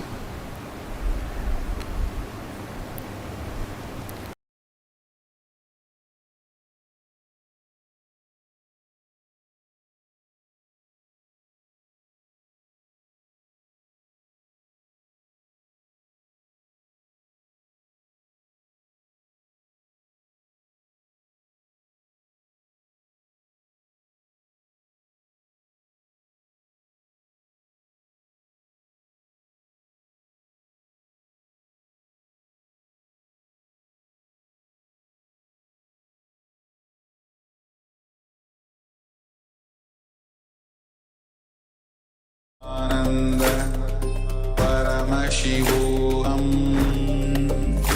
Om Nityananda Paramashivoham Om Nityananda Paramashivoham Om Nityananda Paramashivoham Om Nityananda Paramashivoham Om Nityananda Paramashivoham Om Nityananda Paramashivoham Om Nityananda Paramashivoham Om Nityananda Paramashivoham Om Nityananda. Yes. So that was a beautiful satsang directly revealed by the Supreme Pontiff of Hinduism on how to be in the space of oneness, how to manifest everything in our life from the space of oneness. Okay, I can see a participant has put a message. I could feel that after the manifestation, the weight of an object has increased and I felt the vibration of that object. Wonderful.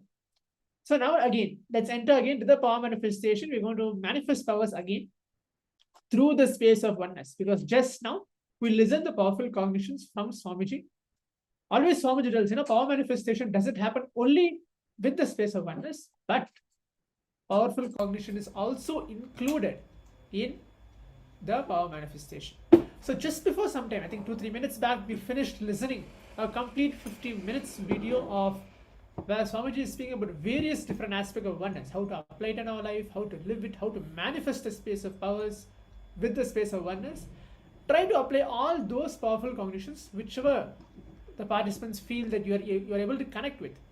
Take that and apply that in your life right now in the power manifestation. So now what we're going to do is we're going to manifest something completely opposite than the previous round. In the previous round, we're trying to increase the weight of an object. In this particular round, we're going to decrease the weight of an object. Okay, I'm repeating again, we're going to decrease the weight of an object. You can bring the same object as you held in the previous round. That's not a problem that you need to bring totally a different new object. You can bring the same object which you manifested in the previous round. Keep it, but right now, with the very powerful cognition you listened from the Supreme Pontiff of Hinduism, from the very space, core space of oneness, chanting the mahavakya, Om Nityananda Paramashivoham. You're going to play the oneness capsule as well, with your very well persistence, with the very space of oneness, deciding, yes, let Paramashiva flow through me and manifest as powers. Let's begin now.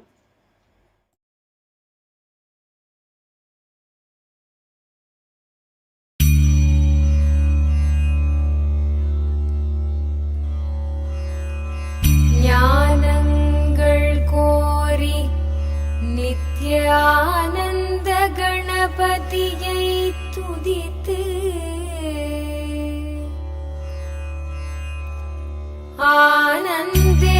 ஆனந்தேஸ்வரரையும் ஆனந்தேஸ்வரியையும் வர்ணித்து ஆனந்தேஸ்வரி கல்யாண வைபோகமே ஆனந்தேஸ்வரி கல்யாண வைபோகமே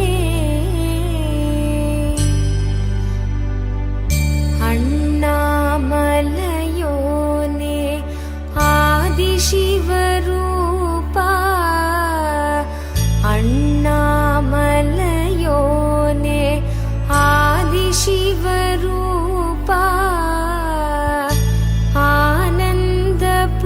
ஆனந்தபுரியமர்ந்து ஞானம் தரும் சீலா ஆனந்தேஸ்வரா ஆனந்தேஸ்வரி கல்யாண வைபோகமே ஆனந்தேஸ்வரி கல்யாண வைபோகமே ஆனந்தேஸ்வரி கல்யாண வைபோகமே ஆனந்தேஸ்வரி கல்யாண வைபோகமே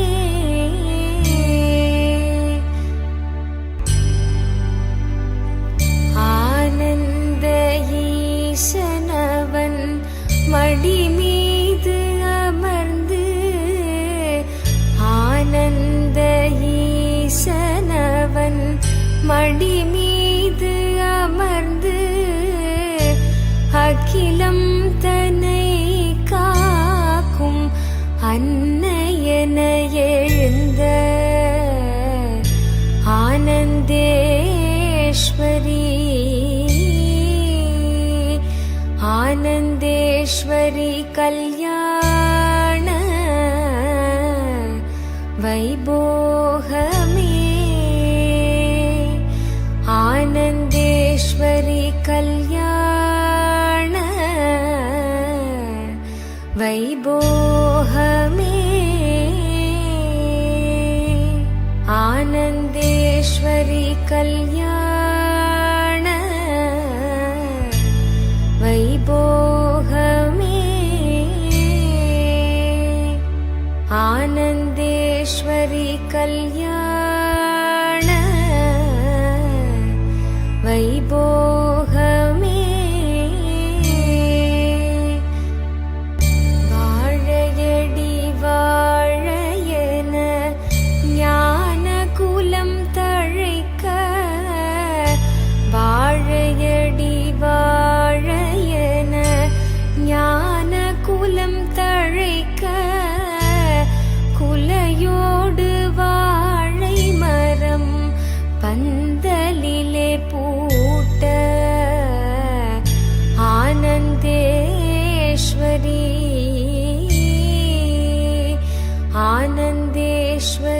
कल्याण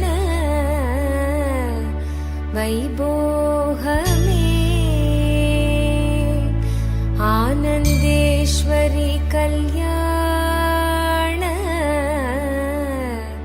वैभोहमे आनन्देश्वरी कल्याण वैभोहमे आनन्देश्वरी कल्याण वैभोहमे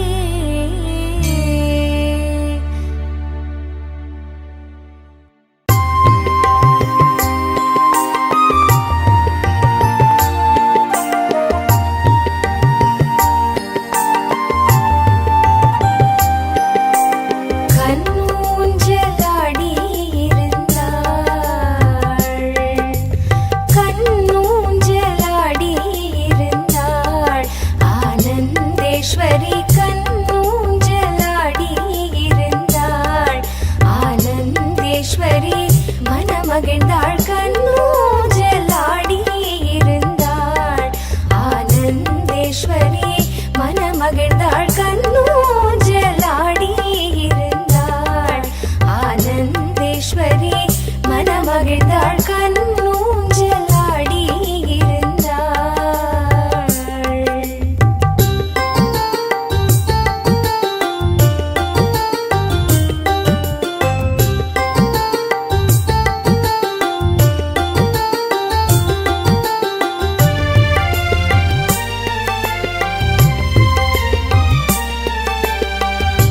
பொன்னூஞ்சலில் அமர்ந்த ஆனந்த ஈஸ்வரன் மேல்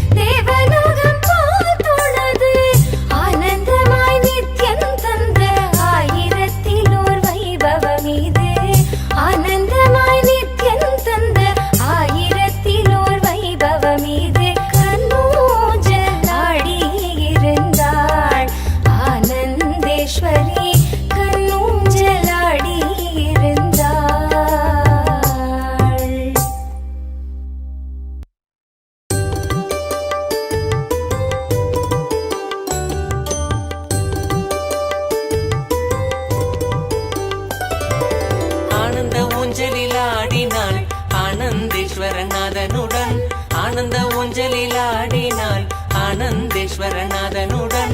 ஆனந்த ஊஞ்சலில் ஆடினாள் ஆனந்தேஸ்வரநாதனுடன். ஆனந்த ஊஞ்சலில் ஆடினாள் ஆனந்தேஸ்வரநாதனுடன்.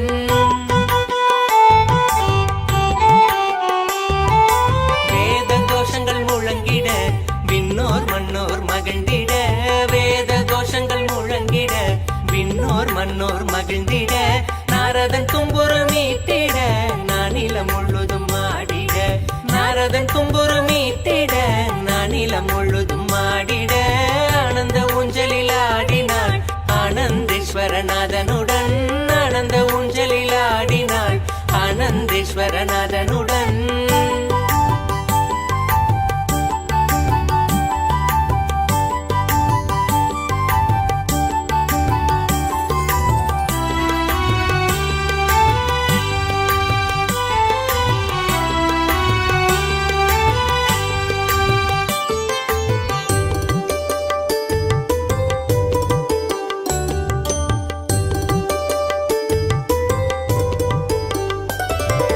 தெய்வங்கள் ஆடிடும் ஊஞ்சலாம் தேவலோகத்தில் செய்த ஊஞ்சலாம்.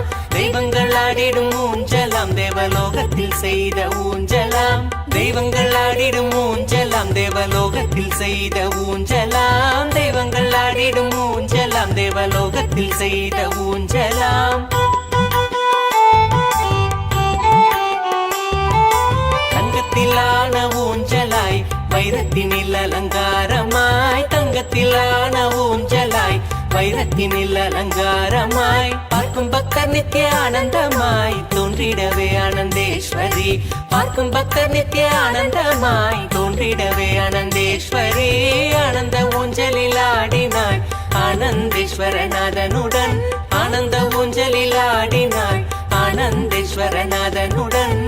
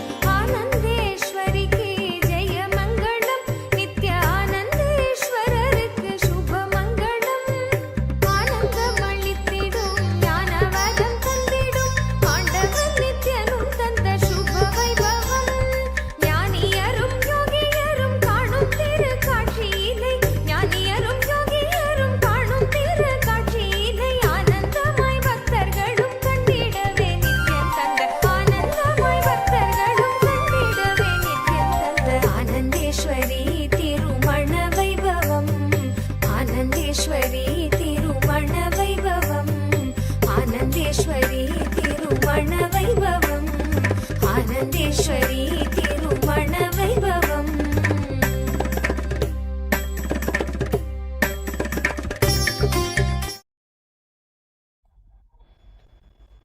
Yes. So now I request each of the participants to relax. Take a moment to share. What did each of the participants manifest in this particular round of the power manifestation? Please take a moment to share on the Zoom chat. And I can see many new participants have joined in the Zoom rooms. Please keep your cameras turned on as well. Participant name is Hughes, Linda. Please keep your cameras turned on. And all those participants who are on camera but they are not present, sitting in front of the camera, please come on the camera and be seated.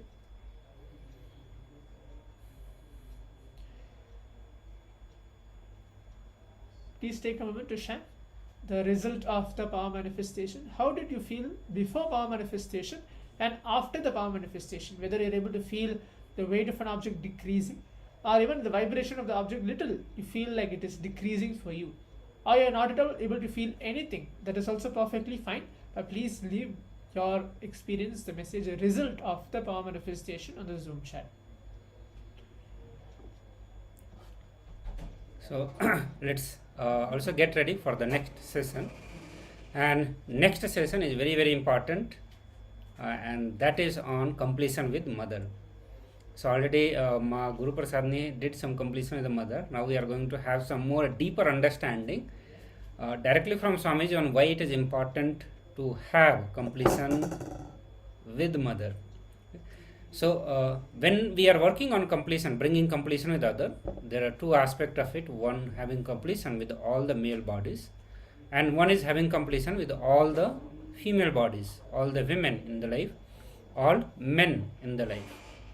And both these incompletions that we generally carry, completion or incompletion, the ideas or good experience about the men or women, all of that is rooted in the relationship that we carry with father and mother.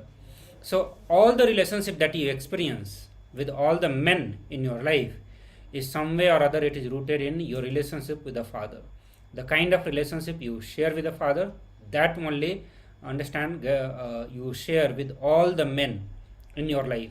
Same way the kind of relationship that you share with your mother, same relationship you share with every woman in your life.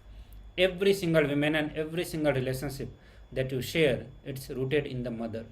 So today we are going to learn more deeper understanding on this completion, why it is important to bring completion in mother, and what you need to do to bring completion. We will get into internalizing exercises where you will learn about doing completion with mother, and then in the coming session we'll also be going through completion with the father.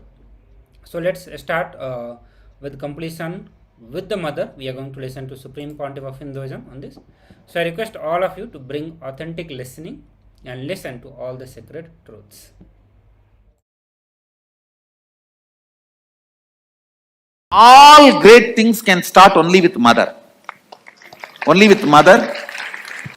See, all our identity, whether you are in a deep sleep or waking state or Turiya or Turiyatita, we are all from mother and we go back to mother. It's only if the mother becomes active you can get enlightened. Understand? Sadashiva is a state. Only mother holds the key. Sadashiva is a state, but only Devi, Adi Shakti, holds the key in her hip. Key is in the hip of the Adi Shakti. Only if she opens the door, you can experience Sadashiva. Sadashiva is only a space. It's only Adi Shakti who decides who will experience that space. Understand? Any incompletion you have with cosmic mother only. Because she is the source. If you are incomplete about the person who is sitting next to you, it is not about the person next to you. It's about the source of that person and you. Both. Mother. Cosmic mother.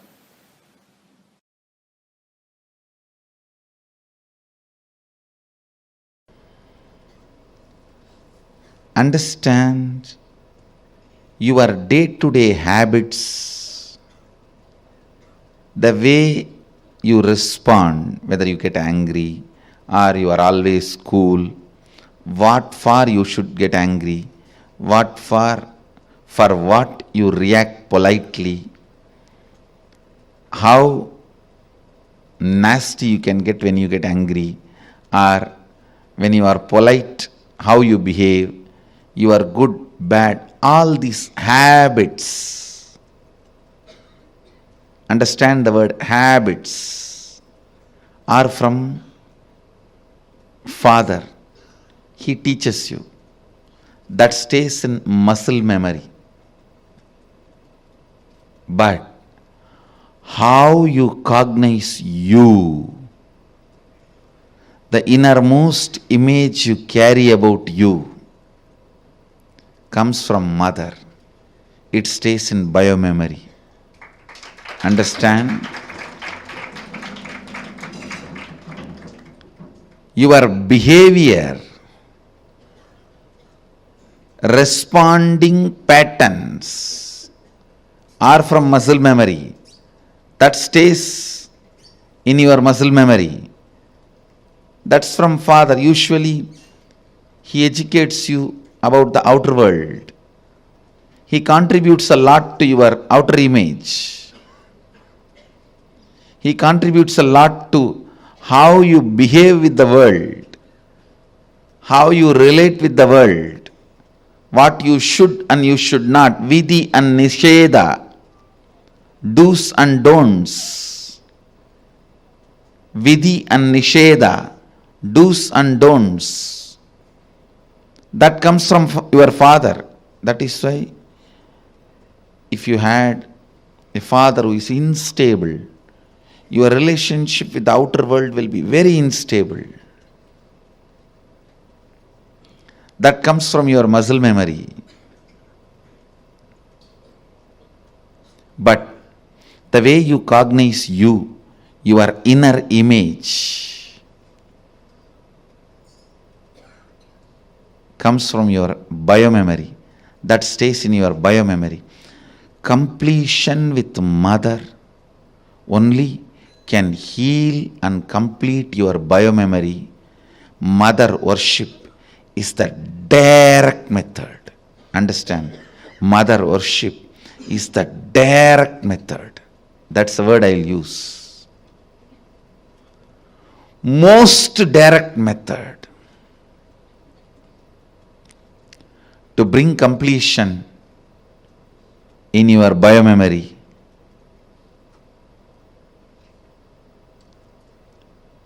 The attitude, the bhava,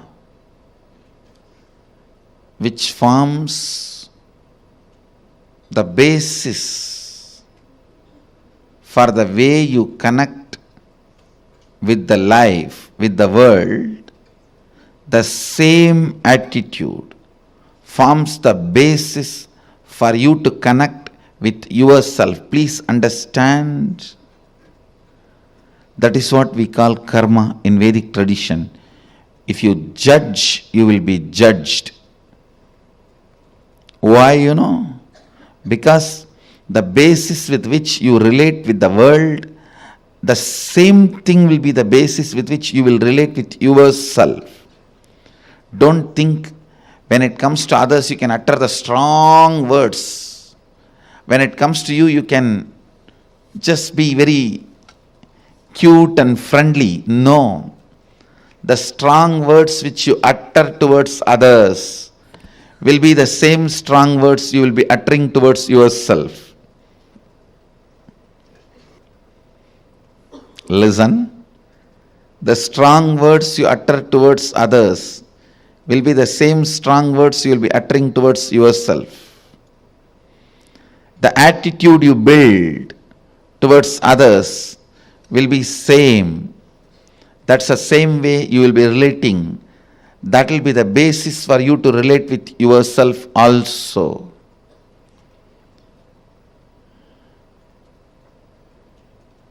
That is why I insist, bring motherliness in all your relationship with others. You will bring so much of motherliness in your relationship with yourself. You will be able to heal you. You will be able to feel you. You will be able to be complete within yourself.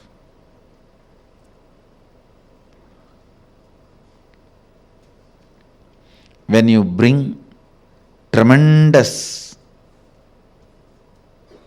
healing energy of mother in your day-to-day attitude with everything, suddenly you will see you will become so cool with yourself. I tell you, the best thing can happen to a human being is ability to be cool with yourself. Because you can't be cool with yourself, so much of frustration with yourself, you go on abusing left and right. Anybody comes in front of your eyes. You say, this fellow has cheated me, that fellow has cheated me, that fellow has cheated me, that fellow has exploited me, he has swindled me, he robbed me. Understand? Your inability to be with yourself, your inability to be cool with yourself,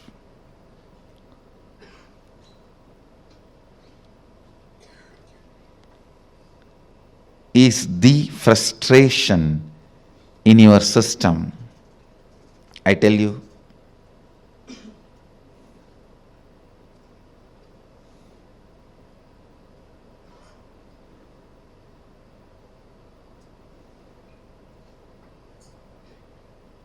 understand?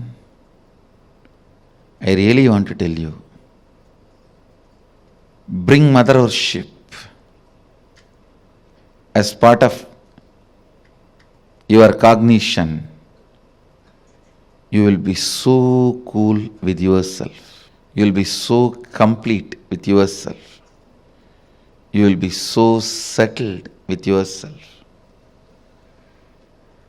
The fear, frustration,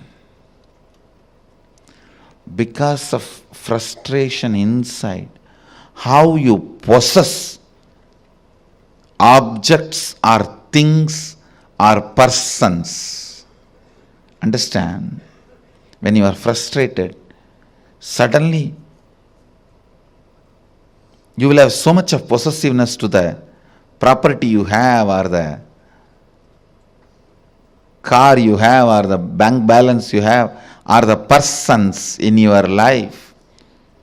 You will just suffocate the objects and persons who are part of your life. I tell you, let the car be in garage, not in you. Let things be in their place.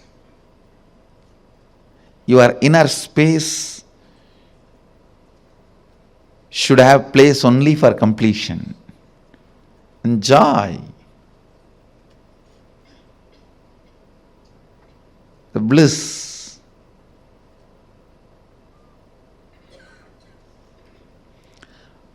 The moment you start cognizing frustration with yourself, the first thing you do, then I don't have anything in the life. Come on, catch. Like an octopus. The wealth you have,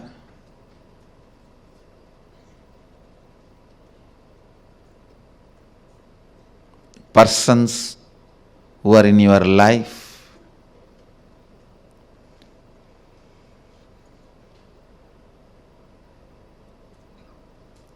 when that grabbing starts, understand, it feeds into your frustration. It doesn't heal your frustration.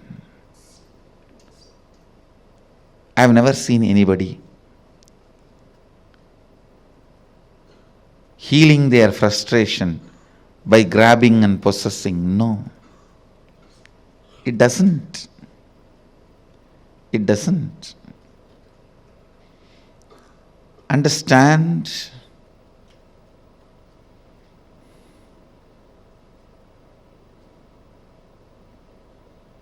The mother energy, completion with mother and connecting with life as mother, bringing motherliness in your every relationship, not only connecting with the source of life as mother,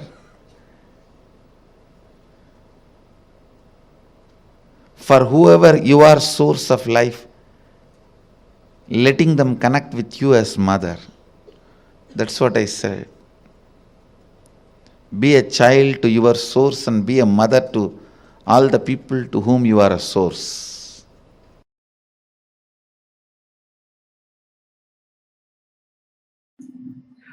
For example, love is related to your heart center.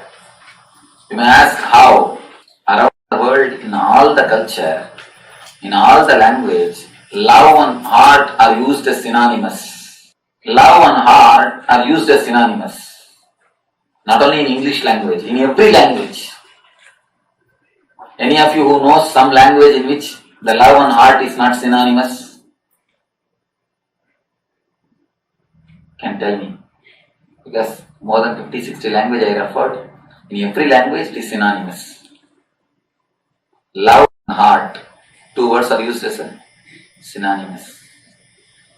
It is not that God has created all languages in one day, CD translation packages, and dropped in one country.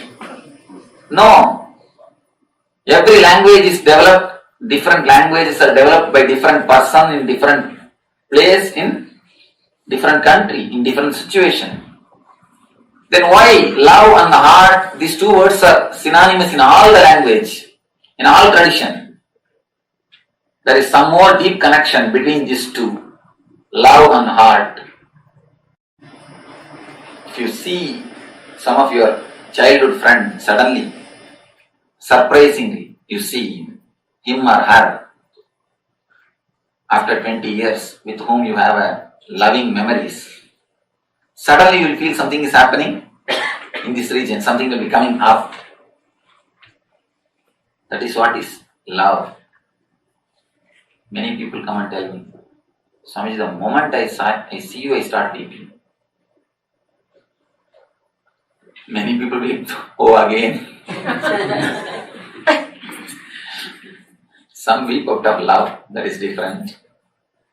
When you see somebody with whom you have loving memories, cherished memories, joyful memories, just your heart overflows. You can feel exactly in this region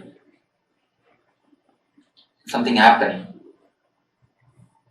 How many of you have felt that when you meet somebody, when you see somebody, after a long time, that something will be happening here? People who are attending second time, please give chance for the first time. Let them all relate with me. You can very clearly feel that something is happening in the Anahata region. Always tell, love is a peacemaker. If you have the peacemaker, you don't need pacemaker. When you don't have peacemaker, you need pacemaker. Love is a emotion which is related to the Anahata center, Heart chakra.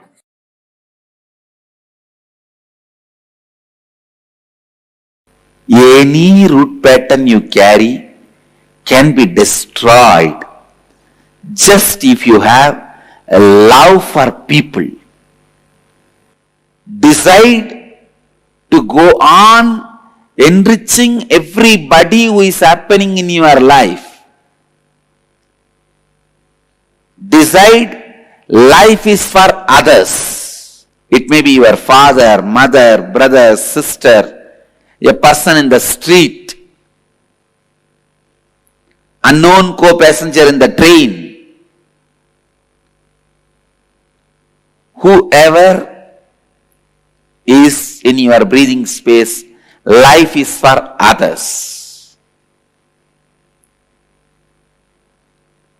As long as you are stuck with your small problems, you will see poverty sitting on your head.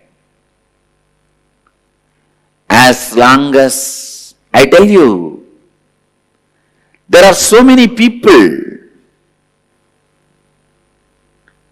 unfortunately, is not interested in looking to the truth. Vivekananda says very beautifully, when you think and understand life is for others, all the energies are showered on you.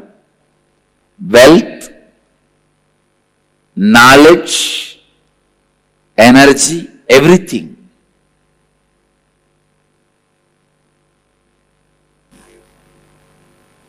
I tell you from my own experience, when I decided any wealth comes around me is for others, cosmos showers me more than what I need and more than what I needed for even doing the work I am doing. Same way I decided, all my knowledge is for others. I am not going to keep anything secret for me. I am not going to keep anything from you. If I tell everything to my disciples, then they will grow more than me. I am very secure about that. No, I don't have the problem. So all my knowledge is for others. And I tell you, cosmos goes on showering, showering, showering. It goes on showering. Even I do not know how I am defining every principle, every concept. Just decide, life is for others. You will get back to the space you were in when you were born.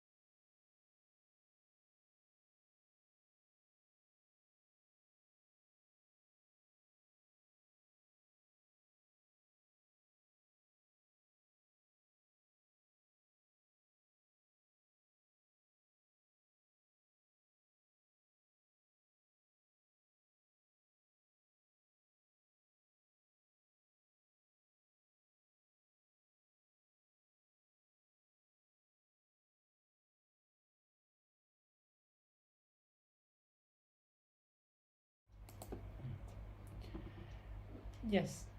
As we heard directly from the Supreme Pontiff of Hinduism on the very science and subject of completion with mother, how it is very important. Here, before entering into the internalization exercise, Swamiji himself will tell, Swamiji himself has told that even in an incarnation, even Swamiji himself, has to do the completion with his mother to feel the complete completion even after his enlightenment, after he experiencing that he is embodiment of Paramashiva, incarnation of Paramashiva. There was something in him which is missing, which is not able to complete. That is, which he has not done the completion with mother. Okay, in the previous satsang, if you have a look back in the 2012, 2011, 2010, Swamiji himself would have described the very incident how Swamiji himself was completed with his own mother and how that completion happened, and the whole enlightenment experience settled in him. So if you are complete with your mother, you are complete with all the women in your life.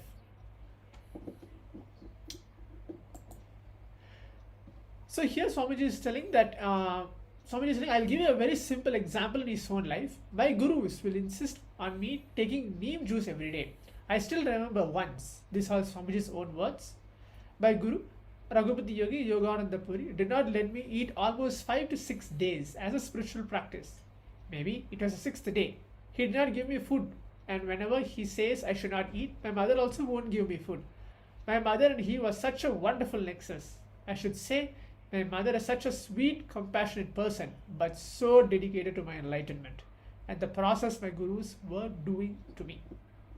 So whatever might happen, right now if you see the modern day kids, the parents will put their own understanding on the kids and their rules and regulations to make them think how the way the parents want them to think, to make them behave how the parents want them to behave, to make them relate with the world how the parents want them to relate with the world. The social understanding parents put on the kids. But if you see in Swamiji's own life, his dad, his mom, both of them always, supported their gurus, enlightened masters, to train Swamiji. Even though they know Swamiji is an enlightened person, Swamiji is an incarnation, but with all those training Swamiji's gurus gave him, still, there is no imbalance or try to tell, oh no, don't do this to my child, don't do this is not okay, that is not okay. There's no such conversation happened when Swamiji was getting trained to become who he is right now as an incarnation of Paramashiva. Swamiji's mother and father played a big role in his life to bring up to who he is right now. So completion with mother is very, very important for your bio-memory. In your muscle memory, there is, that completion with father is required. For the in your biomemory, completion with mother is required.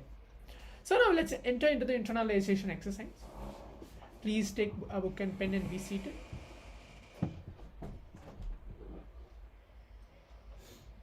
Please take your book and pen and be seated.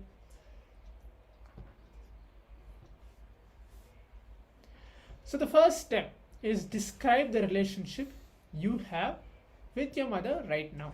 Okay, do not see 1 year back, 1 week back, 2 days back. Right now, describe the relationship you have with your mother at this present moment.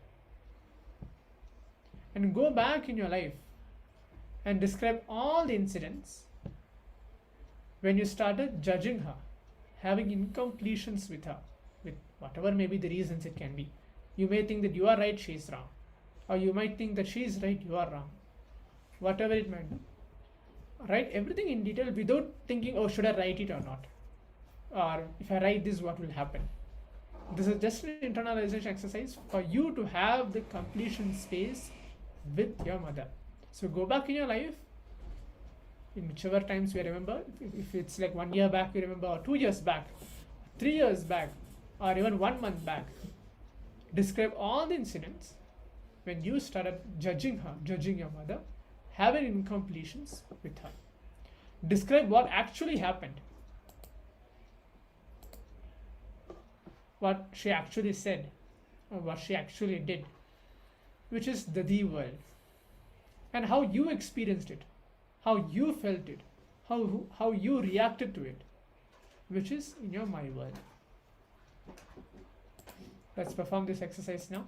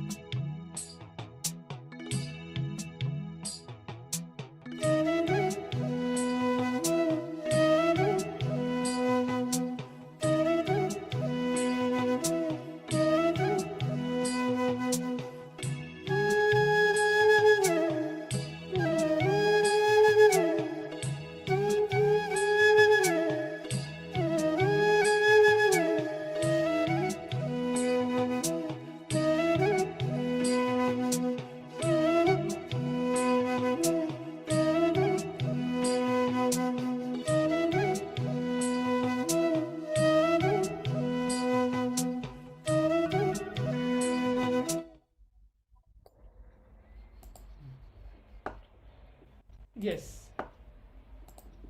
So I hope it, no, even though participants are not having a complete time to have the completion with your mother, just because of the time restraints, we're going to move on to the next session. But this is a very powerful process, very important process that each one of us have to do in our life to complete with our mother. Okay, that brings a complete, you will be a complete new being itself. Okay, maybe it might feel a little difference that before doing completion with your mother and after doing completion, not alone with your mother, just with anyone it might be. You will feel the load which you are carrying inside you, or burden, or you feel that heaviness inside you will just drop just like that at that very moment, and you will feel that something is left your system itself completely. It's a very powerful process. We'll be continuing more and more into these completion techniques, completion with the father, completion with mother, completion with others. So right now let's enter into the power manifestation. So we're going to do a complete different power based on this subject of completion with mother right now. We're going to manifest the power of Vak Shakti. Okay, so Vak Shakti means the power of your words, which is there in your Vak, your throat center, your Vishuddhi chakra. So what are we going to do right now is, you don't need to have anyone with you for this. You just need to sit with yourself. Sit and write down, or sit and look at what all the diluted words, diluted promises, non-integrated words. Those words you're not supposed to utter for yourself. You have given it to yourself. Okay, all those, you promised something for yourself, but you didn't make it. You just left it. You have, you wanted something to happen, but you said that to another person. You said it to yourself. Maybe for example, I should wake up in tomorrow morning 4:30 in morning, and I should do yoga. Just take it as simple example as that. And when it becomes 4:30 in the morning, but you did not wake up, you just slept. But you gave a promise to yourself, you gave a word to yourself that you are going to do the yoga. That did not happen. So all those we're going to complete with it. Okay, complete with those basic, very few. We can start off with 10 to 15. Write it down. Complete with those Vak Shakti. Okay, complete with the power of your the words which you uttered, non-integrated words, which you kept the promise of the words, but you did not make it as a reality. Complete with all those right now. Okay, we're going to play the Oneness capsule. Just see the Oneness capsule. You can chant the mahavakya if you want, or just sit in front of Swamiji and complete with everything. Complete with your Vak Shakti, and make sure from now, make a decision. From now, whatever words I'm going to utter to myself, I'm going to be integrated to it. I'm going to fulfill it. If I'm not able to fulfill it, I will complete with it. So that I'll keep my Vak Shakti pure, and whatever I want to manifest will become a reality because my Vak Shakti is pure. The Vak Shakti is mother actually. Okay, let's begin now.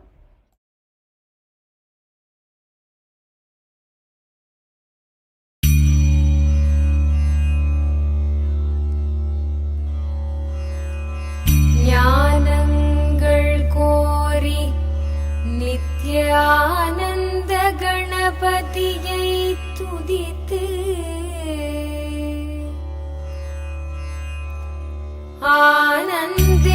ஆனந்தேஸ்வரரையும் ஆனந்தேஸ்வரியையும் வர்ணித்து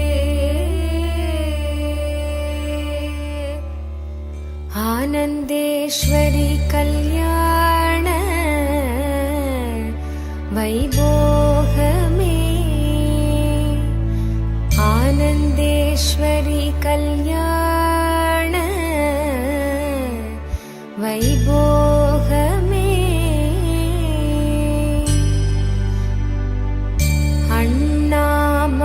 அண்ணாமலையோனே ஆதிசிவரூபா அண்ணாமலையோனே ஆதிசிவரூபா ஆனந்தபுரி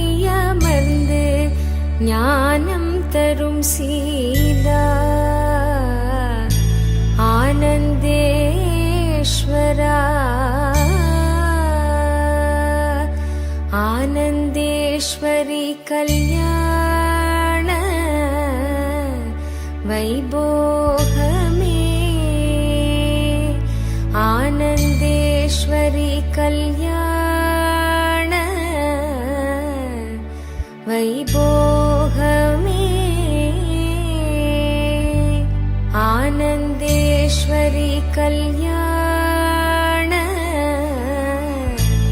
वैभोगमे आनन्देश्वरि कल्याण वैभोगमे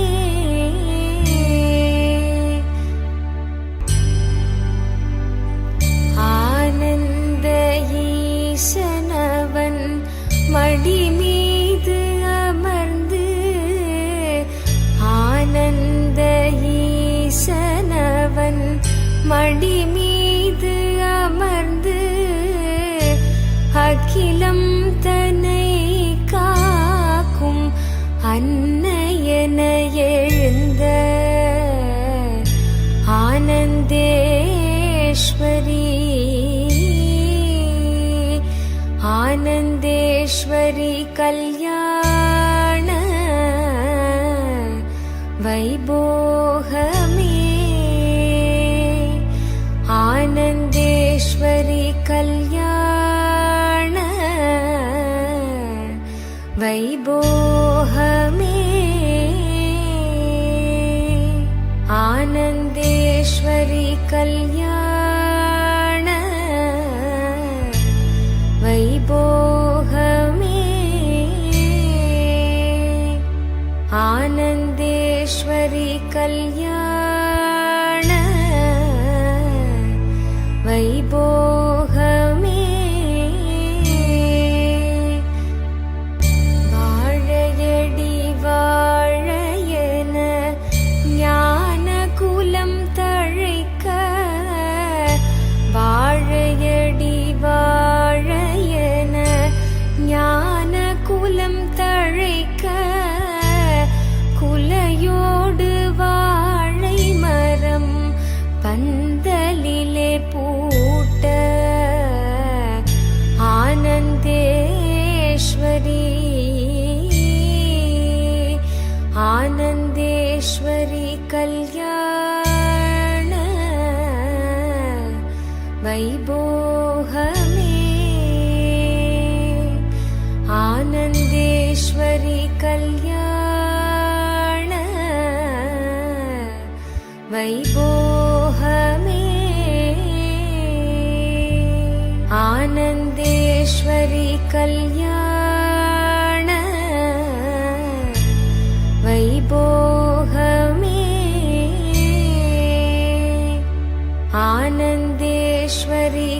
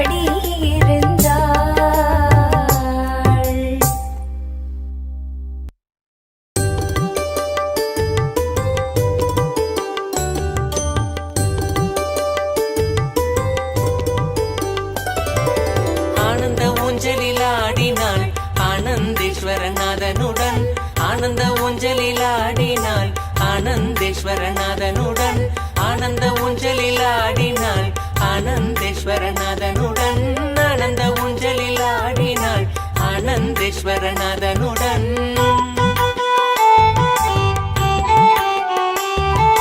வேத கோஷங்கள் முழங்கிட விண்ணோர் மன்னோர் மகிழ்ந்திட வேத கோஷங்கள் முழங்கிட விண்ணோர் மன்னோர் மகிழ்ந்திட நாரதன் தும்புரு மீட்டிட நானிலம் முழுதும் ஆடிட நாரதன் தும்புரு மீட்டிட நானிலம் முழுதும் ஆடிட ஆனந்த ஊஞ்சலில் ஆடினாள் ஆனந்தேஸ்வரநாதனுடன் ஆனந்த ஊஞ்சலில் ஆடினாள் ஆனந்தேஸ்வரநாதனுடன்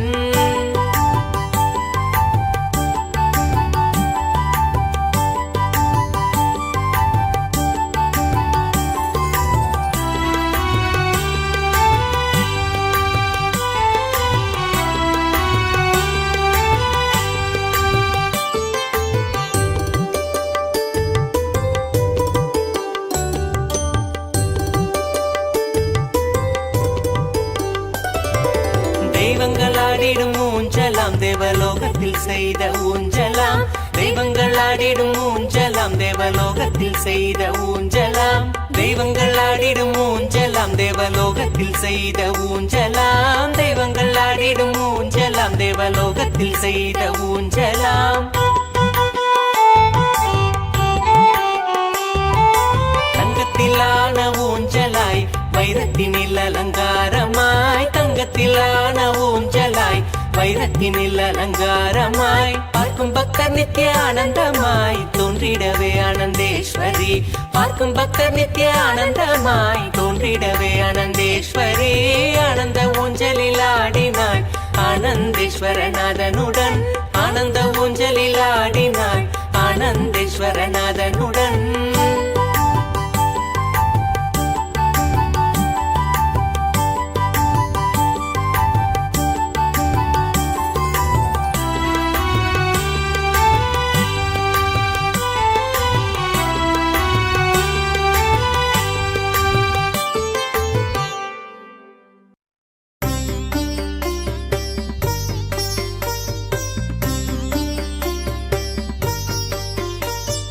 ஆனந்தேஸ்வரி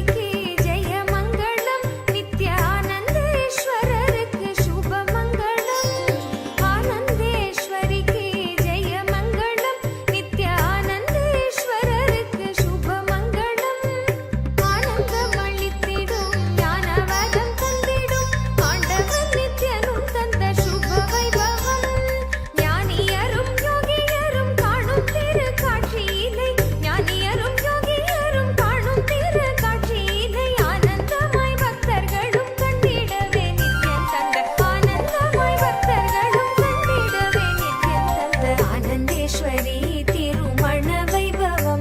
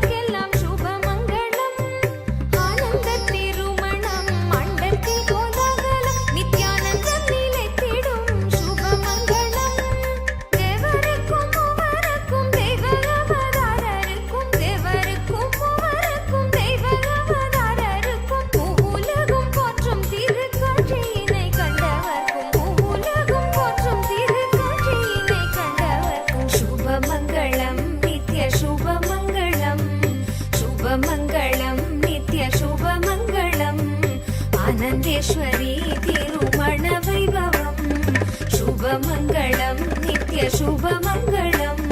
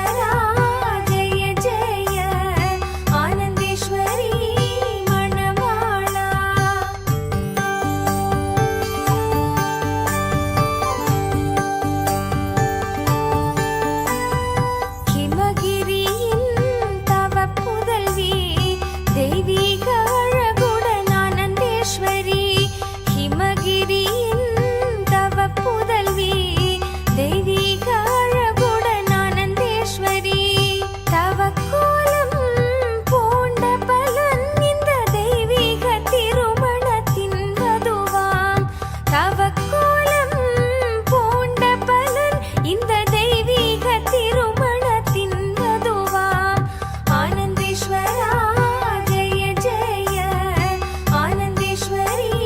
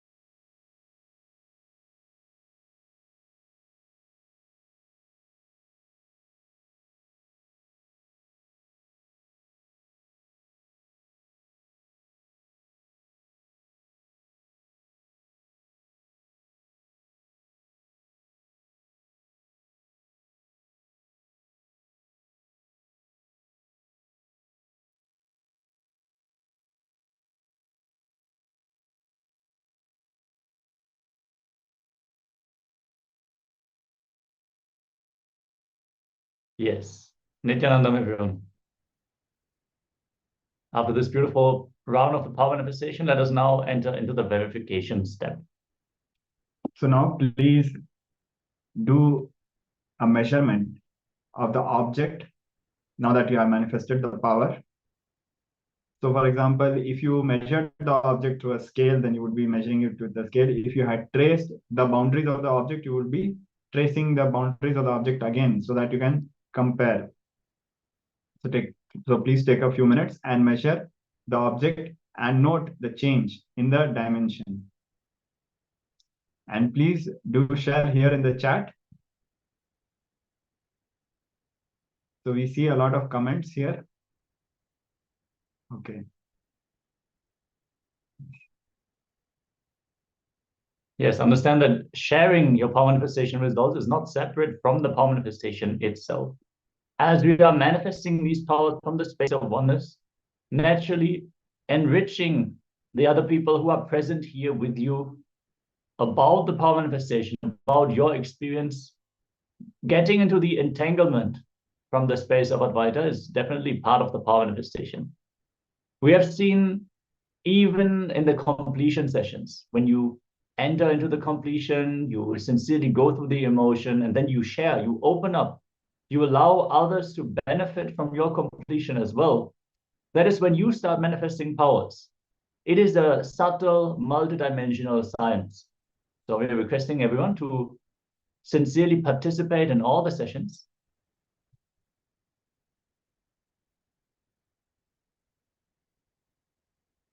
Okay.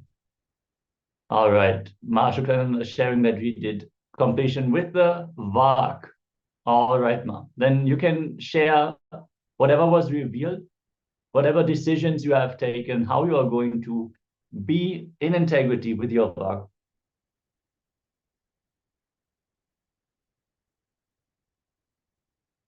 All right. You can all share in the chat as we are now moving on to the next segment, which has the title Science of Oneness. The cosmic principles which we learn about, which we hear about, all these cosmic principles are mapped to our life through the principle of oneness. Oneness is the core. It is the core spindle, which Swamiji, the Supreme Pontiff of Hinduism, calls as Merudanda. It is a central connecting principle which maps all the cosmic principles directly to our life. Oneness is a reality and it is a truth. Because it's an ultimate reality, we do not need to do anything to make it happen for us because it is already the truth. It is Advaita Satya. We do not need to do something to manifest in our life. We just need to experience the truth about it. Just understanding why we are not realizing oneness, we will awaken to the truth. And this is the beauty about oneness.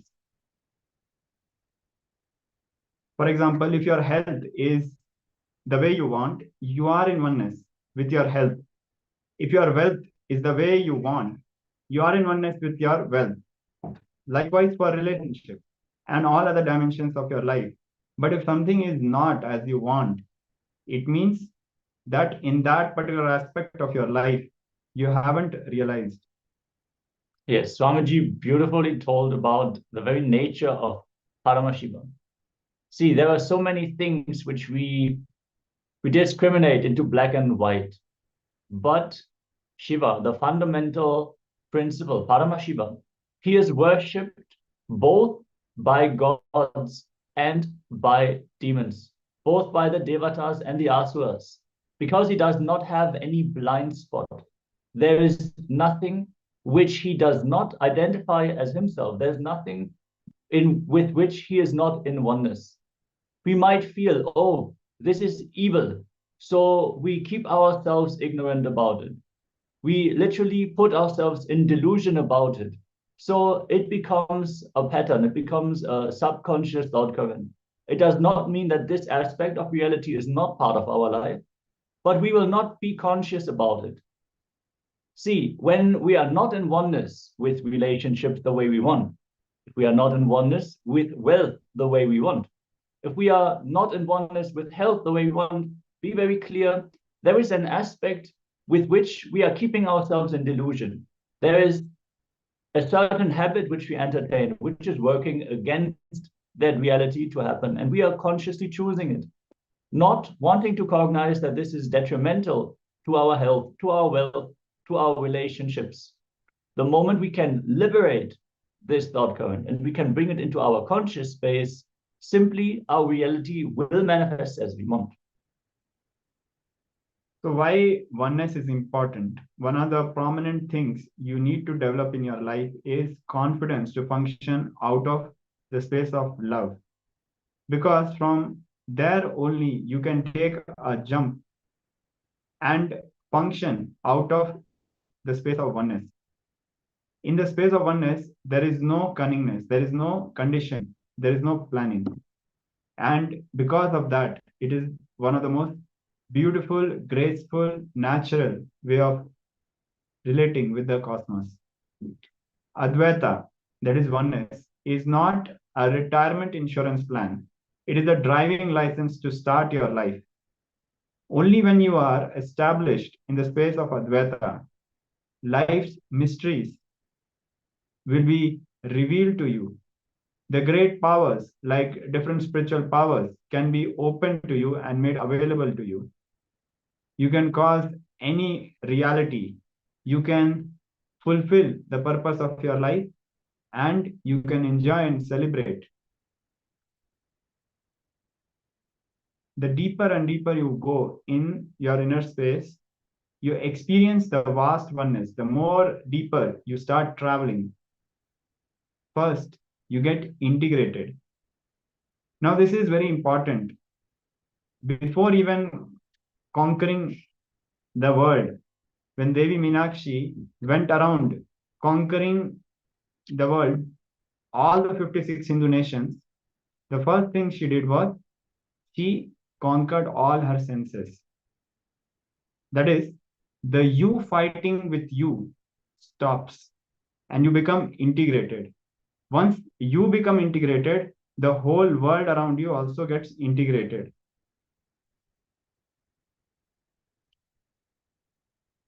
The fighting with you stops, completion with yourself, completion with others, and completion with all things. The living beings, the inanimate beings, completion starts happening. Even with nature, completion starts happening. The more deeper you travel, the more deeper you go, the more deeper you settle down, the more you expand. Your cognitions include, your cognitions become very inclusive, and you experience more joy, more bliss, and enlightenment. See, feeling so good about you and the world and life and everything is leadership. You need to first have that kind of open inner architecture where you can hold the space for all the people around you. That doesn't mean that you have to agree with them. It doesn't mean that you have to like them. That doesn't mean that you have to approve the way that they are behaving towards their work, towards their inner circle, but having the openness, the love for yourself and for the people around you to hold the space of possibility for them. The ability to change your opinion about them when they change. You will feel Brahmanyam Bahuputratam, being the favorite inhabitor of the cosmos. I am the chosen one of the cosmos. Feeling that is what is leadership. What is the leadership quality? That can happen just by holding onto the truth that you are Paramashiva. Understand? We need to cognize that cosmos celebrates our manifestation, celebrates our success, celebrates that our desires are being turned into reality. It is not that we should feel guilty about the desires, whatever we want to manifest. It is just that we create so much of complication to our self-doubt, self-hatred, and self-denial about our desires. On one hand, we would like to experience this as our reality. On the other hand, we don't want to take the responsibility. We don't want to take the action to manifest the completion about this desire. And we also don't want to take the steps to inspire other people. We don't want to be held accountable for it. And in the end, we justify why it is not happening because of some external circumstance. So actually, when we come from the complete space, Swamiji clearly says he has landed to fulfill all our desires. But if something doesn't manifest within 3 days, we have to understand that it is actually dangerous for us. So many times we get deluded about our desires. We think we want something, but actually it is born out of an incompletion. We want to manifest something just to take revenge on someone, just to prove someone wrong. It is not that the actual fulfillment of that desire will bring fulfillment to us. Fulfillment will happen when we get into more and more completion with our self-doubt, self-hatred, and self-denial, and open up to the reality, which is Advaita, which is Paramashivatva, Paramashivoham, the realization that you are Paramashiva, I am Paramashiva, we are Paramashiva, and we are expressing through each and every one of us. So you are nothing but the cognitions you have about you, life, and universe, and God. You are nothing but a bunch of cognitions. That is why the way you cognize you, life, world, God matters. If your cognition is conflict-free with you and the universe, you are in oneness. Whatever you want, you should manifest. What you don't manifest, you should not want that. See, if there's a gap in between what you want and what you are manifesting, that means you are not in oneness with that. There is an incompletion. If there is a gap between what you don't want and what you are manifesting, be very clear, there is an incompletion.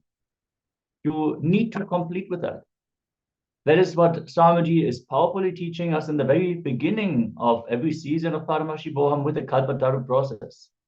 When we can identify the gap between our desires, both what we want and what we don't want, and the reality that we manifest, then if we can sincerely bring the completion in that, simply our life will become so smooth. It will become so easy. See, manifestation is nothing that requires effort. All it needs is clarity and consciousness. Swamiji has clearly declared many times that Icha Shakti itself is only responsible for the manifestation to happen. Kriya Shakti is only for us to enjoy the manifestation to happen. So Icha Shakti is our pure desire power. We want something.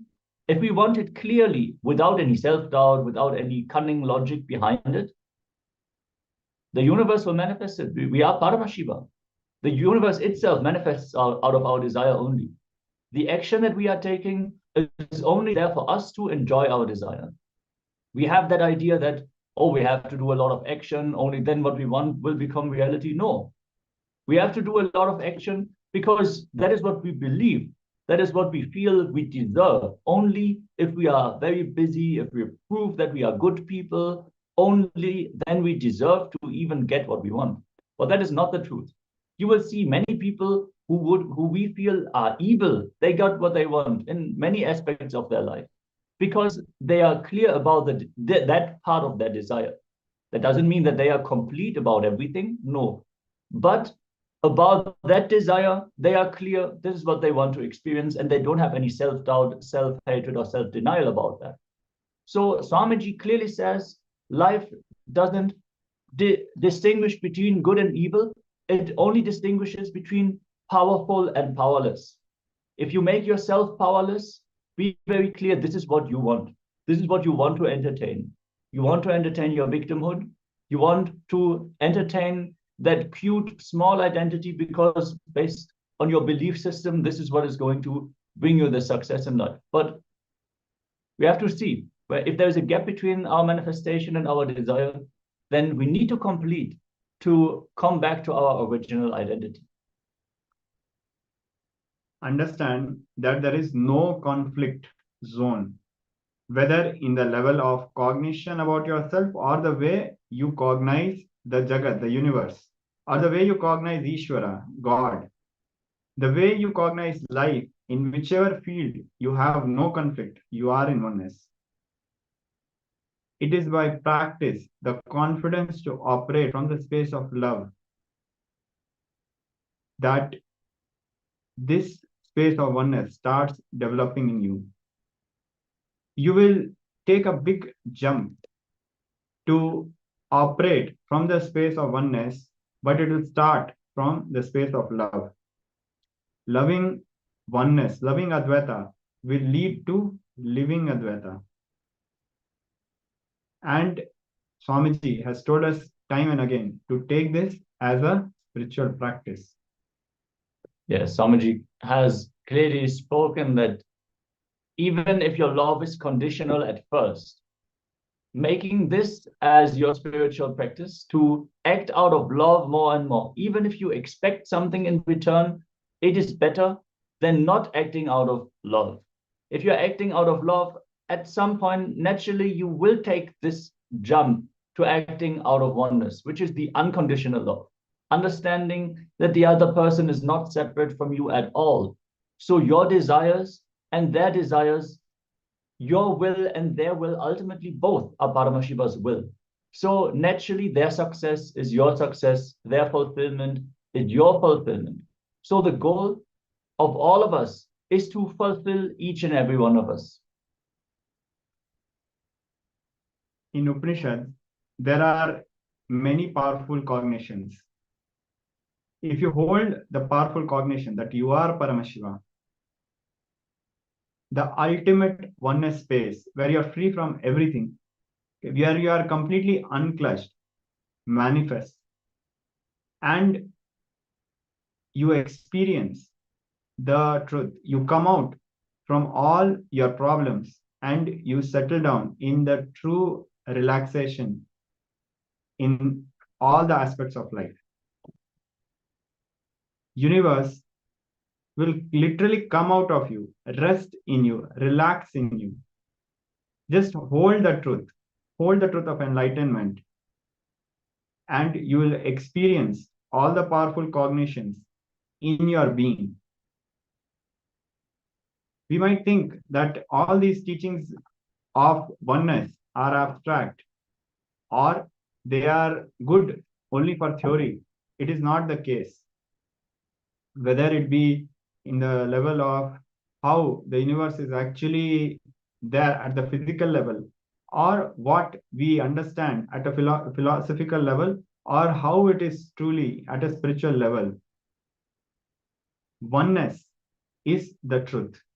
Whether we understand or not, whether we like it or not, it is the truth. The Vibhuti-pada, 3rd chapter of the Patanjali Yoga Sutra, 2nd verse, and 108th sutra says, Tatra pratyaya ikatanata dhyanam. Swami Vivekananda translated this sutra as an unbroken flow of knowledge about that object is dhyana. The word dhyana means raising your frequency, the mind's frequency, to a certain level where the you means mind and the object on which the meditation is being done, both of them lose its boundary and become one, meaning all oneness is enlightenment. Dhyana is commonly translated as meditation, but it encompasses so much more. In the Western understanding of meditation, we have certain ideas which is created based on the habits, based on the lifestyle that is lived in Western society. Many people think meditation is there to make you less stressed in your day-to-day life, but fundamentally, dhyana is the practice that will unite you back to the source, that will lead to samadhi. So raising your frequency until your mind and the object on which you meditate lose their boundary and merge into oneness. Integrity is the Merudanda, the spindle on which the whole cosmos flows. The oneness, Advaita, is the core of the Merudanda.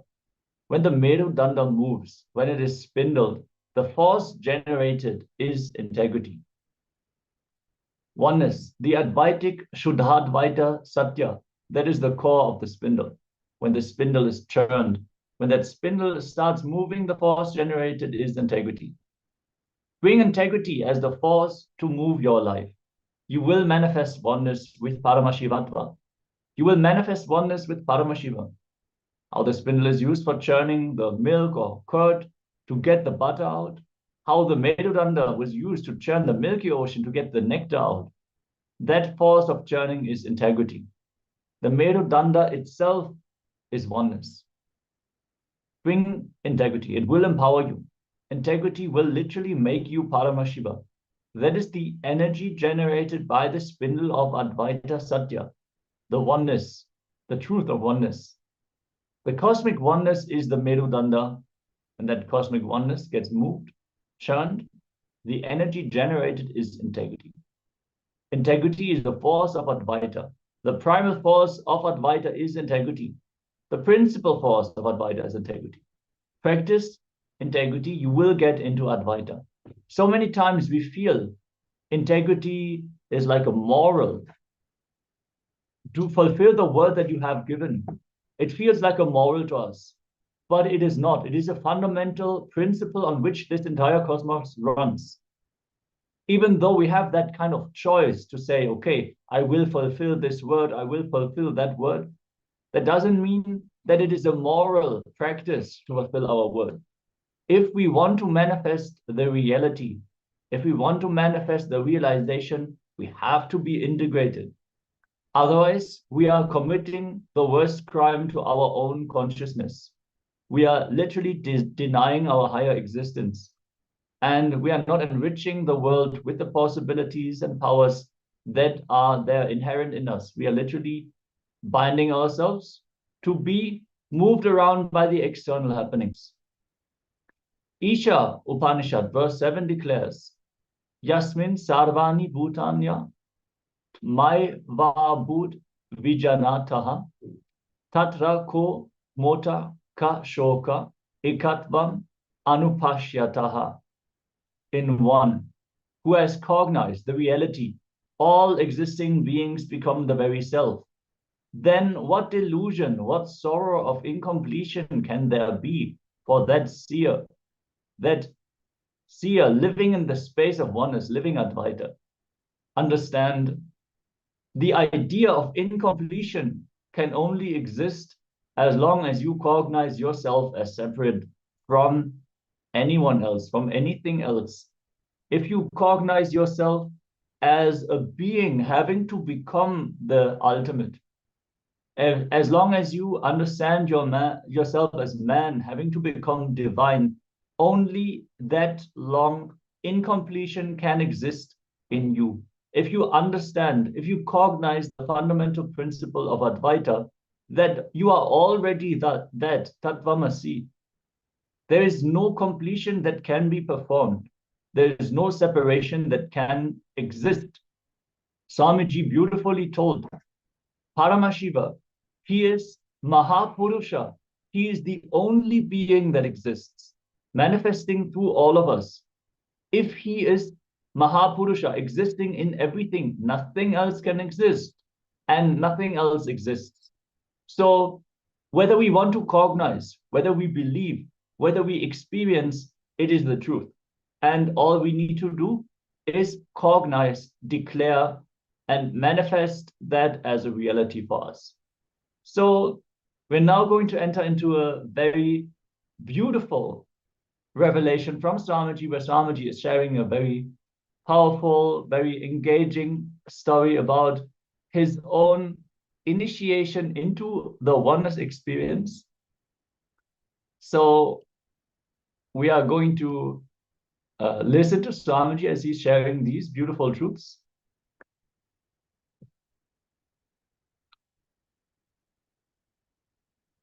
In this video, we will see how the Supreme Pontiff of Hinduism had a very beautiful initiation into oneness.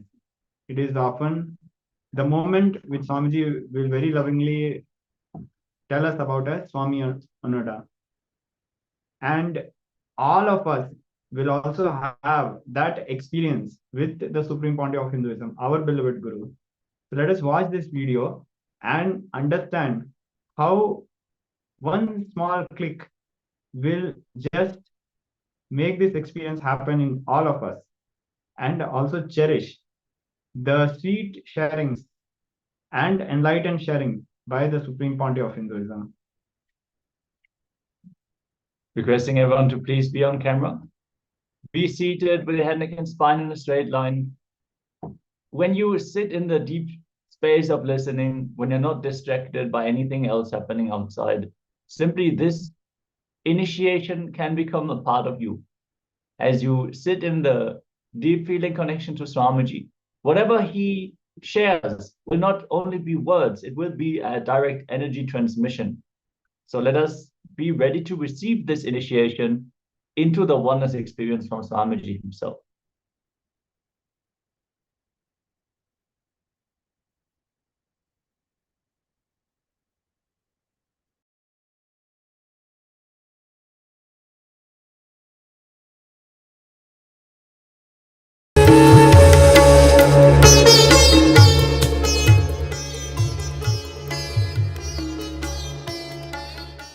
नित्यानन्देश्वर Sadashiv समारम्भा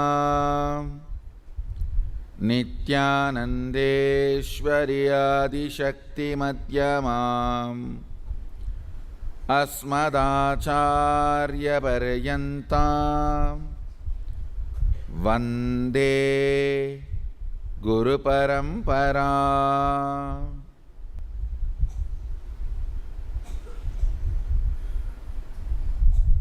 I welcome all of you with my love and respects.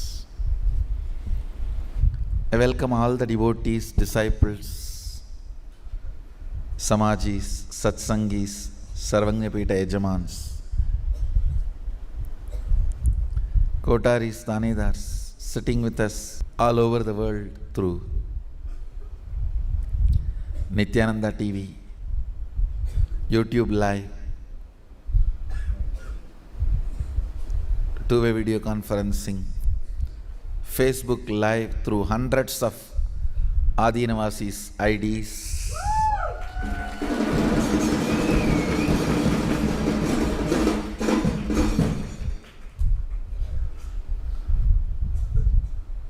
I welcome all of you with my love and respects.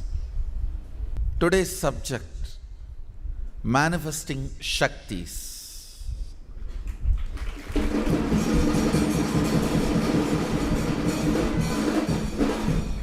Understand,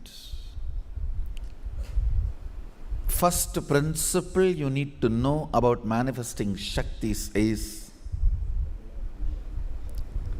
it happens from Sadashivatva. It can never feed your ego. Understand? It happens from Sadashivatva. It cannot feed your ego.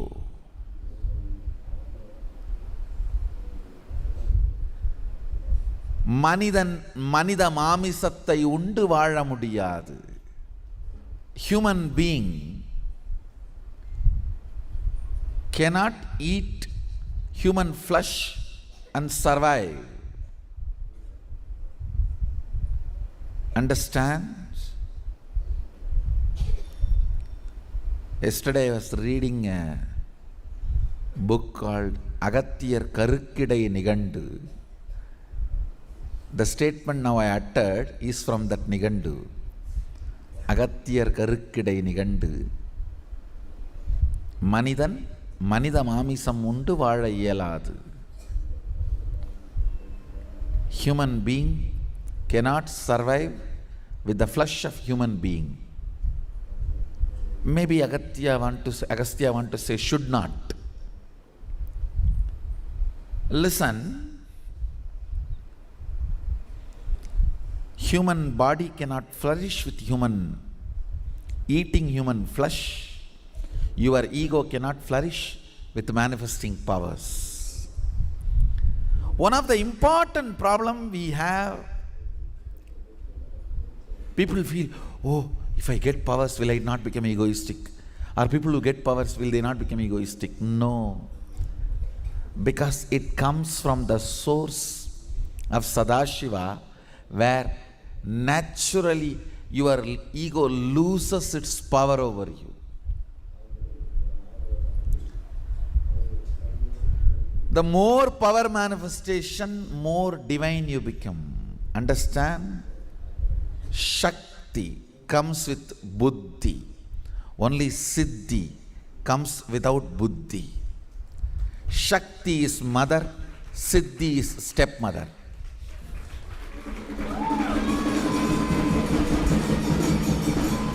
That is why in Tamil, for stepmother and siddhi, both same word.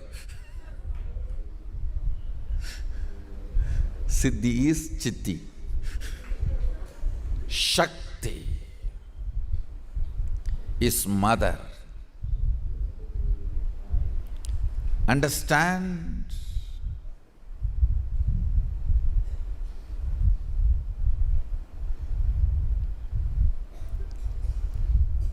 First principle about manifesting powers, it will not strengthen your ego, it will only take you beyond ego. First. Second, manifesting powers means manifesting qualities, state and space of Sadashiva also. Understand? When you manifest powers, naturally the state of Sadashiva and space of Sadashiva starts manifesting in you. I have always seen people who manifest powers have a very high level of integrity and unclutching, because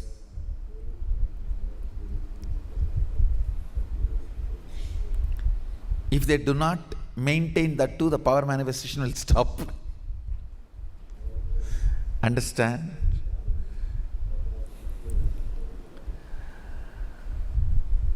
How much ever you would have paid to buy your cell phone, but unless you charge every day, it will not function. How much ever you may manifest powers, unless the integrity of your life is maintained, it will not manifest. Actually, when you manifest powers, automatically the frequency of your integrity increases. The trust in integrity, trust in authenticity starts increasing. The reasons why you don't live a life of integrity is powerlessness. That starts melting down. With more and more power manifestation, powerlessness goes away.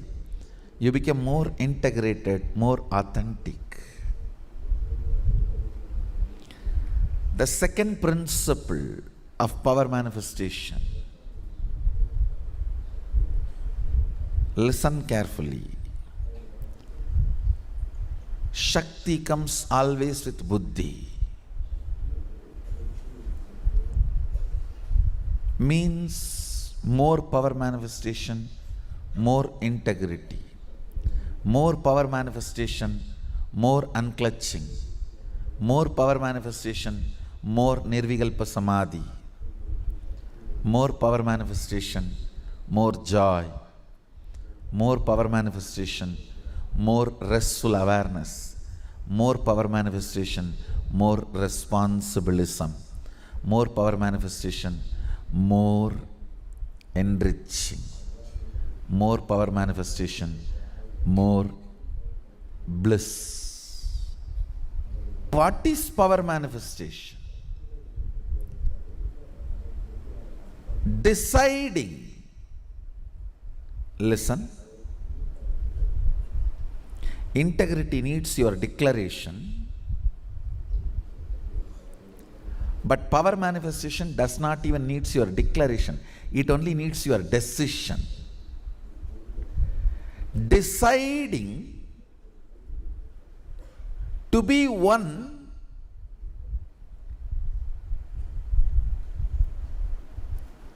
with the original source, Sadashiva, which is you, even when you don't understand.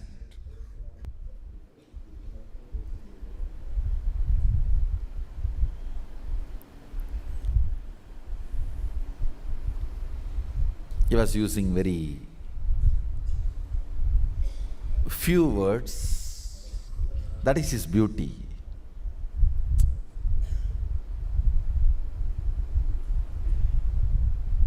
Just with few words, he will make that click happen. You know. First he was trying to tell that everything is one.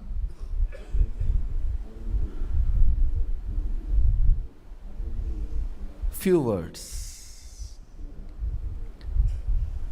Somehow I was looking at him. He was not convinced that the click has happened in me. And many times both my gurus, Kuppamal and Mibudanandapuri and Yoganandapuri, both have tried to explain Advaita to me. Annamalai Swamigal even used to read out Ribu Gita. Annamalai Swamigal was one of the enlightened disciple of Ramana Maharshi. Used to read Ribu Gita in Tamil. But somehow the click never happened.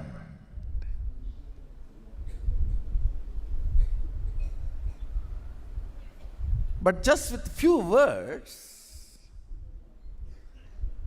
Arunagiri Yogeshwara made that click happen. Listen carefully.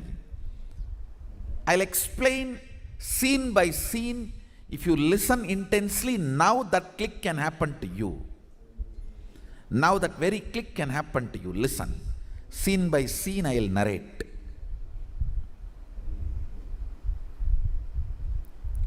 Because clicking with Advaita is a fundamental requirement for power manifestation.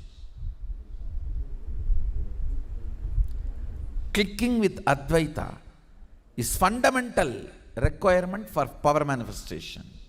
So listen. The incident itself is not too big, but it has done a very big job inside me. So I'll narrate exactly what happened. So the moment he started uttering the word Advaita, 2-3 words, then Yoganandapuri used to say, Vibhudanandapuri used to say, and Annamalai Swamigal used to say, Advaita, everything is one and the same. Okay, everything is one and the same. Understand? At that time, all their words, it's not that I did not believe them, but it never became my strategy for existence. It never became my cognition of existence. Okay, gurus are telling I should listen, I should obey, I should not be opposing them. But for my life, I have a different strategy. That is not the cognitive reality for me on which I stand, the foundation on which I function, or foundation on which I make decision. It never became that for me. The foundation on which I make my decisions was always different. Even though I heard enough of Advaita from Yoganandapuri, Vibhudanandapuri, Annamalai Swamigal. So the moment Arunagiri Yogeshwara started Advaita, immediately my old, same thing, okay. Advaita, I know. All one and the same. I should tell you, whenever you listen and do not make that into cognition, it becomes incompletion. Great truths, when you listen, either it should become cognition or it will become incompletion. Food, when you eat, either it should become energy or it will become indigestion or constipation.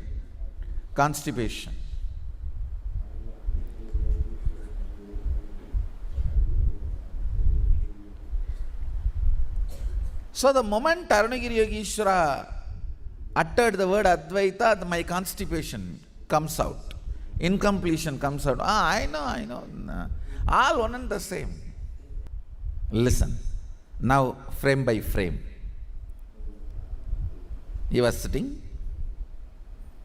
facing north.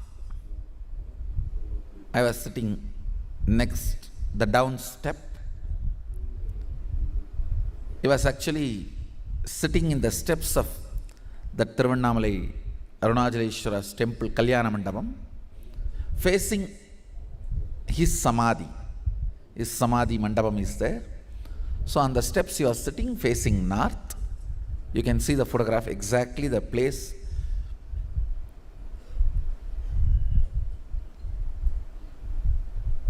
I am sitting in the center. He was sitting leaning on the pillar, corner pillar. He was sitting, and I was just sitting lower step, one step lower than him. And he was trying to explain Advaita, and then my whole incompletion and constipation started. I know Advaita. Vibhudananda Puri told me, Yogananda Puri told me, Annamalai Swamigal told, Virabhugita, all big books. Big literatures I read. And there's a big book called Atma Puranam. It's a Tamil translation of 4 major Upanishad. Aitreya Upanishad, Ishavasya Upanishad, Brihadaranyaka Upanishad. 4 major Upanishad translation. Still the copy is with me, given to me by Isaki Swamigal. So I have read all those big books. But somehow never became reality, so that whole undigested incompletion.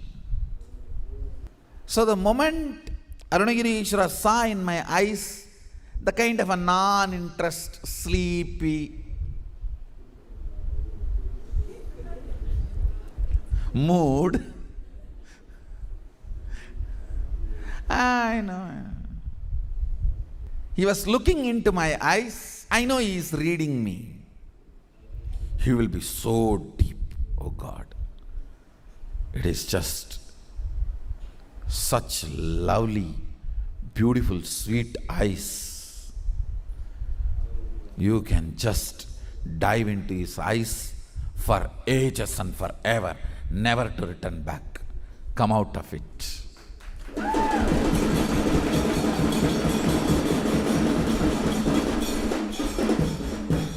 Such an expressive, vast eyes like an ocean. And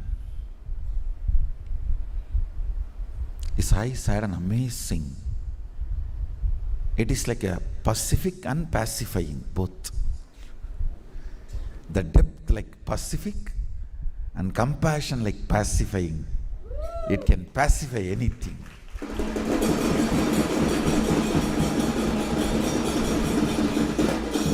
So available on the surface and so deep in the being. Using that powerful eyes, he was looking into me. Of course, that is too much. So naturally sleep disappears. I'll describe the scene. the next word is Sami. That's the way he used to call me, because that is the way my whole family used to address. I had hundreds of names given and self-given, and it continues even now. But most used name is this Swami. Even my mother used to call me as Swami only. From the time I remember me, I never heard any other word from my mother. Even as a baby, as a child, I always heard only she calling me, addressing me as a Swami. Never I have heard from her the name my parents have given. It's only Swami. So, Arunagiri Ishwara uttered the word Swami. The moment he called Swami, I just sat up and the eye and eyes got locked. His eyes and my eyes got locked.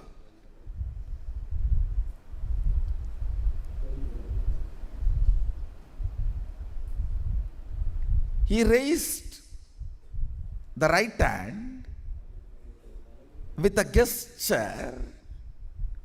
Are you able to raise your hand? So the meaning is, are you able to do what you want? It was not verbal, it was like a show. So naturally I responded. Means I moved my hand and showed, yes, I can. Suddenly,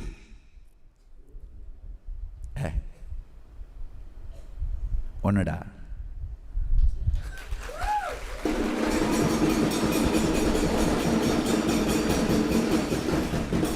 It just clicked and I started laughing.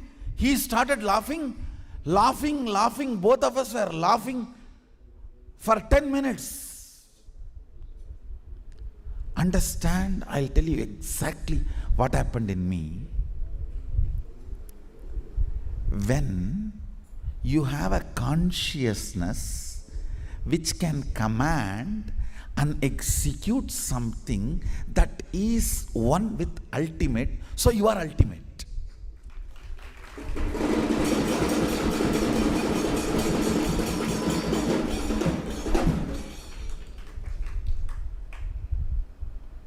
I know now with this theory there will be 100 questions, doubts you may have. All that we can digest, grind, burn next.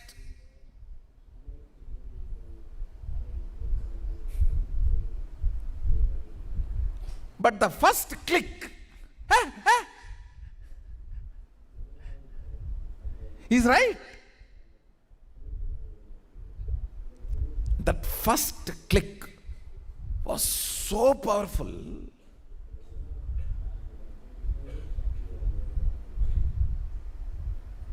The words uttered were only two words. Swami.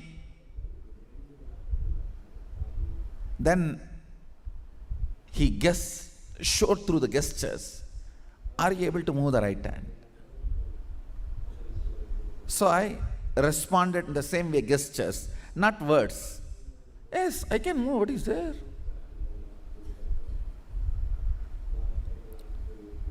So just when this gesture, question, answer was going on, I could understand very clearly what he is trying to convey. If you have a consciousness which can command and make the matter, body is matter, make the matter obey, listen, you are carrying, which is ultimate. You are the consciousness which is ultimate. Onada. Like something hit on my forehead. It was such an ecstasy blossoming, flowering.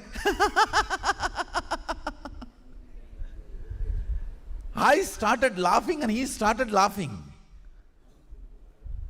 At least next 10 minutes. It's like I felt, oh God, took Kadka Pudi and cleaned up the whole constipation. And all the incompletion went away. Became complete. If you had constipation for 1 week and had Kadka Pudi and cleansed, came and lie down on the bed, how you feel? Exactly. Oh God. Yes. If I have something which has a power to will and command and make the matter obey, then I have a consciousness which is ultimate. From that click, started manifesting powerful cognitions. If this consciousness can move these hands, why not the air next to the hands? Why not the stone next to the air? Why not the hill next to the stone? The powerful cognitions have started manifesting. And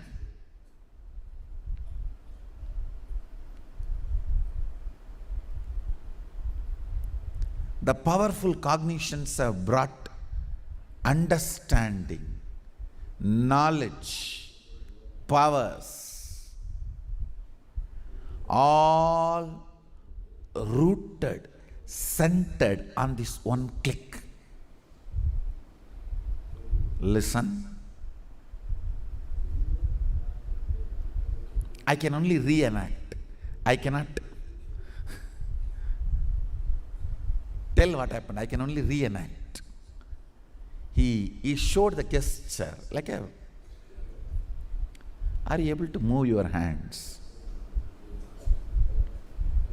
That's exactly.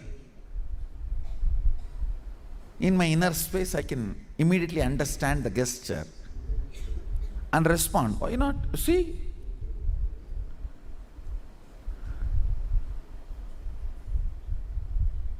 In this interaction itself, my mind is searching what is he trying to teach through this interaction.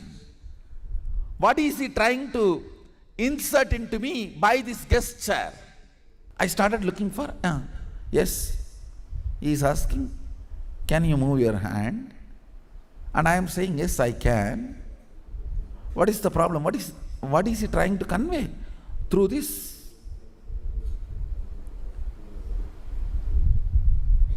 I can see very clearly the next understanding coming to me. So, commanding, and the commanded is obeying. The will is acting on the matter, being established in the consciousness. Then what? I was looking into his eyes. Oh, nada.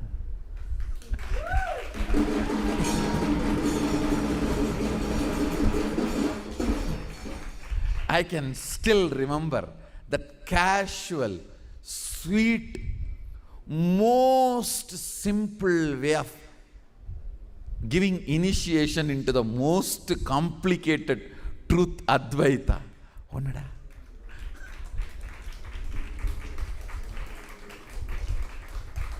That twinkle in the eyes. Oh, nada.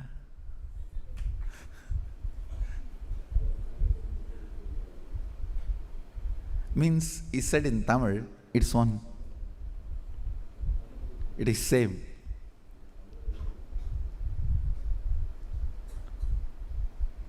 Understand Now the punchline. Listen. If there is a will established in consciousness which can move the matter, your hands are matter, the body is matter.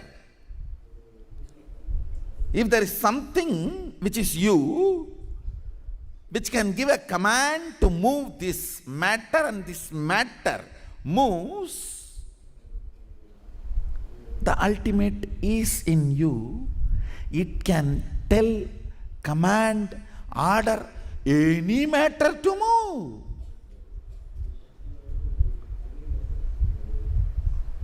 Understand?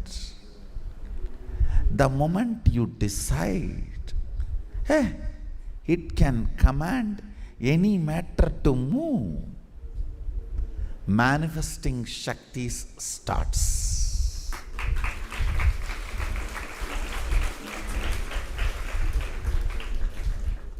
I am telling it is not moving is inauthenticity, powerless cognitions, the conclusions before even you try. Have you told this board to move and it did not move? If that is the case, you have not told to the board the way in which the board can listen. So change the method of telling till the board listens, not doubt the technology of Advaita, which is the source.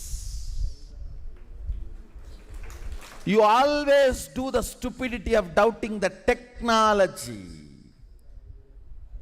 without applying it.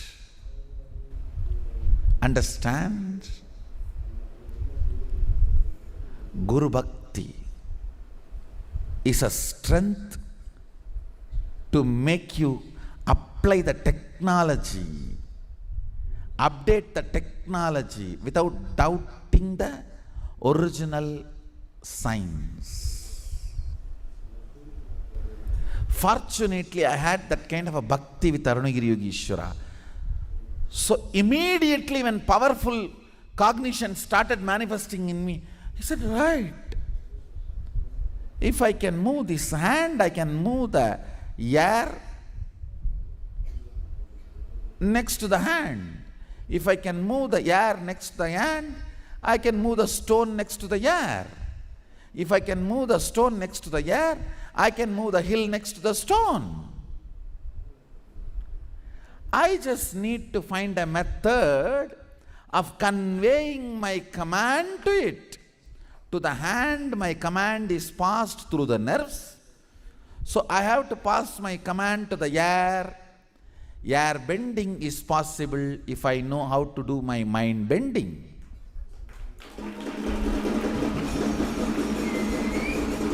So, just like I sent my command to my hands, I should send my command to the air. I should send my command to the stone. I should send my command to the hill. My cognitions have started moving in that direction. Instead of, I tried yesterday itself 2 times to move the article and it did not move, so I don't think Advaita is. No, fortunately, my inner space did not move in that direction. Listen. Essence of today's satsang. Sami, onnada.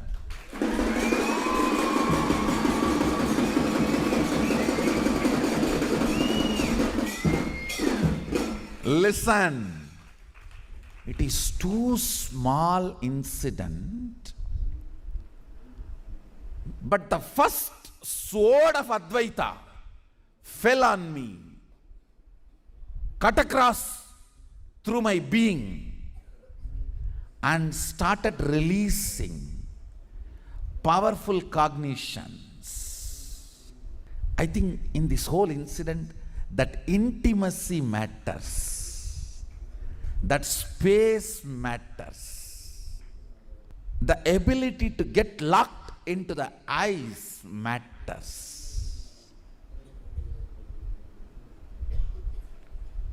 Where master is trying to convey something through the gestures, and you catch that and it unravels itself in you, and you respond same way in the gestures without answering, and he captures and just throws one word, Onada.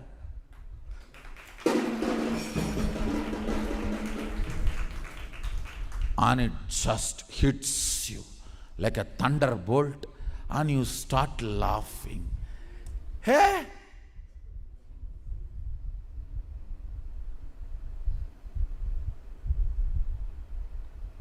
That laughter, my laughter and his laughter, during that laughter itself, I am giving command to the air to move, and air is moving. I can see in that ecstasy laughter, I am giving command to the matter around me, and it is responding. Then starts power manifestation on the planet Earth after centuries.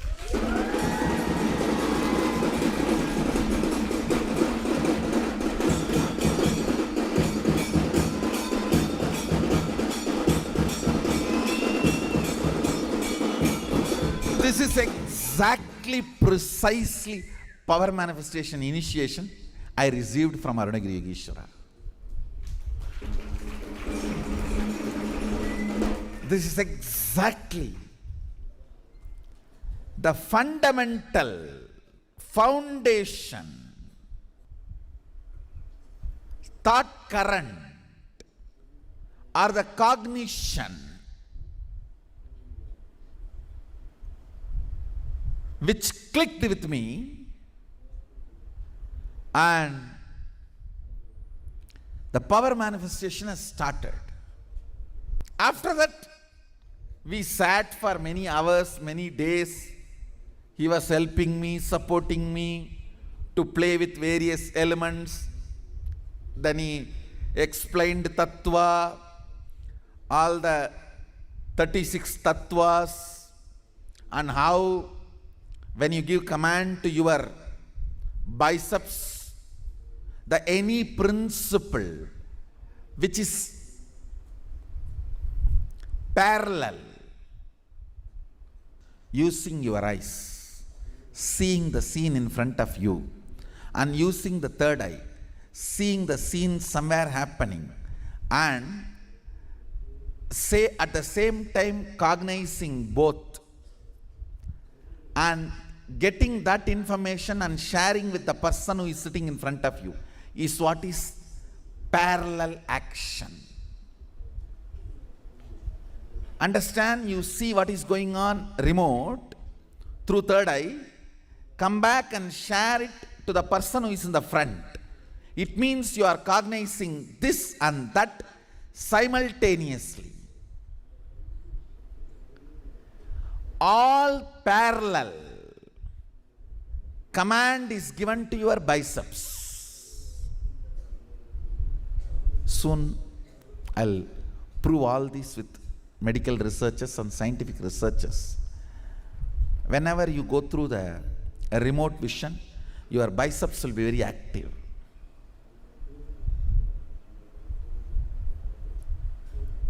Whenever you play with nature, like bringing rain, this time on World Environment Day, we will be bringing rain in 108 places, all 108 places.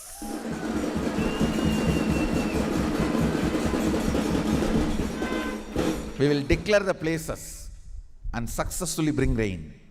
You will see. Not 107, 108, all 108. On June 5th, World Environment Day, we will connect with nature and bring rain.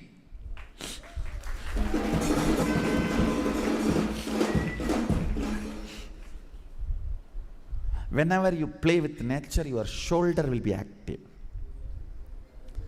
So later on, he taught me all these sciences of 36 tattvas, and whenever you command and work with the sun, your right eye will be very active, and whenever you work with Chandra, moon, your left eye will be active. When you work with fire, Agni Samyama, or trying to blow fire and all, the third eye will be active. And these are the subtle principles of tattvas he taught later. That is different. The manifesting powers itself started with this click. With this. Meditate on this one. What I said today. On this one cognition. On this one initiation Arunagiri Yogeshwara gave me. All the other powerful cognitions, opening up, everything we will do next. But this is the source of manifesting powers. So this is the mahavakya for manifesting powers. Swami, Onada.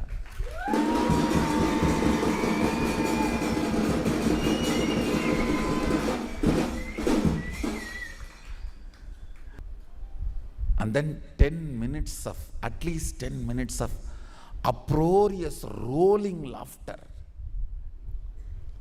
I was just pulling his dhoti and shaking his hands. Because it was such big clarity.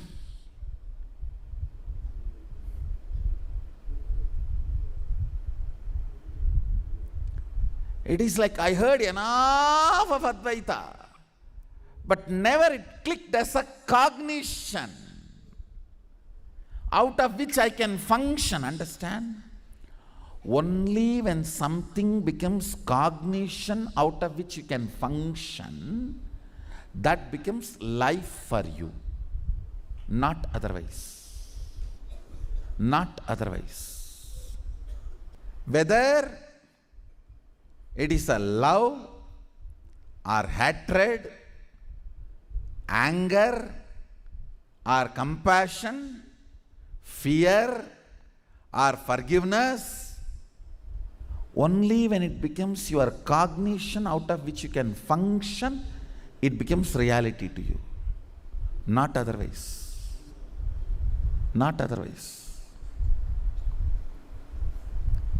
I remember going to few universities in USA, UCLA, Berkeley, few universities, not Berkeley, I think, UCLA and University of Oklahoma once, one university in Oklahoma, and few universities. One very elderly senior scientist, he took me to dormitories of the senior professors and scientists. It was much worse than our dormitory. Whether the size or the cleanliness. I was shocked. These guys must be getting highly paid. Why are they living like this? He said, Swamiji, most of these big guys are bachelors, are divorcees. They can't live with women. They can't live with the spouse. They don't want to maintain a house, so they pick up a dorm here or an apartment here. Because they are so engrossed and their research became their cognition, they can't cognize anything else in their life. I asked him, they must be getting heavily paid. They said, Swamiji, all of them are millionaires. Some of them are even billionaires because they have patent rights. But they will not even know what is their net worth. Most of them just write a will to the university and die. And the whole thing goes to university. Till death, they don't even check what is their net worth.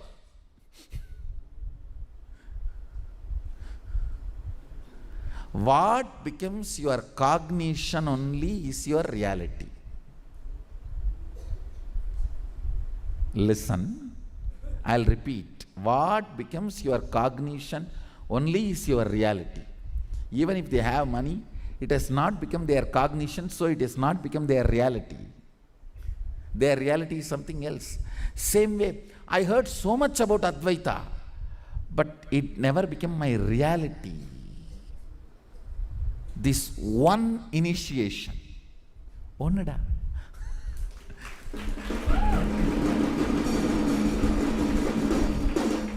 Suddenly, it clicked so beautifully, so thoroughly. Only now I can understand how in the Svetaswara Upanishad, just Guru utters Tattvamasi Svedaketu, Tattvamasi, and immediately Svedaketu realizes.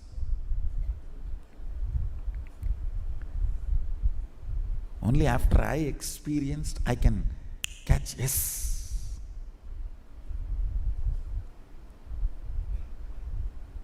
Otherwise, so many gurus utter Tattvamasi so many thousands of times to so many thousands of disciples. Then what next? In Bengal, there is a funny proverb. In Sadhu Bandara, Sannyasis Bandara, the Mahant will announce, Brahma Satyam Jagat Mithya. Brahma Satyam Jagat Mithya means God alone is real, existence only is real, the world is illusory. The sadhus who are sitting in the row for eating, they will say, Kavar Pore, after eating all this. Brahma Satyam Jagat Mithya, Kavar Pore. After eating, not now. World is illusion after we finish eating, not before eating. Means it has not become cognition. Brahma Satyam Jagat Mithya, when? After we finish, serve the Bandara, not before Rasagulla. After Rasagulla, after Jalebi, after food, Brahma Satyam Jagat Mithya. Not before.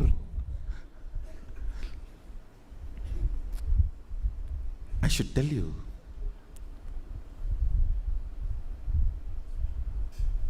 precisely at that moment, something which did not click for me for years clicked. Meditate on this today. I bless you. All of you will manifest powers.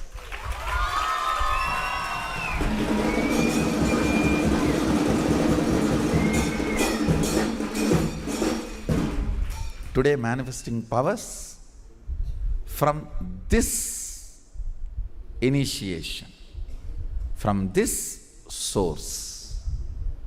Essence of today's satsang, Sami Onada.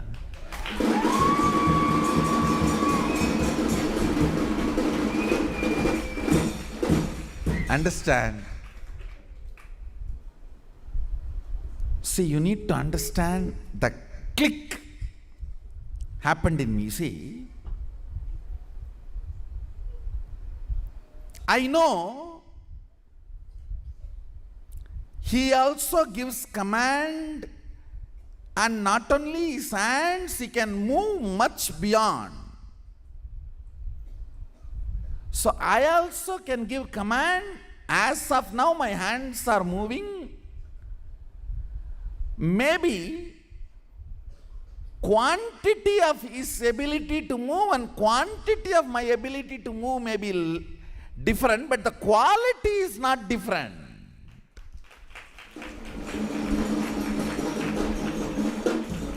If the quality is not different, that's all matters. Onada.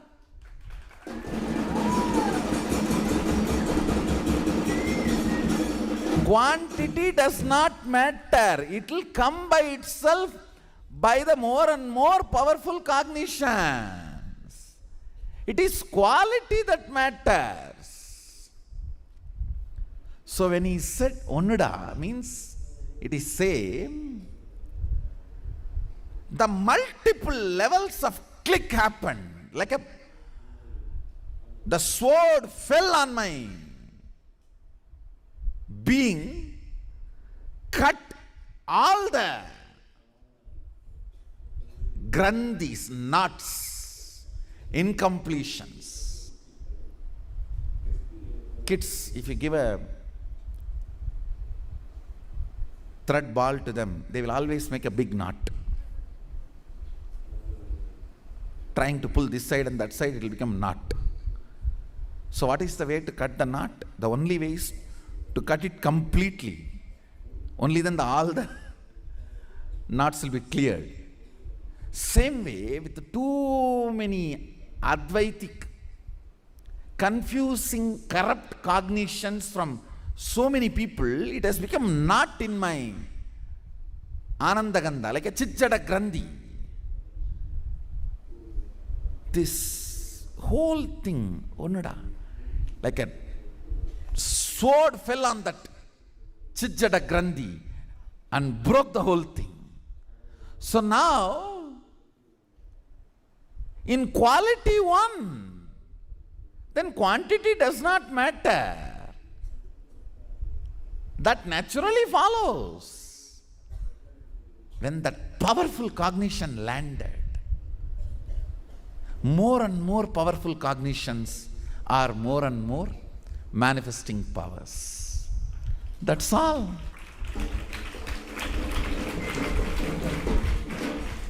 Sami, Onada.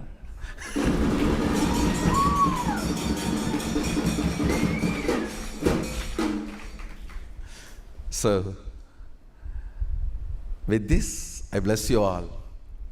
Let's all radiate with integrity, authenticity, responsibility, enriching, causing, living Shuddhadvaita Saivam, Sadashivoham, the eternal bliss, Nityananda. Thank you. Be blissful.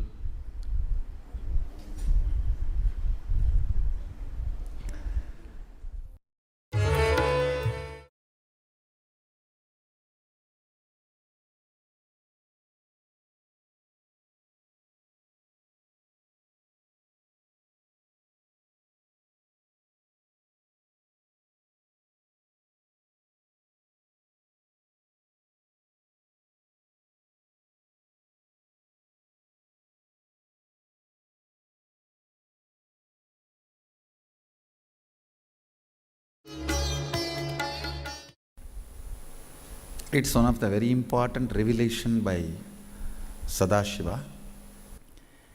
All the electronic equipments work when the electrons are made to vibrate. That happens by the light. When the electricity is supplied, the light particle vibrates, the electronic equipment starts working.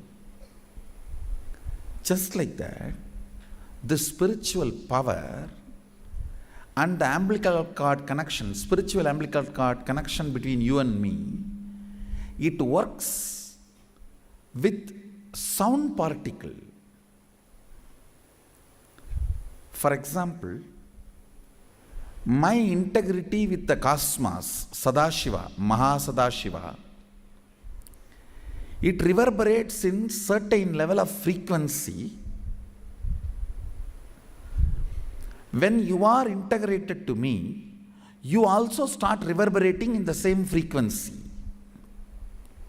If your integrity goes down, that is when you start connecting with me only as a manager or this organization head or your Purvashram father, mother.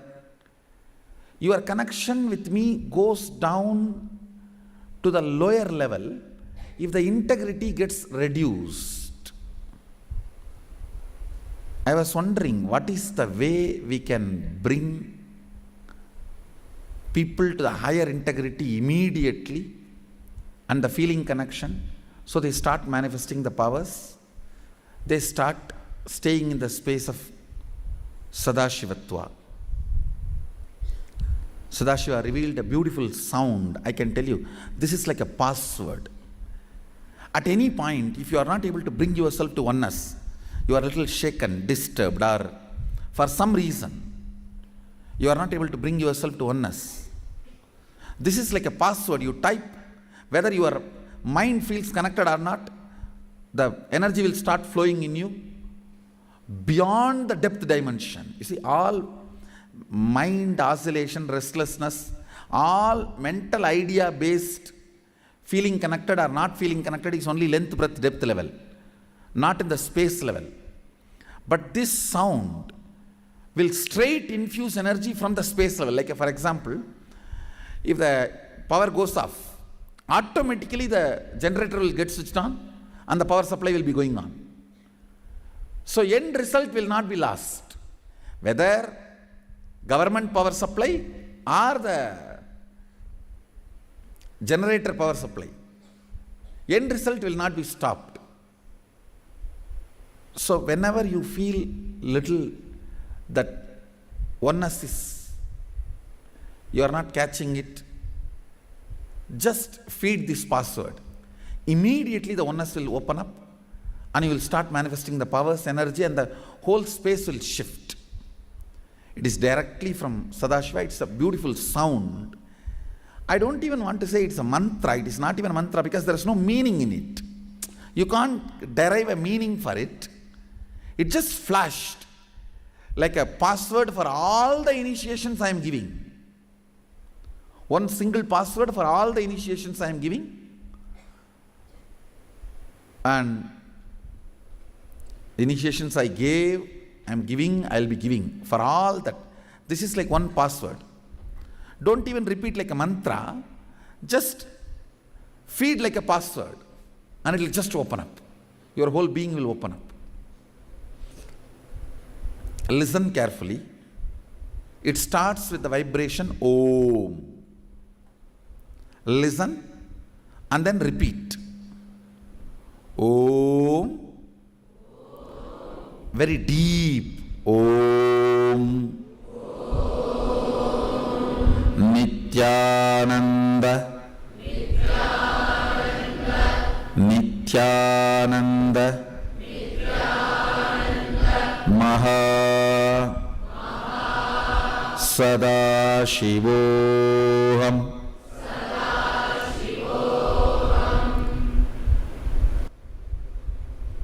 Because it just came out like a password, neither I bothered to find a meaning, nor I think we can have any logical meaning to it.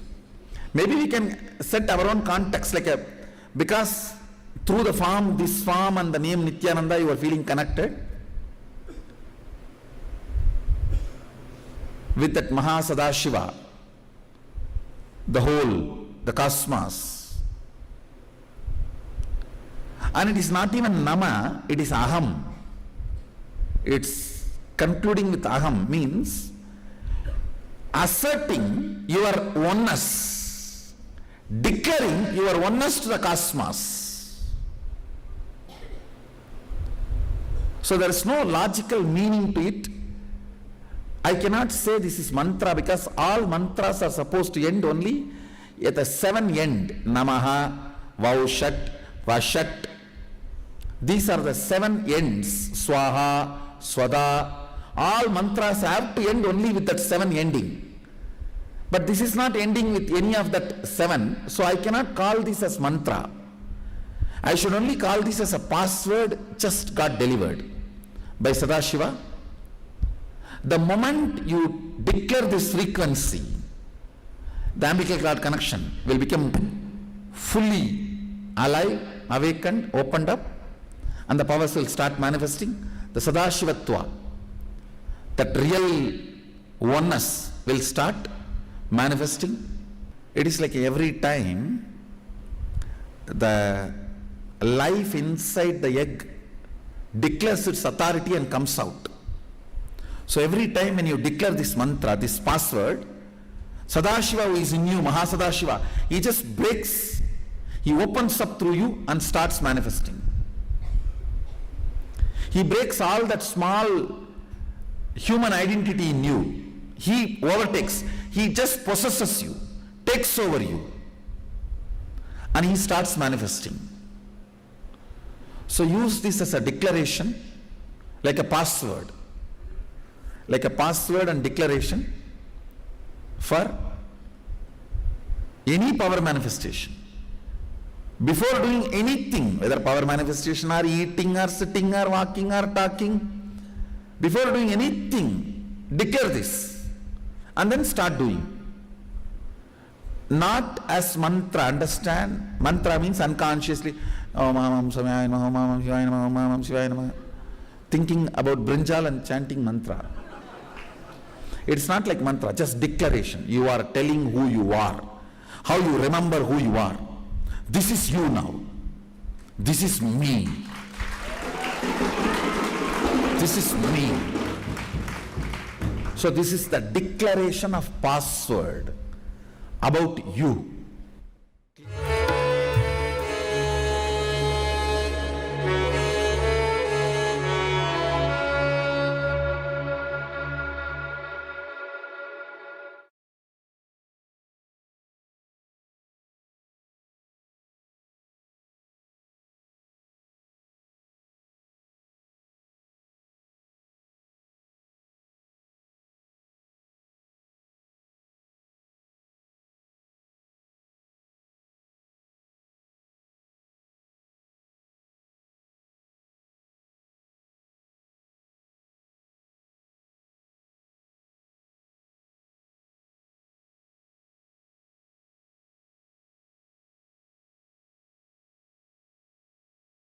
Ananda Paramashivoham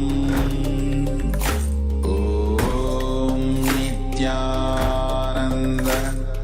Paramashivoham Om Nityananda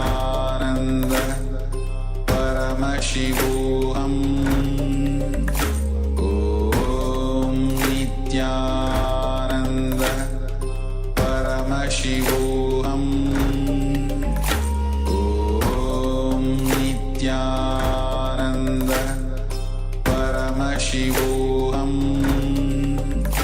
Om Nityananda Paramashivoham Om Nityananda Paramashivoham Om Nityananda Paramashivoham Om Nityananda Paramashivoham Om Nityananda Paramashivoham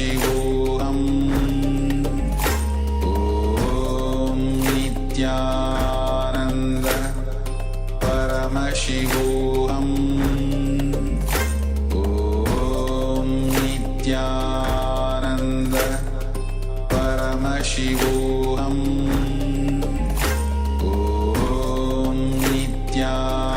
Om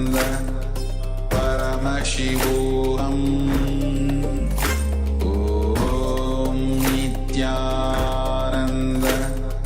Paramashivoham Om Nityananda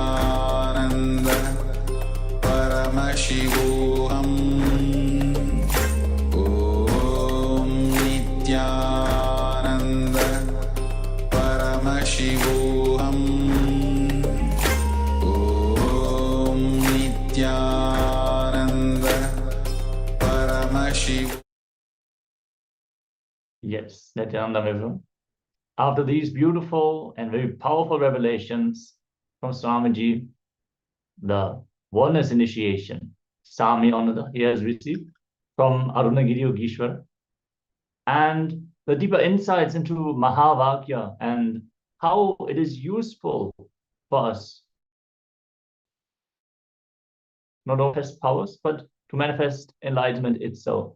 When we receive this powerful mantra from our Guru Shishya Parampara, from the lineage of our Guru, directly initiated into the powerful truth of Advaita, expressing it as a declaration through this mahavakya, whatever mahavakya it may be.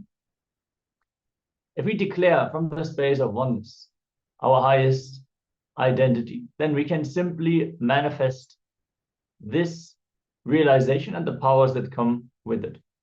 So we are now going to move on to the next step of the living Advaita process, the Teamly process. In the last step, we have analyzed where we are projecting our incompletions from our past onto the people we meet in our life. We have identified all these situations, and now we are going to enter into the completion process. So start the completion, move into the space of doing the completion. Before we have scanned our life for the incidents, the places, the people on which we are projecting incompletions, which are not directly related to them, but to other people whom we have had incompletions with in the past. So literally we are using the hangover that we have with other people and projecting it onto the people in our lives. So start the completion, sit with each member and start the completion. It is the patterns you build that are responsible for your incompletions.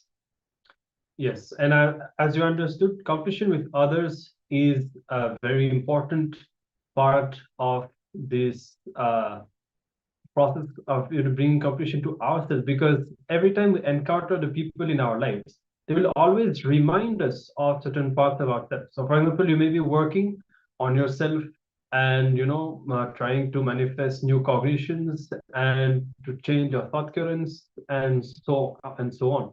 But the moment you come face to face with the people in your life, then depending on the past incidents that you had with them, they will immediately trigger a certain part of you. So how much ever you work on yourself, if you don't bring the completion in those relationships, then that those inner images that you have, that those people trigger inside you, they will continue to live on.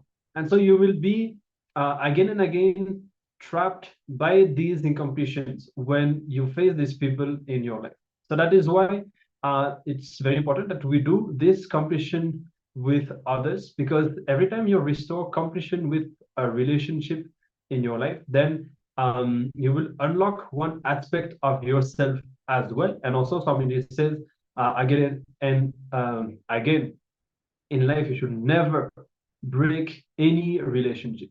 And how much ever difficult it is, how much ever you need to struggle for it, do whatever it takes to bring completion with all the relationships in your life. Because even if you feel that there's a lot of pain in the relationship, finally, even after years of struggle, if you can restore the completion, then you will feel so fulfilled that even after going through so much, we are still together, we are still that person is still part of my life, and that will bring amazing fulfillment. So always remember that.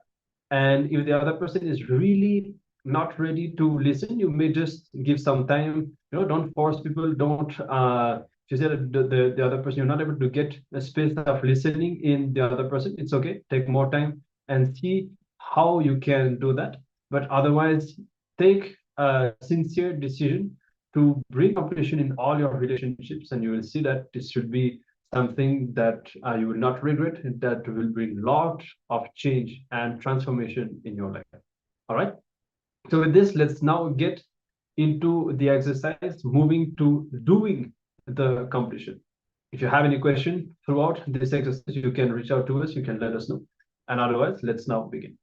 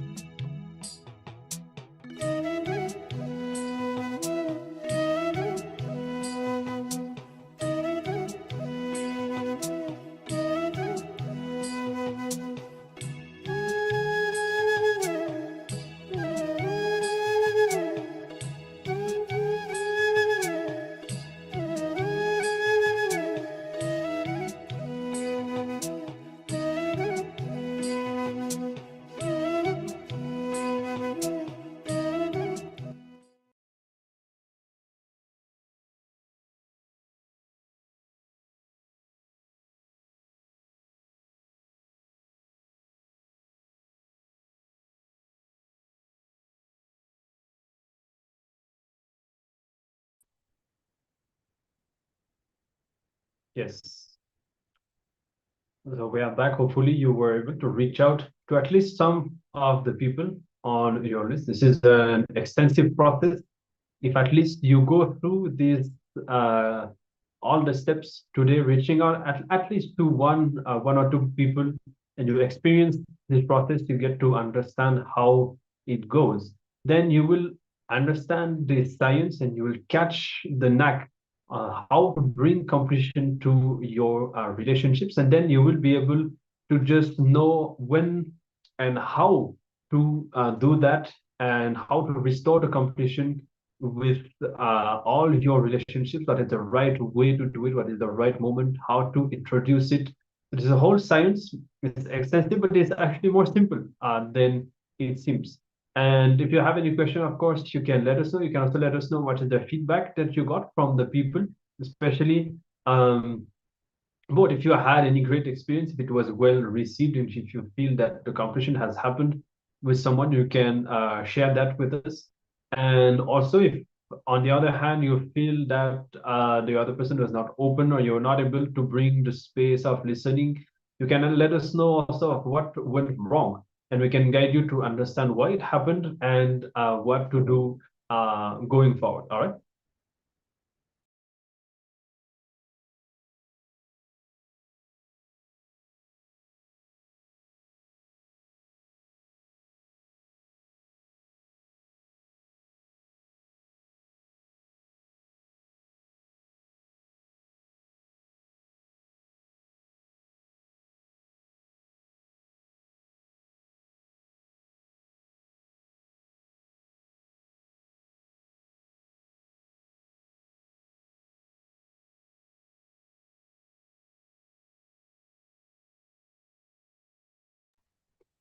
Yes. So with this, we'll be moving forward and entering into our next round of the power manifestation. If there is anything that you want to share, you can take your time to pen everything down and to type everything down in the Zoom chat. And now for our next power manifestation round, we will continue with the power of Garima, playing with the weight of objects, and an interesting parallel, the way to understand why is it that we are manifesting this power today. As you understood, we always try as much as possible to find powers that are related to the theme of the day. And here we are playing with the weight. As you understood, every incompletion always adds weight in a subtle sense, because you just feel that you don't have much free inner space, and it even happens physically, as we already explained. Each thought has weight. He says thoughts are matter. So physically, when you are stuck in thoughts, in patterns, this increases your weight. And when you play, especially now here, bringing completion in the relationship. So when you play with the weight of objects, it is directly connected to your ability to bring completion in your relationships and all your extensions around you. Yes, the very fundamental principle of gravity is based on the cognitions that you carry. Understand, when you have an incompletion, you will gravitate towards one specific default future. The more you reside in the space of consciousness, the more the open space opens up in front of you. You will not gravitate towards a certain outcome. You will be in the present moment and freely manifest reality as it occurs to you in that moment. It will not be based on the past happenings. So Swamiji clearly said, the moment you complete, also the weight of your body will reduce. The gravity, how much it is pulling you, will reduce. Yes. So with this, let's get ready to begin. And please have a small object in front of you. It could be even just the cap of a water bottle, or a pin, a coin, something of this size. And make sure to take a measurement of the weight. You can use any small weighing scale, like weighing scale for jewelry, or even a kitchen weighing scale. And if you don't have, you can use an app. There are different apps you can download that can do that for you. And make sure to note down the measurement. If you have already succeeded in manifesting this power, you can progress, you can move towards further progressions. And like just changing the object or having a bigger, heavier object, or manifesting on somebody's hand, for example. So you can choose, and you can let us know also of which level you are at, and make sure to take the measurement and prepare yourself to begin this round of the power manifestation. Sit straight with your head, neck, and spine in a straight line, and bring your awareness to the third eye. Chant the mahavakya of Nityananda Paramashivoham. Connect with Swamiji, your inner space, and from the space of oneness, command for the weight of the object to decrease. All right, let's begin this round. We'll be playing a oneness capsule. You can watch it as the power manifestation goes.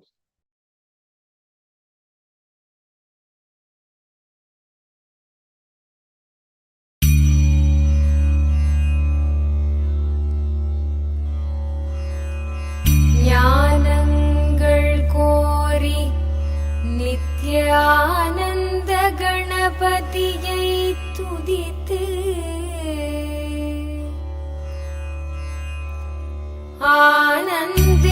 ஆனந்தேஸ்வரரையும் ஆனந்தேஸ்வரியையும் வர்ணித்து ஆனந்தேஸ்வரி கல்யாண வைபோகமே ஆனந்தேஸ்வரி கல்யாண வைபோகமே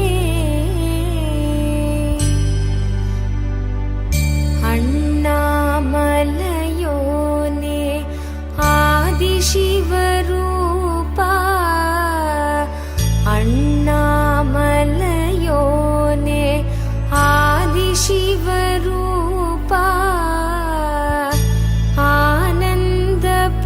ஆனந்தபுரியமர்ந்து ஞானம் தரும் சீலா ஆனந்தேஸ்வரா ஆனந்தேஸ்வரி கல்யாண வைபோகமே ஆனந்தேஸ்வரி கல்யாண வைபோகமே ஆனந்தேஸ்வரி கல்யாண வைபோகமே ஆனந்தேஸ்வரி கல்யாண வைபோகமே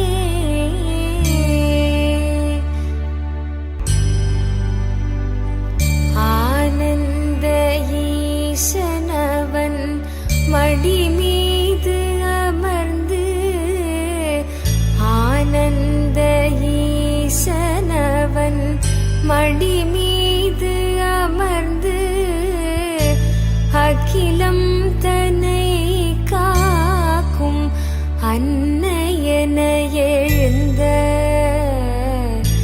ஆனந்தேஸ்வரி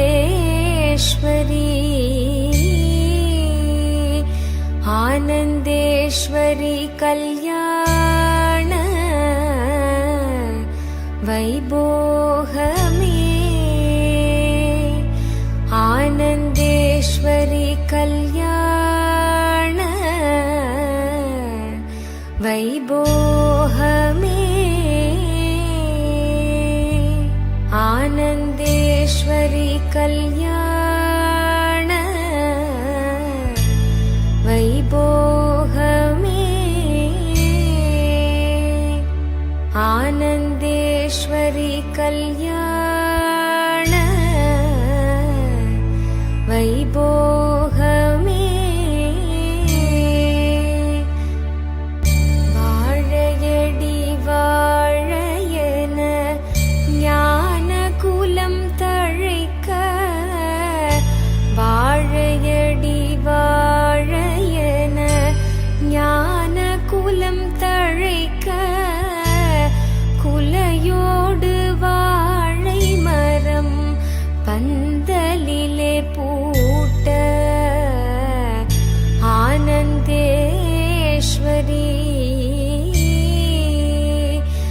आनन्देश्वरी कल्याण वैभोहमे आनन्देश्वरी कल्याण वैभोहमे आनन्देश्वरी कल्याण वैभोहमे आनन्देश्वरी कल्याण वैभोहमे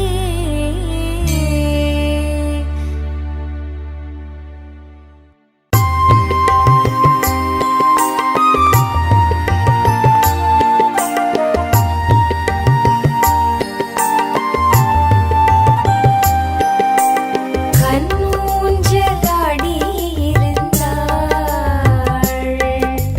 கண்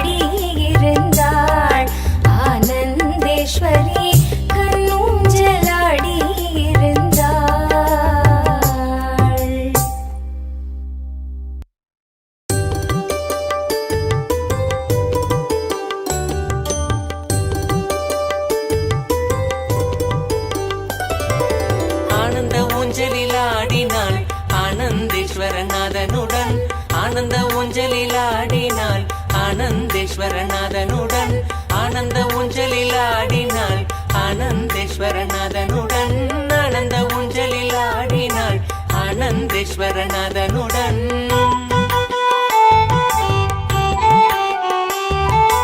வேத கோஷங்கள் முழங்கிட விண்ணோர் மன்னோர் மகிழ்ந்திட வேத கோஷங்கள் முழங்கிட விண்ணோர் மன்னோர் மகிழ்ந்திட நாரதன் தும்புரு மீட்டிட நானிலம் முழுதும் ஆடிட நாரதன் தும்புரு மீட்டிட நானிலம் முழுதும் ஆடிட ஆனந்த ஊஞ்சலில் ஆடினாள் ஆனந்தேஸ்வரநாதனுடன் ஆனந்த ஊஞ்சலில் ஆடினாள் ஆனந்தேஸ்வரநாதனுடன்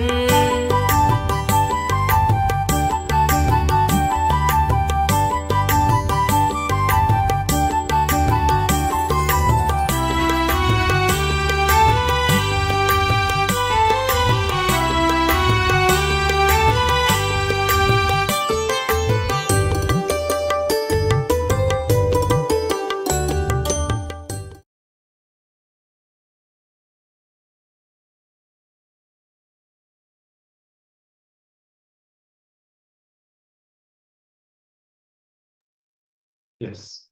So you can now take another measurement of the object, and you can see if you witness any difference in the weight, even if it's just a few milligrams. Make sure to compare the value, use the same method that you have used in the first round, and you can verify and let us know if you have succeeded in altering the weight of the object. And keep in mind, this power is directly connected to your ability to bring completion in relationships and vice versa. So the more you progress, the more you bring completion to your relationships and practice, manifest this power again and again. Today, you will see that both are directly related. So even while you are manifesting this power, you can bring awareness within yourself and see, is there any subtle blind spot that is there, that is either stopping you from manifesting or that is getting revealed? Do pay attention to all these things as when you are sitting in this space, or directly seated with Swamiji, and this power manifestation will always, it will always help you to understand about yourself and to drop all the powerless cognitions. This is really the key, and this is the way the power manifestation happens, when you hold on to the powerful cognitions. Like Swamiji gave that very stark example, like the human consciousness cannot flower in a body if they eat human flesh. Just like that, the incompletions cannot continue to exist if you continue to manifest powers. It is a good test for yourself also. If you are sitting for the power manifestation and the manifestation is not happening or is taking a lot of time, look in, what are the incompletions that you are cherishing recently? What is the non-integrity, inauthenticity, irresponsibility, or where did you miss enriching the people around you? You can use this as a tool for your own guidance.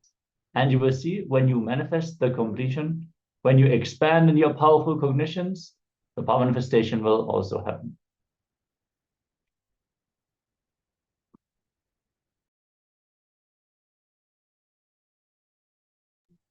Yes.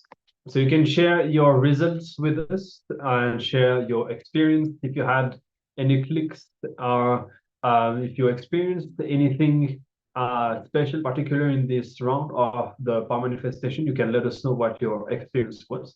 And otherwise, we will move on. We will begin our next session, which is on the Sadashiva Rahasya, sacred secret of Sadashiva. So in this series of clips, Swamiji will be revealing what the secret is and how to manifest it, and how it will help us to manifest the next level powers and achieve the space of completion. All right, so let's come to the space of listening. Remember, whenever we listen to Swamiji's words directly reprogram our inner space. So let's be in a space of listening so that we can completely imbibe every single word that Swamiji verbalizes. And of course, after that, we will be back to continue our processes and to internalize everything that we have heard.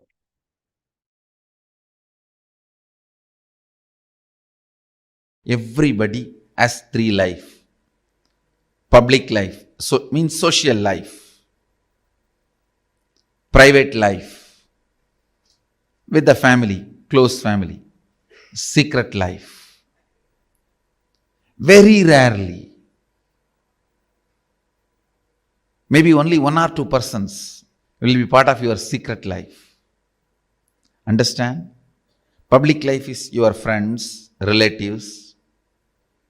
Private life maybe 1 or 2 person from your family or close friend.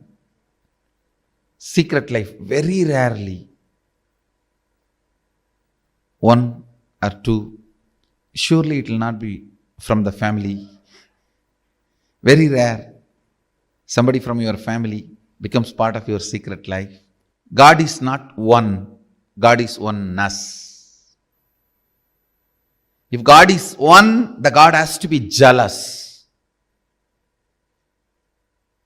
He has to be holding his seat, authority, throne.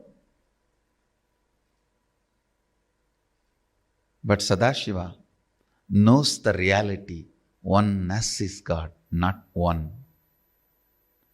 So, he is waiting for every one of us to celebrate the oneness, to celebrate his existence. Understand?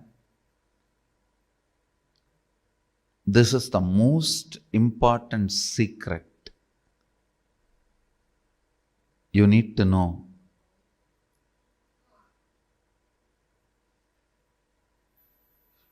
When you try to declare,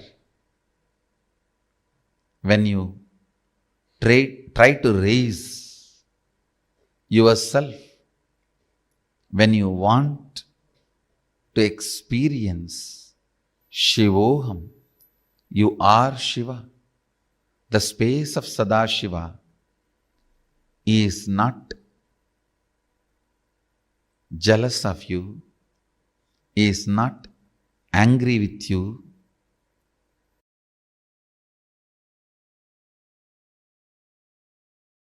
Understand the inner space of Mahadeva. Some of the important secrets you need to know from the inner space of Mahadeva. The most sacred secret from the inner space of Mahadeva. Please listen carefully. You need to understand the inner space of Mahadeva.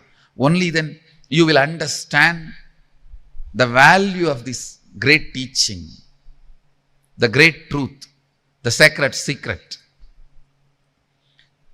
In your inner space, you constantly feel threatened by anybody and everybody. If somebody gets the same amount of money you have, you feel threatened. If somebody gets the same amount of name you have, you feel threatened. If somebody gets the same amount of fame you have, you feel threatened. Understand.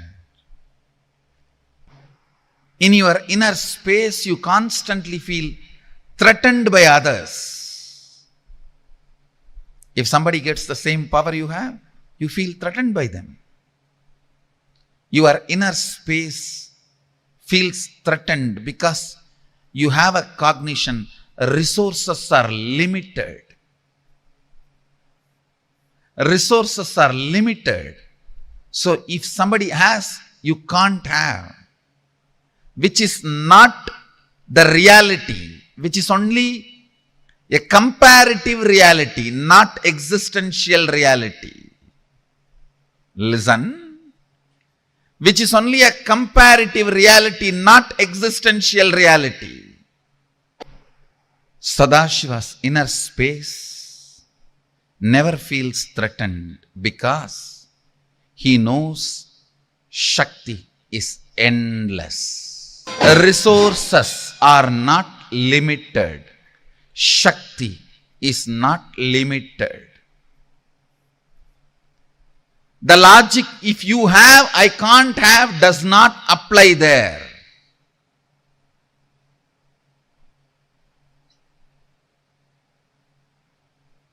When he says Shivatvamasi, he means it. You are Shiva. If you listen to his truth and declare Shivoham, I am Shiva, he will not feel threatened. He will not judge you. He will not question you. He will not be asking, how dare you declare you are Shiva? Have you qualified yourself? Have you done all the tapas? Have you purified yourself? No, don't worry. The moment you declare, he is so happy, he has one more being through which he can manifest himself. Declaring, radiating, manifesting Shivoham does not need any special skill sets.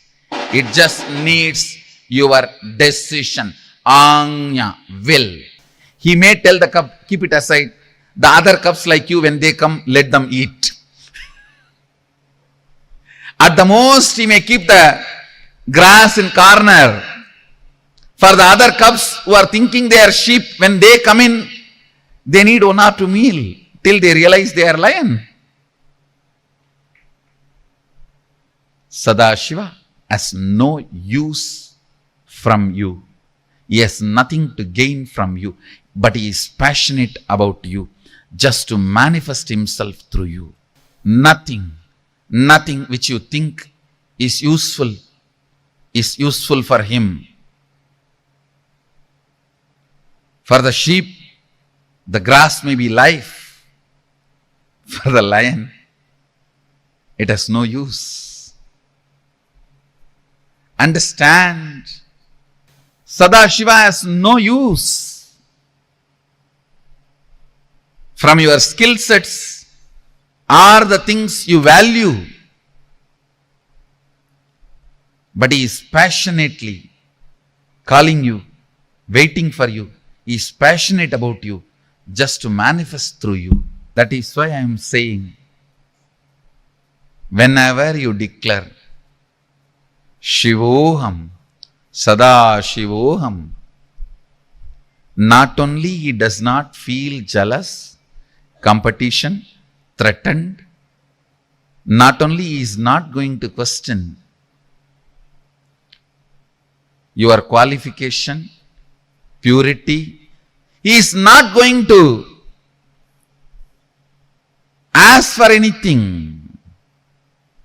He is not going to ask for any certification. He is just going to celebrate your declaration, because he feels, now I have one more inner space through which I can manifest. I can radiate. If God is one, he has to be jealous. But God is oneness, not one. If any of you have suffered by the one God who is jealous, feels threatened by anyone and everyone, please come here. We have a God who is oneness.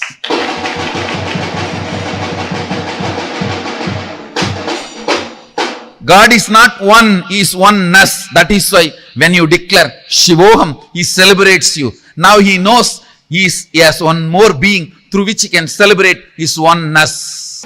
One God will always feel threatened, because there cannot be second one. The oneness God will always be celebrating, because he is going to manifest his oneness through everybody. Understand this Mahadeva Rahasya. First, his inner space does not feel threatened like you, because he knows resources are endless. Shakti is endless.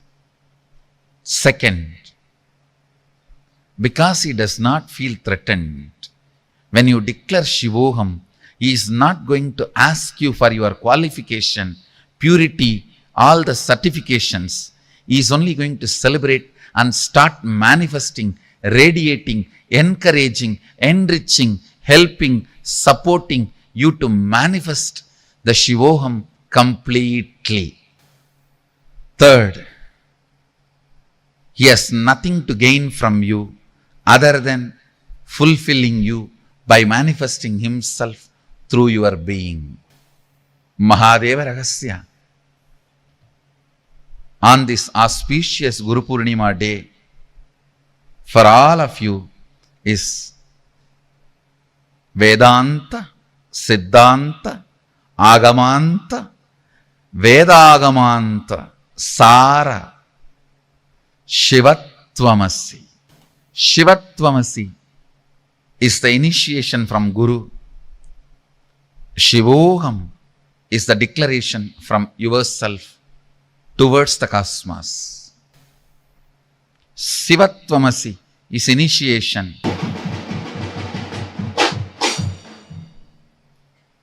From today till the Navaratri, the Chaturmasya Vrata starts. From this year, I wanted our whole Sangha to celebrate, follow the Chaturmasya Vrata. From today till Navaratri, the Chaturmasya ends. I wanted the whole Sangha to meditate, contemplate, declare, manifest, radiate this truth. Shivatvamasi. Take this as initiation.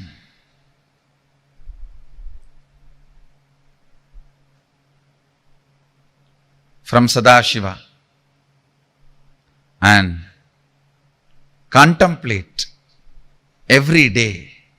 If I am Sadashiva, then this is the way my life should manifest.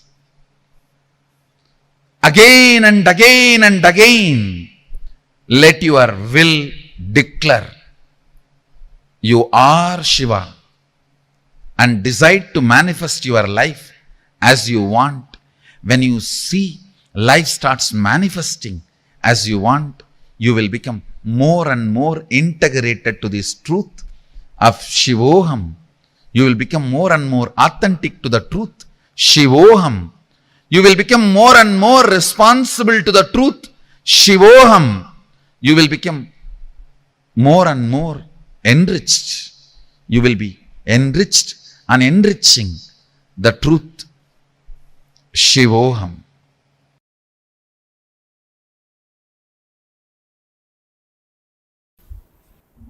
I'll continue to expand on Sadashiva Rahasya. The first Sadashiva Rahasya, the sacred secret I've revealed from the state of Sadashivatva, oneness with Sadashiva. When the space is created and a command is manifested, a power manifested, if it becomes immediately reality in the plane you wanted it to manifest, great. If not, you are only manifesting less power. So the solution is manifesting more power, not questioning the legitimacy of the science or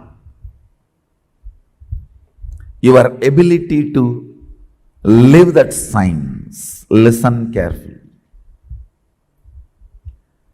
Because the state is a gift from me, it cannot be taken away. Actually, you can't be out of the state. That's the problem. Now the next question comes, yes, if I am manifesting less power, what to do? How to manifest more power? Listen. This is the precise understanding you need to have. Listen carefully. This is the precise understanding you need to have.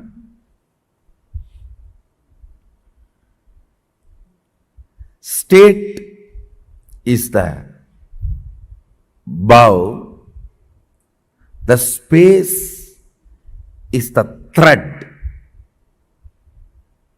and arrow is the sankalpa with which you pull when it goes and attacks and manifests. What do you want is the power manifestation. Listen carefully. State is the bow, space is the thread.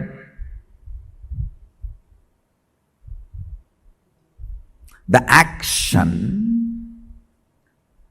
of putting the arrow is the sankalpa, putting the arrow and pulling it.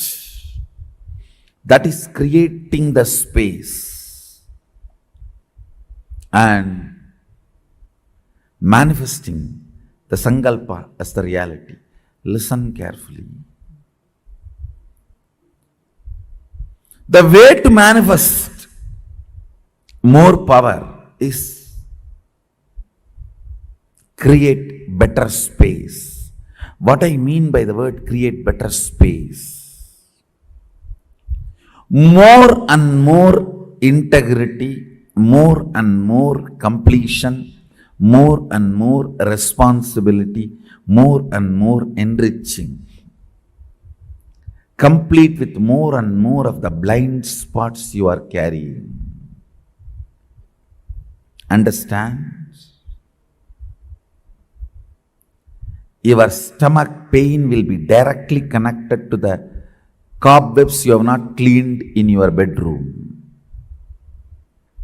Your ulcer is directly connected to the outside veranda you have not cleaned your house. Don't think how can that and this be connected. Only if you have ulcer, stomach problems, your eyes will not even be aware of the dirt around you. If your eyes are not even aware of the dirt around you, something is boiling inside you. You are preoccupied. All preoccupation manifests ulcer. Understand? All preoccupation. If you take haritaki powder, you will clean your house. This may all look very funny, very funny side effects. You think, oh, if I take haritaki powder, I will clean my restroom. That I understand. Why will I clean my veranda? Live, you will understand. Many of these things are interconnected. Many of these are interconnected. If you take haritaki powder and heal the ulcer inside, suddenly your words towards your mother-in-law will become soft and completion based. The relationship will develop. It's too funny. It is too funny. What affects what? Which one touches which one? It is too funny. Let me give you the precise solution. State is achieved by unclutching, completion, all the methodologies of putting you in Nirvikalpa Samadhi. As and now,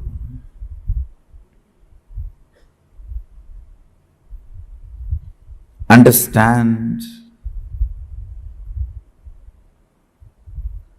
I don't see any of my disciples at least manifesting any power without touching the Nirvikalpa Samadhi. And I also make sure you don't manifest powers before you touch the Nirvikalpa Samadhi, because if you start manifesting before you touch Nirvikalpa Samadhi, it will be Siddhi, not Shakti. Nirvikalpa Samadhi is too important. Nirvikalpa Samadhi is too important.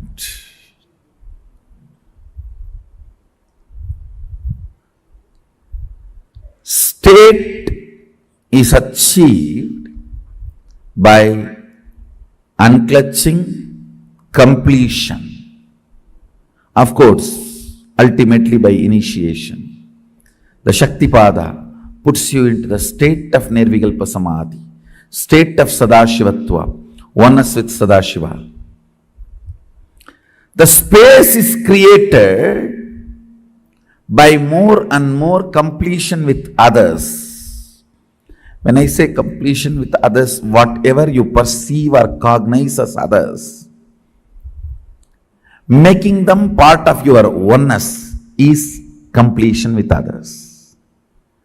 Understand, whatever you cognize as others, persons, river, hill, whatever you may cognize as others,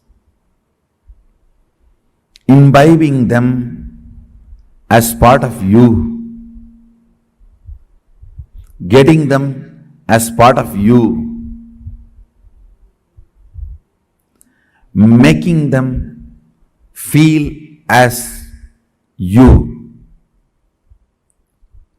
recovering your oneness with them is completion with others. Understand? I am defining completion with others.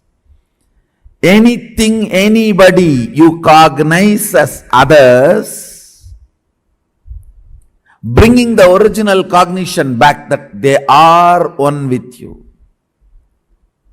Waking up to the oneness with them or at or it. Realizing the oneness again is completion with others. Completion with others is not apologizing to others. Understanding others. Others are as complicated as you. Understanding others are as complicated as you brings completion with others. You are not a bad person, you are a complicated person. All your dimensions are very strong. What others consider as good part of you, what others consider as bad part of you, all are very strong.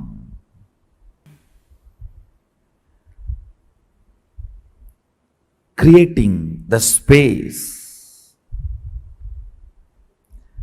the more oneness space you create, more powers you manifest. It is the space you create decides whether the sankalpa is going to become reality or not, whether the command is going to become reality or not. Understand? More and more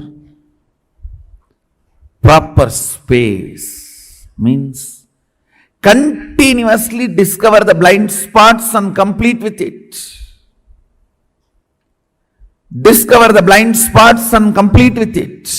If the power manifestation is not happening, if what you want is not becoming reality, what you want is not manifesting, understand,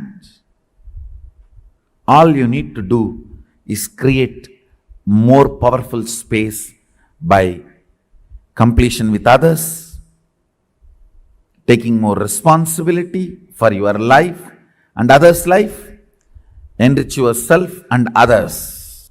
Listen, state. For all of you, you don't need to do anything for the state because just like that I transmit it. If you have heard Arunagiri Yogeshwara's story once, that's all. The state is already transmitted. Even if you felt connected to that story and felt, wow, I should be enjoying Swamiji like this. State is done, over. If you do something to enjoy like that, then the space gets created. The amount of responsibility to enrich myself and others I have shown, I have demonstrated in my life. That was the reason Arunagiri Yogeshwara started manifesting himself completely through this body. Understand? I'll repeat the whole thing in few lines. Listen.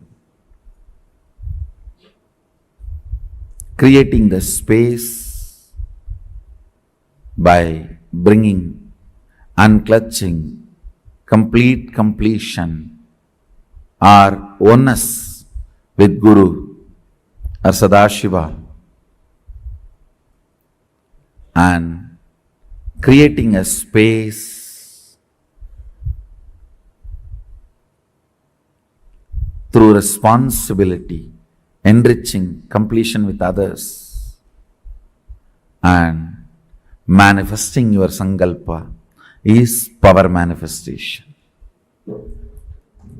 This is the first principle for Shaktipada.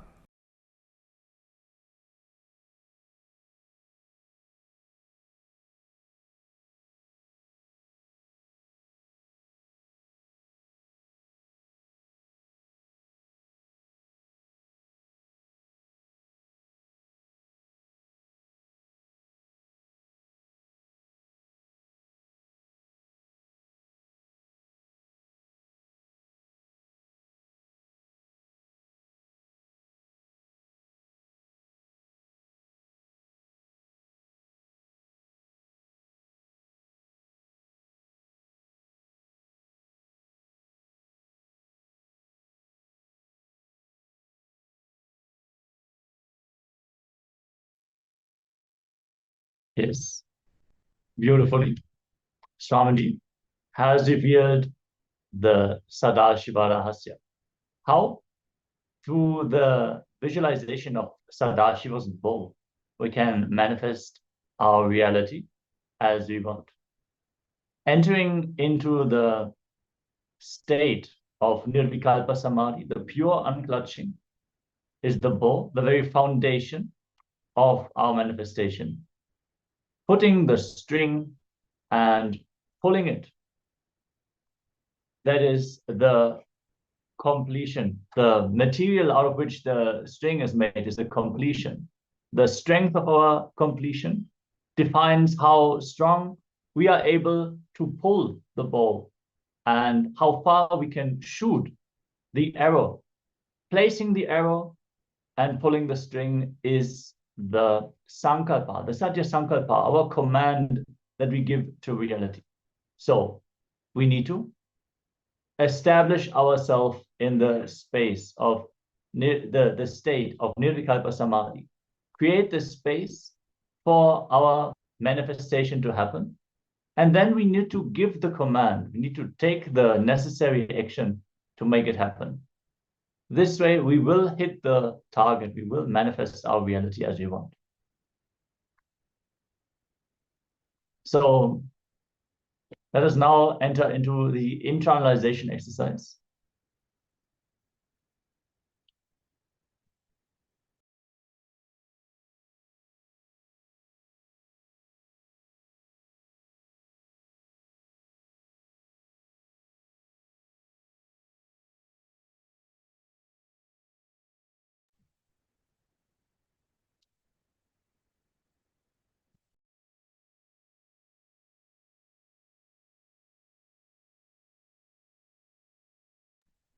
Yes, so we'll now begin our internalization. And to start with, a powerful cognition that Swamiji revealed also in these clips, that was about pure questioning. Now, with the pure questioning, not only you can reach enlightenment, but you can reach the space from which powers manifest. And it makes the vision of the cosmos as your ambition. Now, you should not assume anything. You should never make assumptions other than your intention to be. Nothing else is a reality. Swamiji clearly said you are your intention to be. That is who you are. nothing else is a reality. Then ask yourself, why am I getting carried away by the situations? What is my intention? Is this situation supporting my intention? How is it contributing? Let me manifest to support my intention. So here, we can take a few moments to reflect on that. When we are carried away by situations, how we miss realizing that it is our will that is manifesting. So for example, let's say that you face a conflict or a challenging situation whatsoever in your life. Then many times we forget that we create our reality and we go into a kind of a victim mode, thinking that, oh, this is happening, I can't handle, it is too much. We'll have all these kinds of thoughts in mind, and we believe that this is genuine response to the situation that we are facing. But in reality, we are creating that situation with these thoughts that we have in mind. So this is the truth that is explained here.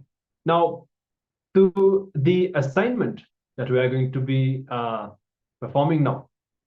First, you'll be identifying areas in which you are stuck, things that you have left unattended or neglected. As Swamiji was saying, even the dust in your veranda is directly connected to what all is going on inside you, how you are worried. And because that removes your eyes' ability to see the dust, and we can even see it physically, how the moment our stomach is too loaded, our eyes have more difficulty to see. So that is one aspect. Now, once you have identified these areas where you are stuck and things that you have either postponed, that you are avoiding, that you don't want to attend to, first write down what these things are, what is the reason why you are not attending to those things. And then you will be writing down all the incidents you remember where your intention did not manifest. Okay, so things that you desired, things that you took up, could be projects, things that you wanted to happen, that you may have started to work for, but did not manifest. So it could be very simple, just simple desires that you had did not manifest, or bigger things like projects that you were working on that did not succeed, things that did not manifest. Now, when you write that, you'll also be looking at what was the space that you were carrying inside you. See, many times, as we said before, we want to manifest something, we focus on the work that we feel is needed for that, but we forget that it is our inner space that is manifesting. And so we are focused only on the tasks, on the work, which is the Kriya Shakti. But we forget the Icha Shakti. That is to hold the space that, I am manifesting and having the right visualization that what we want has already happened in reality. Okay? I hope that you're able to follow along. We'll anyways be showing the assignment again. And then we are going to apply this in relationships. See in your relationships, what space are you carrying? For example, if there is a fight with someone, a relationship is not happening the way you want. See what is the inner space that you are having. If there is any incompletion, any agitation boiling inside, then naturally this will fuel, this will give life to the incompletion that you are experiencing in the relationship, because it is manifesting from inside. And see what these relationships reflect from you. All right, so we covered 3 different assignments. We'll be showing it on the screen again in just a few moments so that you can begin. So meanwhile, reminding, the first assignment was the dimensions of your life where you are stuck, or things that are not attended, neglected, or postponed.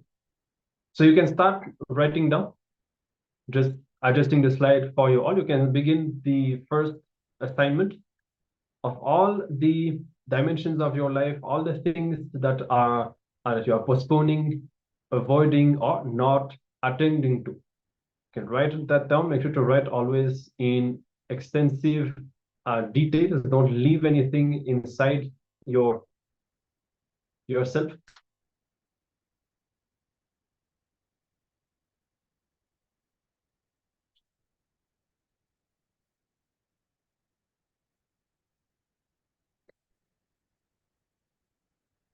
And of course, if you have any question or doubt, you can share that in the chat. We'll be available to respond.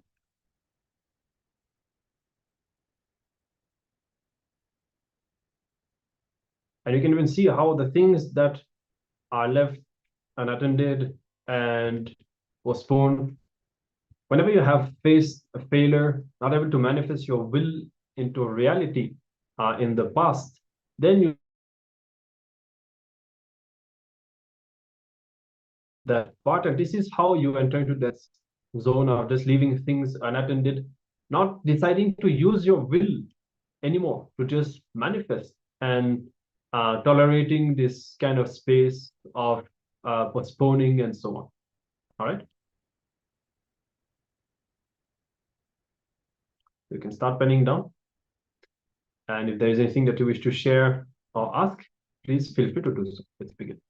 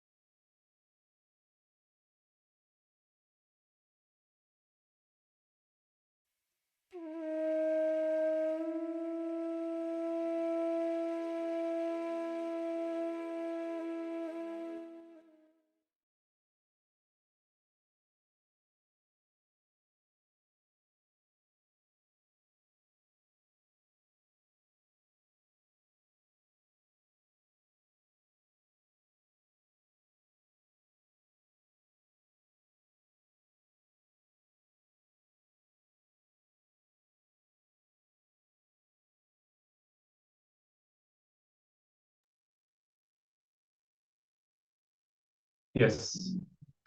So I hope that you are able to complete the assignment and understand these the underlying truth behind this exercise. How we have to catch the space that we carry. As we were saying before, you may be working on something, for example, but do you really carry the space for that to happen? Are you totally integrated to the success of the thing? Are you visualizing the success? Are you visualizing failure? Or are you just performing the actions but without even remembering the original context? Sometimes it is like this, we have certain desire because of which we take up some project, for example, and then we do what is needed. But every day, we may not remember the context. We may not be performing every single task with the original context and the visualization, what we want to achieve, but instead having other things going on inside us. And that is why it may not manifest. Many times we feel we have the will to manifest it, but we know there is an incompletion which is blocking this manifestation. But due to some arrogance, we do not want to complete with that person. We do not want to complete with that aspect of ourselves. So we create a conflict. And in the end, we are not creating the space which is required for the manifestation to happen. And we persist in creating the will, but we're not supporting it with the right space. So that is what Swamiji is calling as will arrogance. When we say, oh, only if that person comes to me and apologizes, only then I will even consider completion. Only then I will be even open for that to happen. So if we put these kinds of conditions, naturally the manifestation is restricted. We will not be able to manifest it just like that. Yes. And another important truth that we have to remember, finally, completion is a decision. And in fact, it sounds simple, but many times we just don't decide for the completion to happen. In fact, we know that there is incompletion, but we feel that, as we just said, we don't want the completion to happen. We set conditions only if the other person accepts what we want, the completion will happen, or we just decide to be angry because we just want to cherish that anger. So these are different ways in which we misuse our conscious will and give birth to complications in our lives.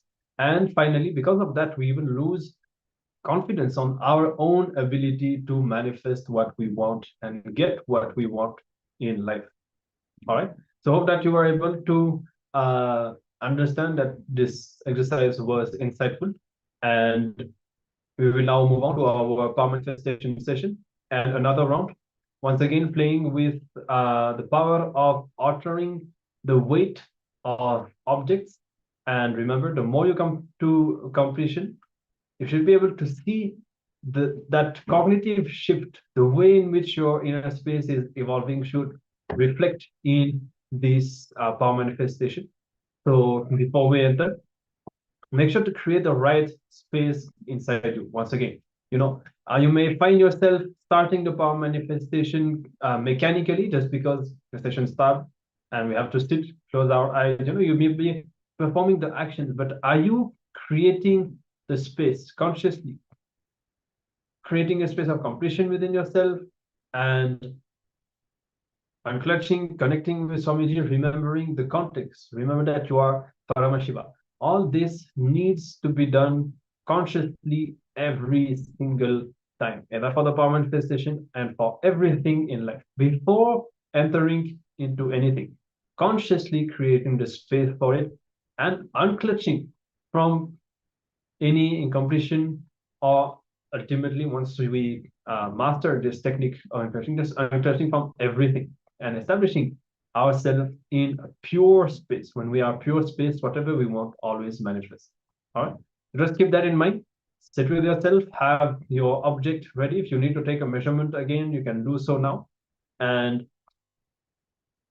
once you are ready, just sit, have your head, neck, and spine in a straight line, unclutch, create a pure space of completion, and remember yourself as Paramashiva.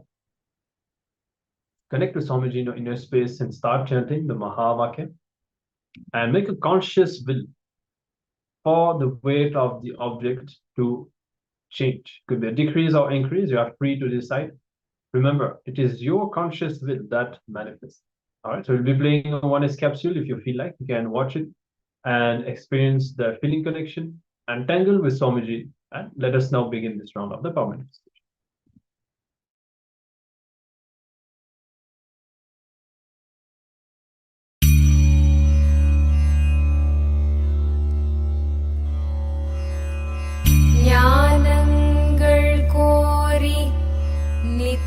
ஆனந்த கணபதியை துதித்து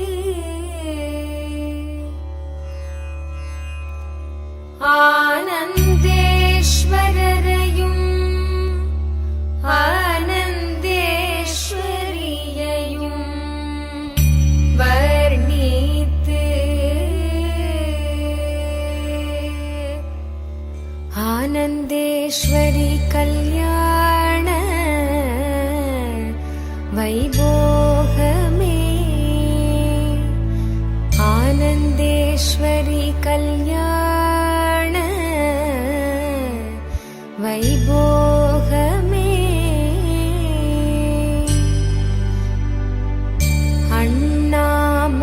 அண்ணாமலையோனே ஆதிசிவரூபா அண்ணாமலையோனே ஆதிசிவரூபா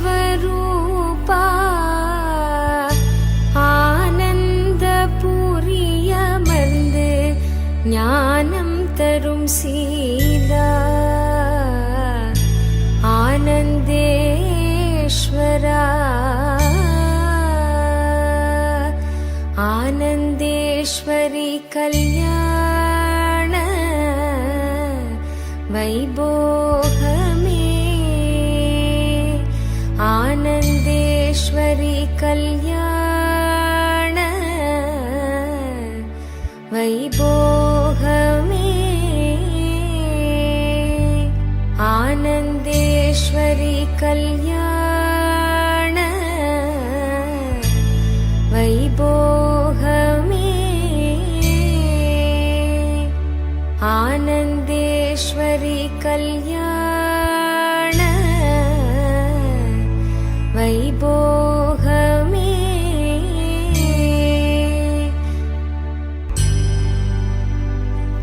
ஆனந்த ஈசனவன் மடி மீது அமர்ந்து ஆனந்த ஈசனவன் மடி மீது அமர்ந்து அகிலம் தன்னை காக்கும் அன்னையன எழுந்த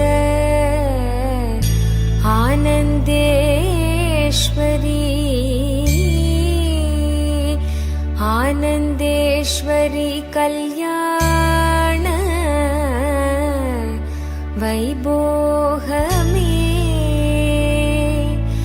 ஆனந்தேஸ்வரி கல்யாண வைபோகமே ஆனந்தேஸ்வரி கல்யாண வைபோகமே ஆனந்தேஸ்வரி கல்யாண வைபோகமே வாழையடி வாழையன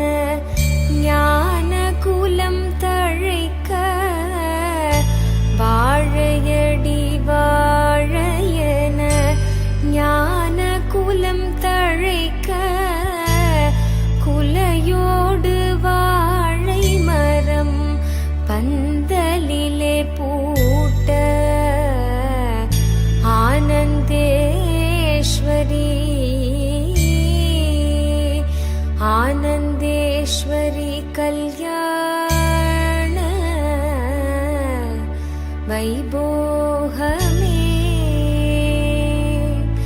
आनन्देश्वरी कल्याण वैभोहमे आनन्देश्वरी कल्याण वैभोहमे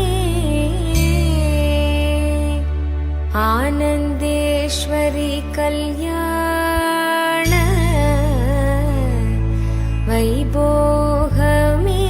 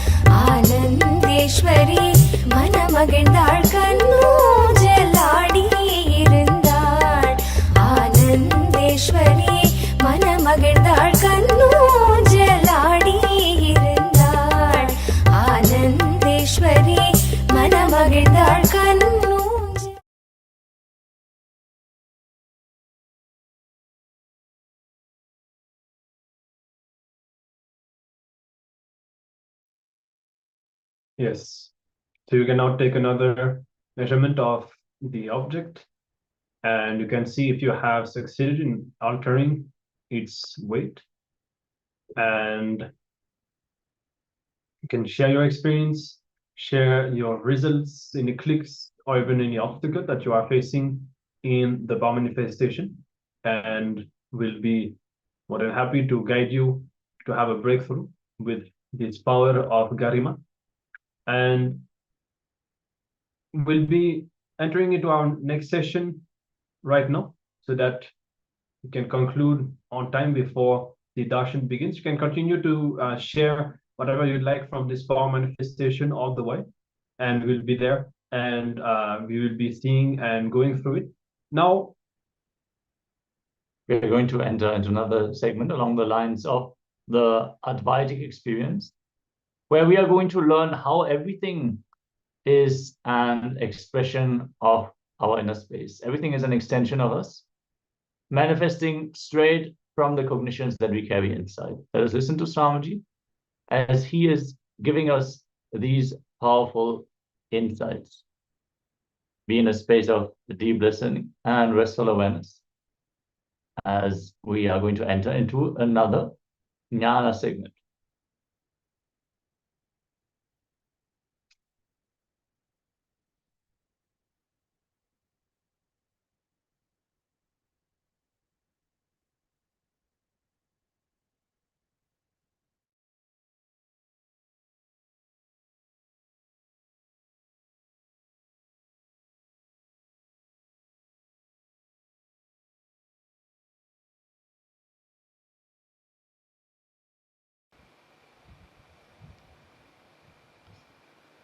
Now listen to this thought current. Everything your life is made of is your very expression. Listen, everything your life is made of is your very expression, experientially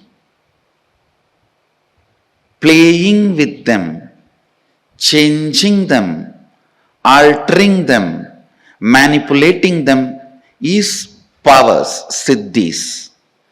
Understanding, no need to play with any of this, you are beyond, and going beyond is enlightenment. Listen now. Listen now. Now what I said is pure science. Mahadeva gives a very powerful practical methodology to experientially realize this statement. The statement which I uttered now, It's a sutra, pure science. Whatever you see in your life, including the walls of this hall and me sitting in front of you, this throne, your chair, the people sitting around you, everything is made of a material which is from inside you. You can alter, manipulate, extend, reduce, change everything as you want. Please understand. Everything you see in your life is made out of a stuff which comes from your very self.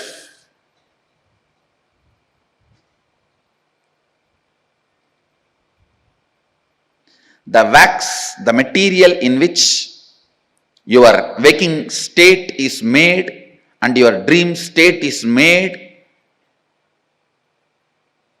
that material is from you, inside you, just like cobweb. It's from you, the material is manifested. Listen.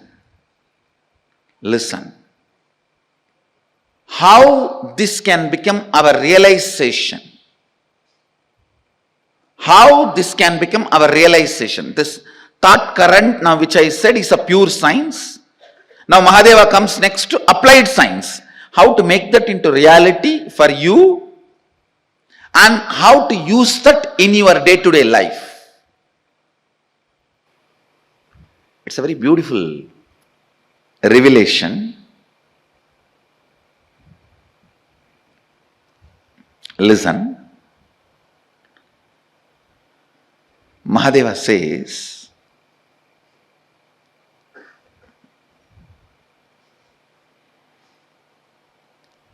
early morning, the period of Brahma Muhurta, where the so-called reality, waking state has not become 100% real for you, and the dream state has not yet become 100% dream state for you, where you are just moving in between. Brahma Muhurta, morning 4:30 to 6, where your inner space, some moments is in waking state, some moments in the dream state. Make use of that time to infuse some ideas into your system. Listen. For example, you are feeling life around you and inside you is very poor. You are not having enough resources. You want wealth. Try to play early morning, that 4:30 to 6, infusing yourself with the idea, let me manifest wealth. Your visualization should be more towards wealth, not towards moving away from poverty. Please understand. If you say, let me move out of poverty, you will be all the time visualizing poverty. No. Move towards wealth. Visualizing wealth. The first thing will happen when you consciously play with your Brahma Muhurta consciousness. That's a unique consciousness. That's a unique time and space where you are neither fully awake, nor fully sleeping, nor fully dreaming. You are like a original material out of which you are made is available for alteration, transformation, manipulation. The material out of which you are made is available to yourself at that moment. Just few days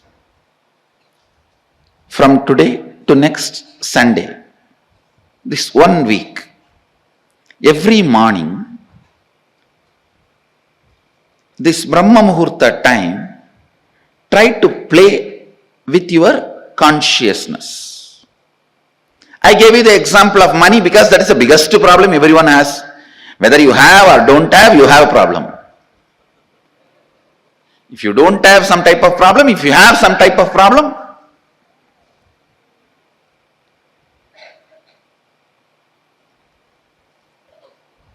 you can work on even your health. You can work on your relationships. You can work on your fulfillment, feeling alone, empty, lonely, on anything you can work. Try to visualize what you want to manifest. It will not take more than 3 or 4 days for you to realize actually you are setting the trend and thought current. You are setting the trend and thought current of what you want to express in that Brahma Muhurta time. Sleeping during that time means wasting your life. Do not entertain. Please listen. Do not entertain the thought currents which are not directly conducive for your life at those moments. Because whatever you entertain during that time will become part of you. Now play with this thought current, this Kundalini thought current.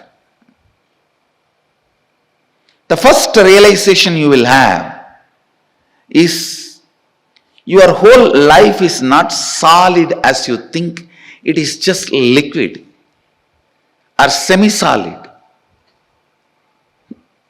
It is liquid or semi-solid. You can manipulate it. You can manifest it.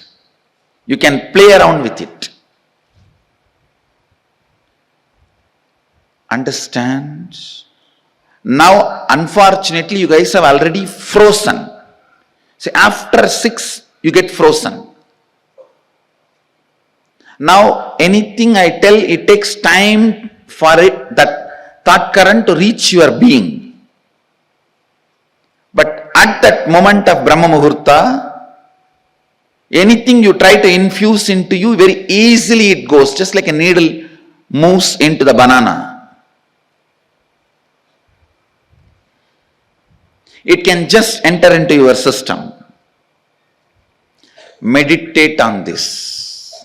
This thought current can awaken your Kundalini.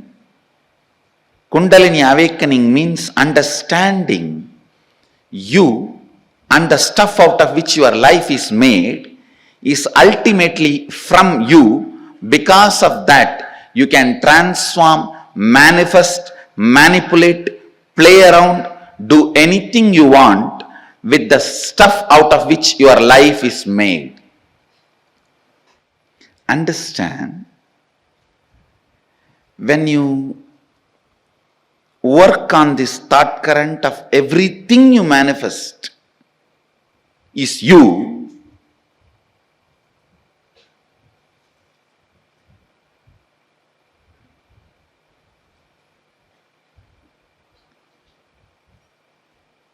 just work on it this week. In 2-3 days itself, you will understand the reality, the truth of this statement.